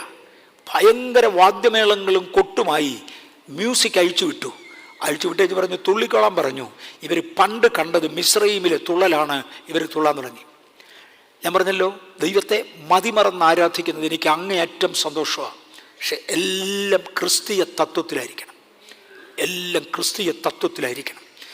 ഇവിടെ പറ്റിയത് അതിൻ്റെ വെളിയിലോട്ട് പോയി. അവർ പറഞ്ഞ എലോയെ മാർക്ക് ചെയ്തിട്ടുണ്ട്, യഹോവയുടെ പക്ഷത്ത് അവരുടെ വിരോധികൾക്ക് മുൻപാകെ അവർ ഹാസ്യമാകത്തക്കവണ്ണം അഹരോൻ അവരെ വിട്ടുകളകയാൽ ജനം കെട്ടഴിഞ്ഞവരായി എന്ന് കണ്ടിട്ട് മോശ പാളയത്തിൻ്റെ വാതുക്കൽ നിന്നുകൊണ്ട് യഹോവയുടെ പക്ഷത്തുള്ളവൻ എൻ്റെ അടുക്കൽ വരട്ടെ എന്ന് വിളിച്ചു പറഞ്ഞു. ഈ കെട്ടഴിഞ്ഞു തുള്ളുന്നവിടെ നിൽക്കട്ടെ. ഇവരെല്ലാം യഹോവയ്ക്കാന്നും പറഞ്ഞ് ആരാധിക്കുന്ന കാളക്കുട്ടിയാന്നേ ഉള്ളൂ. അവൻ്റെ സിമ്പിളാ കയ്യിൽ, അവൻ്റെ സിമ്പിളാണ് ആരാധന. അതാ കയ്യിൽ. യഹോവയുടെ പക്ഷത്തിൽ സത്യത്തിലുള്ളവൻ എൻ്റെ അടുക്കൽ പുറത്തു വരട്ടെ. പത്യോപദേശത്തെക്കുറിച്ച് റിപ്പീറ്റേഷൻ മുമ്പേ നമ്മൾ എടുത്ത വാക്യമാണ്. പത്യോപദേശം പൊറുക്കാതെ കെട്ടഴിഞ്ഞ് നടക്കുന്ന ഇടത്ത് മടങ്ങി വരുവാൻ നമുക്കൊന്ന് തയ്യാറാകാം. ദൈവത്തിൻ്റെ എല്ലാ പ്രമാണങ്ങളും പ്രമാണിക്കണം. സഭ പ്രത്യേക ഉദ്ദേശത്തിനായി വിളിച്ചു വേർതിരിക്കപ്പെട്ടവരുടെ കൂട്ടമാണ്. ആകയാൽ സഭ ദൈവത്തിൻ്റെ എല്ലാ പ്രമാണങ്ങളും പ്രമാണിക്കണം. റോമാലേഖനം 12:2 ഈ ലോകത്തിന് അനുരൂപമാകാതെ നന്മയും പ്രസാദവും പൂർണ്ണതയുമുള്ള ദൈവഹിതം ഇന്നതെന്ന് തിരിച്ചറിയേണ്ടതിന് മനസ്സ് പുതുക്കി രൂപാന്തരപ്പെടണം. അതിനെയാണ് മാനസാന്തരം എന്ന് വിളിക്കുന്നത്. മനസ്സ് പുതുക്കുക. മനസാന്തരത്തിൻ്റെ അംശം കൊണ്ടായില്ല, ഭാഗം കൊണ്ടായില്ല, പൂർണ്ണ മാനസാന്തരത്തിൽ വരുവാൻ ദൈവം നമ്മളെ ഒന്ന് ഉപയോഗിക്കട്ടെ. അതിരുകൾ മാറ്റരുത്. കൽപ്പനകൾ, ചട്ടങ്ങൾ പ്രമാണിക്കണം. പിതാക്കന്മാരുടെ പിതാക്കന്മാരുടെ അതിരുകൾ മാറ്റരുത്. പിതാക്കന്മാർ നമുക്ക് ചില അതിരുകൾ ഇട്ടിട്ടുണ്ട്. നമ്മൾ മുമ്പേ കാണിച്ച അപ്പോസ്തലന്മാർ തെസ്സലോനിക്ക ലേഖനത്തിൽ ഒന്നുകൂടെ എടുത്ത് കാണിച്ചെന്നേ ഉള്ളൂ. ഞങ്ങളുടെ ഉപദേശം അംഗീകരിക്കാത്തവനോട് അകന്നു മാറിക്കൊള്ളാൻ സൂക്ഷിച്ചോളാൻ.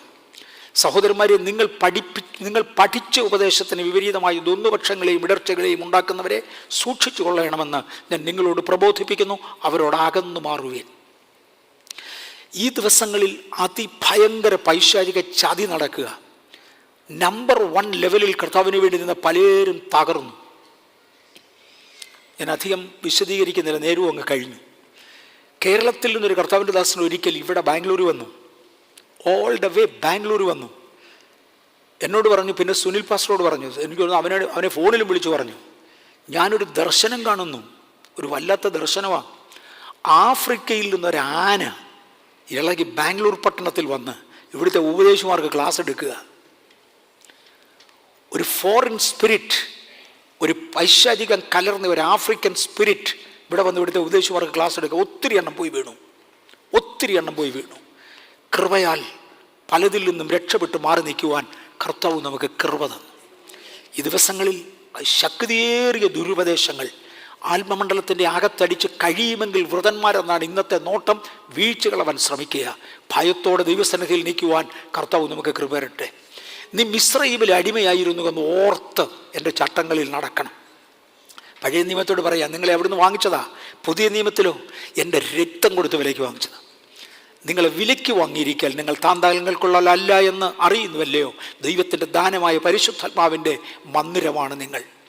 Different rewards. സ്വർഗത്തിൽ ചെന്നാൽ അനേക തരത്തിലുള്ള പ്രതിഫലങ്ങളാണ്. 2 കൊരിന്ത്യർ 5:10 അവനവൻ ശരീരത്തിൽ ഇരിക്കുമ്പോൾ ചെയ്തത് നല്ലതാകിലും തീയതാകിലും അതിന് തക്കവണ്ണം പ്രാപിക്കേണ്ടതിന് നാം എല്ലാവരും ക്രിസ്തുവിൻ്റെ ന്യായാസനത്തിന് മുൻപാകെ വെളിപ്പെടേണ്ടതാകുന്നു. ഇംഗ്ലീഷിൽ according to that he has done in the body. വിശ്വസിച്ചതിന് തക്കവണ്ണം അല്ല നമ്മൾ പ്രാപിക്കുന്നത്, പഠിപ്പിച്ചതിന് തക്കവണ്ണം അല്ല നമ്മൾ പ്രാപിക്കുന്നത്. അവനവൻ ശരീരത്തിലിരിക്കുമ്പോൾ ചെയ്ത ക്രിയയ്ക്കൊത്തവണ്ണം. രക്ഷയ്ക്ക് പ്രവൃത്തി ബാധകമല്ല. പ്രവൃത്തിയാൽ ഒരു ജഡവും നീതീകരിക്കപ്പെടുകയില്ല. പക്ഷെ പ്രതിഫലം കിട്ടുന്നത് വിശ്വാസത്തിനല്ല, പ്രതിഫലം കിട്ടുന്നത് പ്രവർത്തിക്കുക. നമ്മൾ രക്ഷിക്കപ്പെട്ടത് വിശ്വാസത്താല, പ്രവൃത്തിയാലല്ല. പക്ഷെ പ്രതിഫലം വിശ്വാസത്തിനല്ല, പ്രതിഫലം പ്രവർത്തിക്കുക. ദൈവത്തിന് വേണ്ടി വലിയത് ചെയ്യുവാൻ കർത്താവ് നമ്മെ ഒരുക്കട്ടെ. യേശുവും പറഞ്ഞ എൻ്റെ പിതാവിൻ്റെ ഭവനത്തിൽ അനേക വാസസ്ഥലങ്ങളുണ്ട്. ഞാൻ കഴിഞ്ഞ ആഴ്ച അത് എടുത്തു. സ്റ്റാറ്റസ് വ്യത്യാസത്തിൽ ആളുകളെ പാർപ്പിക്കേണ്ടതിന് സ്റ്റാറ്റസ് വ്യത്യാസത്തിൽ അനേക വാസസ്ഥലങ്ങളുണ്ട്. നിർത്തിക്കോട്ടെ, അനേക വാസസ്ഥലങ്ങളുണ്ട്. കർത്താവേ, അങ്ങിരിക്കുന്ന ഇടത്ത്, യേശുവേ അങ്ങിരിക്കുന്ന ഇടത്ത് ഞങ്ങളും ഇരിക്കുകയാണ്. അങ്ങയുടെ താല്പര്യം. അതിൻ്റെ താഴെയോട്ട് വോളണ്ടിയർ ചെയ്ത് പോകുന്ന പലരുമുണ്ട്. നടപ്പ് ദോഷം കൊണ്ട് വീഴുന്ന പലരുമുണ്ട്. യേശുവിൻ്റെ ആഗ്രഹം അതല്ല, ഞാൻ ഇരിക്കുന്ന ഇടത്ത് നിങ്ങളും ഇരിക്കേണ്ടതിന്. എൻ്റെ പിതാവിൻ്റെ ഭവനത്തിൽ അനേക വാസസ്ഥലങ്ങളുണ്ട്. ഇല്ലെങ്കിൽ നിങ്ങളോട് പറയുമായിരുന്നു. ഏറ്റവും നല്ലതിനു വേണ്ടി ശ്രമിക്കുവാൻ കർത്താവ് നമ്മളുടെ കൂടി ഇരിക്കട്ടെ. ഞാൻ പിന്നെയും ഹാനൂക്കിൻ്റെ പുസ്തകത്തിൽ വന്നു. 7th ഫ്രം ആഡം, ആദം മുതൽ 7ാമനായ ഹാനൂക്ക്. ഞാൻ ഇവിടെ വിശദീകരിക്കാൻ ഒക്കത്തില്ല, തൊട്ട് ഞാനങ്ങ് പോവുകയെന്നു. ഓക്കെ, അദ്ദേഹം സെക്കൻഡ് ഹെവൻ എന്നൊരാശയം പറയുന്നുണ്ട്.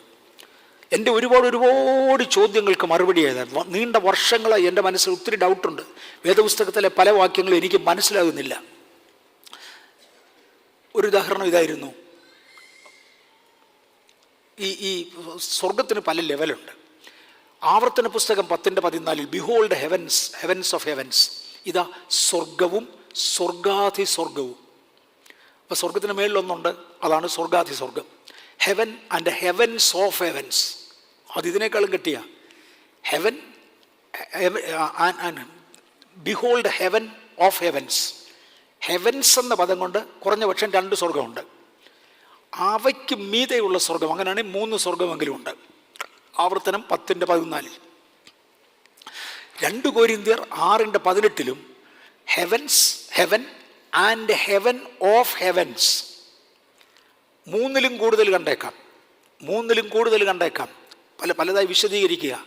സ്വർഗത്തിലും സ്വർഗാധിസ്വർഗത്തിലും, അങ്ങനെയാണെങ്കിൽ സ്വർഗത്തിന് മീതെയൊക്കെ സ്വർഗമുണ്ട്.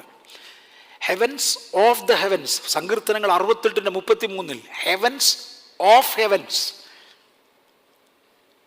മിനിമം 2 ഉണ്ടെങ്കിൽ മാത്രമല്ലേ ഹെവൻസ് എന്ന് പറയാനൊക്കത്തുള്ളൂ. ഹെവൻസിൻ്റെ മേളിൽ കുറഞ്ഞ പക്ഷം 2 കൂടെ ഉണ്ട്, 4 എത്ര എന്ന് പറയാനൊക്കത്തില്ല. എത്ര ലെവലായി തിരിച്ചെന്ന് പറയാനൊക്കത്തില്ല. പൊതുവെ വേദപുസ്തകത്തിൽ 3 തിരിക്കുന്നുണ്ട്. ഇതുപോലെ തന്നെ നരകത്തെയും 3 തിരിക്കുന്നുണ്ട്. ലെവൽ വ്യത്യാസം. നന്മ ചെയ്തവൻ ക്രിസ്തുവിനോട് കൂടെ ഏറ്റവും ഉയരത്തിൽ വസിക്കേണ്ടവനാണ്. നരകത്തിൽ പോകുന്നു അങ്ങനെ കുറച്ച് തിന്മ ചെയ്തവനും കൂടിയ തിന്മ ചെയ്തവനും ഉണ്ട്. പണ്ടൊരിക്കലും ഒരു അങ്കിൾ ഇവിടെ വന്നു. അപ്പോൾ അങ്കിൾ രക്ഷിക്കപ്പെട്ടതാണെന്ന് പറയുന്നു, സ്നാനപ്പെട്ടതാണ്, ഇതെല്ലാം ആണ്. പുള്ളിയോട് ഞാൻ പറഞ്ഞു, അങ്കിളെ നരകത്തിൽ പോരുത്, കുറച്ചുകൂടെയൊക്കെ നന്നായിട്ട് പോകണം. അദ്ദേഹം ഒരു മെഡിക്കൽ ഡോക്ടറൊക്കെയാണ്. കാശ് ആവശ്യം പോലെ ഉണ്ട്, അതിനനുസരിച്ചുള്ള അഹങ്കാരമുണ്ട്. അമേരിക്കൻ സിറ്റിസനാണ്, അപ്പോൾ അതിനുള്ള ഗമയുണ്ട്. അങ്ങനെ നടന്നു. അദ്ദേഹം സുനിൽ പാസ്റ്ററെ കണ്ടേച്ച് പറഞ്ഞു, പോകുന്നിടമൊക്കെ എനിക്കറിയാം, നരകത്തിലാണ്, പക്ഷേ തീരെ താഴെയല്ല, കുറച്ച് കൊതുക് ഈച്ചയൊക്കെ ഉണ്ടെന്നേ ഉള്ളൂ. അങ്ങനെ ഒരു നരകത്തിലാണ് ഞാൻ പോകുന്നത്. സത്യത്തിൽ ഈ പാർട്ടി കണ്ടത് സെക്കൻഡ് ഹെവനാണ്. കാര്യം യേശുവിനെ രക്ഷിതാവെന്നും പറഞ്ഞ് സ്വീകരിച്ച ഒരുത്തരം നരകത്തിൽ പോകാൻ എളുപ്പമല്ല. പക്ഷെ പ്രവൃത്തി ഇല്ലാതെ വന്നാൽ മേളിലോട്ട് കയറ്റുകയല്ല. അവനവൻ്റെ പ്രവൃത്തികൾക്ക് അടുത്ത ന്യായവിധി ഉണ്ടാകും. 3-ാം സ്വർഗം വരെ ബൈബിളിൽ എഴുതിയിട്ടുള്ളൂ. ദാനിയേൽ പ്രവചനത്തിൽ 12:1-2 അന്ന് നിന്റെ ജനം പുസ്തകത്തിൽ പേരെഴുതി കാണുന്ന ഏവനും തന്നെ, അത് മുഴുവൻ രക്ഷിക്കപ്പെട്ടവരാ, പുസ്തകത്തിൽ എഴുതി കാണുന്ന ഏവനും തന്നെ രക്ഷ പ്രാപിക്കും. ജീവൻ്റെ പുസ്തകത്തിൽ പേരുണ്ട്, രക്ഷ പ്രാപിക്കും. നിലത്തിലെ പൊടിയിൽ നിദ്ര കൊള്ളുന്നവരിൽ പലരും, ഇതാരെക്കുറിച്ചാണ് പറയുന്നത്? പുസ്തകത്തിൽ പേരുള്ളവരെ കുറിച്ചാണ്. അവരിൽ ചിലർ ലജ്ജയ്ക്കും നിന്ദയ്ക്കുമായി ഉണരും. നമുക്കിത് വരരുത്. അതുകൊണ്ട് അതിന് ഉന്നതമായൊരു സ്ഥാനം വേണം. അന്ന് നിന്റെ ജനം പുസ്തകത്തിൽ പേരെഴുതി കാണുന്ന ഏവനും തന്നെ രക്ഷ പ്രാപിക്കും. നിലത്തിലെ പൊടിയിൽ നിദ്ര കൊള്ളുന്നവരിൽ പലരും ചിലർ നിത്യജീവനായും ചിലർ ലജ്ജയ്ക്കും നിന്ദയ്ക്കുമായും ഉയർന്നേൽക്കും. യേശുവിൻ്റെ അടുക്കൽ ആളുകൾ ചെന്ന് പറയും, ക്രിസ്തുവിൻ്റെ ന്യായാസനത്തിന് മുൻപാകെ വന്ന് പറയും. നമ്മൾ ഭീമ കോടതിയെക്കുറിച്ച് കഴിഞ്ഞ ആഴ്ച ചിന്തിച്ചു. അവിടെ വന്ന് പറയും, നിന്റെ നാമത്തിൽ ഞങ്ങൾ പ്രവചിക്കുകയും ഭൂതങ്ങളെ പുറത്താക്കുകയും വളരെ വീര്യപ്രവൃത്തികൾ ചെയ്യുകയും ചെയ്തില്ലയോ എന്ന് പലരും വന്ന ആളുകളിൽ എന്നോട് പറയും. എന്നെ വിട്ട് പോകുവീൻ എന്ന് ഞാൻ അവരോട് തീർത്തു പറയും. സ്വർഗത്തിലെത്തിയ ശേഷം, ക്രിസ്തുവിൻ്റെ ന്യായാസനത്തിലെത്തിയ ശേഷം ഇവരെ എങ്ങോട്ടാണ് പോകുന്നതെന്നാ? നരകത്തിൽ പനൊക്കത്തില്ല. കാര്യം ഞങ്ങൾക്ക് നിങ്ങൾക്കും ഇടയിൽ ഒരു ഭയങ്കര ഗ്യാപ്പുണ്ട്. സ്വർഗത്തിൽ പോയി തിരിച്ച് നരകത്തിൽ പനൊക്കത്തിൽ വേണ്ടി എങ്ങോട്ട് പോകാനാ കർത്താവ് പറഞ്ഞത്? സ്വർഗത്തിൻ്റെ താഴ്ന്ന ലെവലിലേക്ക് മാറാനാ. കല്യാണ വസ്ത്രമില്ലാതെ വന്നവനെക്കുറിച്ച് പറഞ്ഞു. സ്നേഹിത, നീ കല്യാണ വസ്ത്രമില്ലാതെ ഇവിടെ അകത്ത് വന്നത് എങ്ങനെയെന്ന് ചോദിച്ചു. രാജാവ് ശുശ്രൂഷക്കാരോട്, ഇവനെ കൈയും കാലും കെട്ടി ഏറ്റവും പുറത്തുള്ള ഇരുട്ടിൽ കളവീൻ. നരകത്തിൽ പനൊക്കത്തില്ല. ക്രിസ്തുവിൻ്റെ അടുക്കൽ വരെ എത്തിയവനെ പിന്നെ നരകത്തിൽ കളയാൻ ഒക്കത്തില്ല. പിന്നെ എവിടെ കളയും? ഇന്നത്തെ ഭാഷയിൽ ഇന്ന് ആ പുസ്തകത്തിൽ നിന്ന് കിട്ടുന്ന ഇൻഫർമേഷനിൽ 2-ാം സ്വർഗത്തിലോട്ടാക്കും. സ്വർഗത്തിൽ ബന്ധിക്കപ്പെട്ടവരുണ്ടോ? ഹാനൂക്ക് പറയുന്നത് കാല് മേളിലും തല കീഴെയുമായി കെട്ടിത്തൂക്കപ്പെട്ടവരുണ്ട്. കാല് രണ്ടും ആമത്തിലിട്ട് പൂട്ടിയവരുണ്ട്. കയ്യിൽ വിലങ്ങ് വെച്ചവരുണ്ട്, കാലിൽ വിലങ്ങുള്ളവരുണ്ട്. 2-ാം സ്വർഗത്തിൻ്റെ കാര്യം പറയുക. ഈ വാക്യം അതിനുമായിട്ട് യോജിക്കുന്നുണ്ട്. അവനെ കൈയും കാലും കെട്ടി ഏറ്റവും പുറത്തുള്ള ഇരുട്ടിലേക്ക് തള്ളുക. ഇവനെ ഇവിടെ വേണ്ട.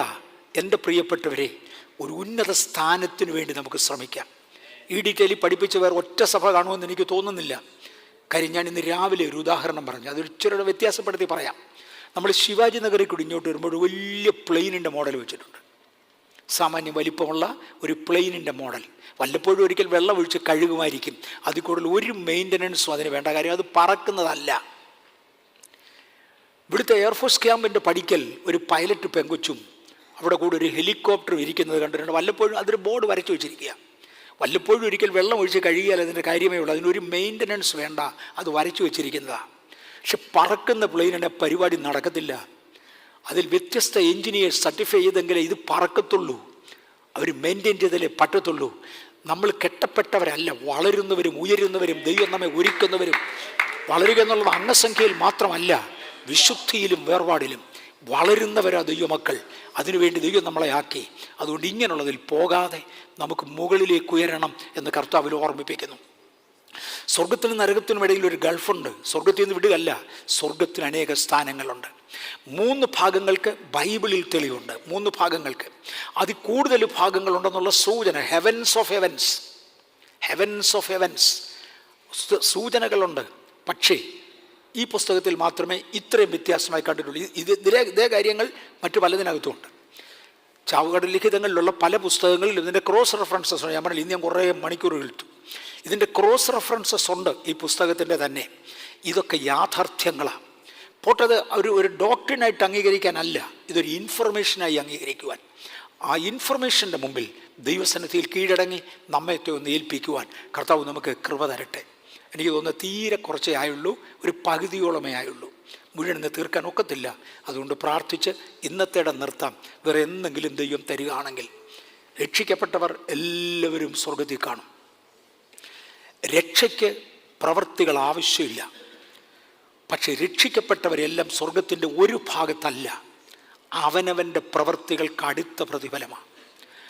ആരുടെ ചിഹ്നം, ആരുടെ രൂപം ഞാൻ അംഗീകരിക്കുന്നു, അതിനനുസരിച്ച് ദൈവം എന്നെ കാറ്റഗറൈസ് ചെയ്യും. അത് ശരീരത്തിലും വസ്ത്രത്തിലും സ്വഭാവത്തിലും ജീവിതശൈലിയിലും സകലയിടത്തും. കർത്താവേ, ഏറ്റവും ഉന്നതങ്ങളിൽ ജീവിക്കുവാൻ എനിക്ക് കൃപ തരണമെന്ന് പ്രാർത്ഥിച്ചാൽ കർത്താവ് കൃപ തരും. അപ്പസ്തോലിക ഉപദേശത്തിൽ, കൂട്ടായ്മയിൽ, വിശുദ്ധിയിൽ ജീവിക്കുവാൻ കർത്താവ് നമുക്ക് കൃപ തരും. അന്യഥ ഉപദേശിക്കാതെ ഭക്തിക്കൊത്ത ഉപദേശത്തിൽ മാത്രം പോകുവാൻ സ്വർഗത്തിലെ ദൈവം നമുക്ക് കൃപ തരട്ടെ. ദയവായി നമ്മെ ഒരു പ്രാവശ്യം കൂടെ സമർപ്പിക്കാം. എനിക്ക് നമ്മുടെ യങ്സ്റ്റേഴ്സിന് ഇത് ഒത്തിരിയും കൂടെ ആവശ്യമാണ്. അതുകൊണ്ട് അവർ കുറേ കൂടെ വരുമെന്ന് ഞാൻ പ്രതീക്ഷിച്ചു. ഓൺലൈനിൽ ആരെങ്കിലും ഉണ്ടെങ്കിൽ സ്തോത്രം, ഇല്ലെങ്കിൽ ഇത് യൂട്യൂബിൽ കിടപ്പുണ്ട്. ദയവായി സേവ് ചെയ്ത് നമ്മുടെ വളരാനുള്ള തലമുറയെ കൂടെ നിർബന്ധമായി കാണിക്കണേ എന്ന് ഞാൻ അപേക്ഷിക്കുന്നു. നമുക്ക് പ്രാർത്ഥിക്കാം. കർത്താവേ, ഞങ്ങളെ ദൈവകരങ്ങളിൽ തരുന്നു. ഇന്ന് രാത്രിയിൽ ദീർഘമണിക്കൂറുകൾ ദൈവസന്നിധിയിൽ ഇരിപ്പാൻ കർത്താവ് ഞങ്ങൾക്ക് കൃപ തന്നു. ഞാൻ എല്ലാത്തിനായും അങ്ങയെ സ്തുതിക്കുന്നു. എൻ്റെ ജനത്തെ അനുഗ്രഹിക്കണേ. ഞാൻ അങ്ങയുടെ ദാസൻ എന്ന പദവിയിൽ എല്ലാവരെയും അനുഗ്രഹിക്കുന്നു. ഒരു വലിയ വിഭാഗം ആളുകൾ വിശുദ്ധിയുടെ അന്തരംഗത്തിലേക്ക് ഇറങ്ങുവാൻ കർത്താവ് കൃപ തരണേ. മഹത്വം കർത്താവ് എടുക്കണം. ഉന്നത സ്വർഗങ്ങളിൽ കയറുവാൻ കർത്താവ് ഞങ്ങളെ കയറ്റണമേ. പുരാതന സ്വർഗങ്ങളിൽ വാഹനമേറുന്നവനെ സ്തുതിക്കുവാൻ ഞങ്ങൾക്കിടയാക്കണമേ. അത് ഞങ്ങളുടെ പ്രതീക്ഷയാകണമേ, പ്രത്യാശയാണേ. കർത്താവെ, ഞങ്ങളെ സഹായിക്കണം. യേശുവിൻ്റെ നാമത്തിൽ തന്നെ. അടുത്ത മീറ്റിംഗ് നാളെ രാവിലെ 10.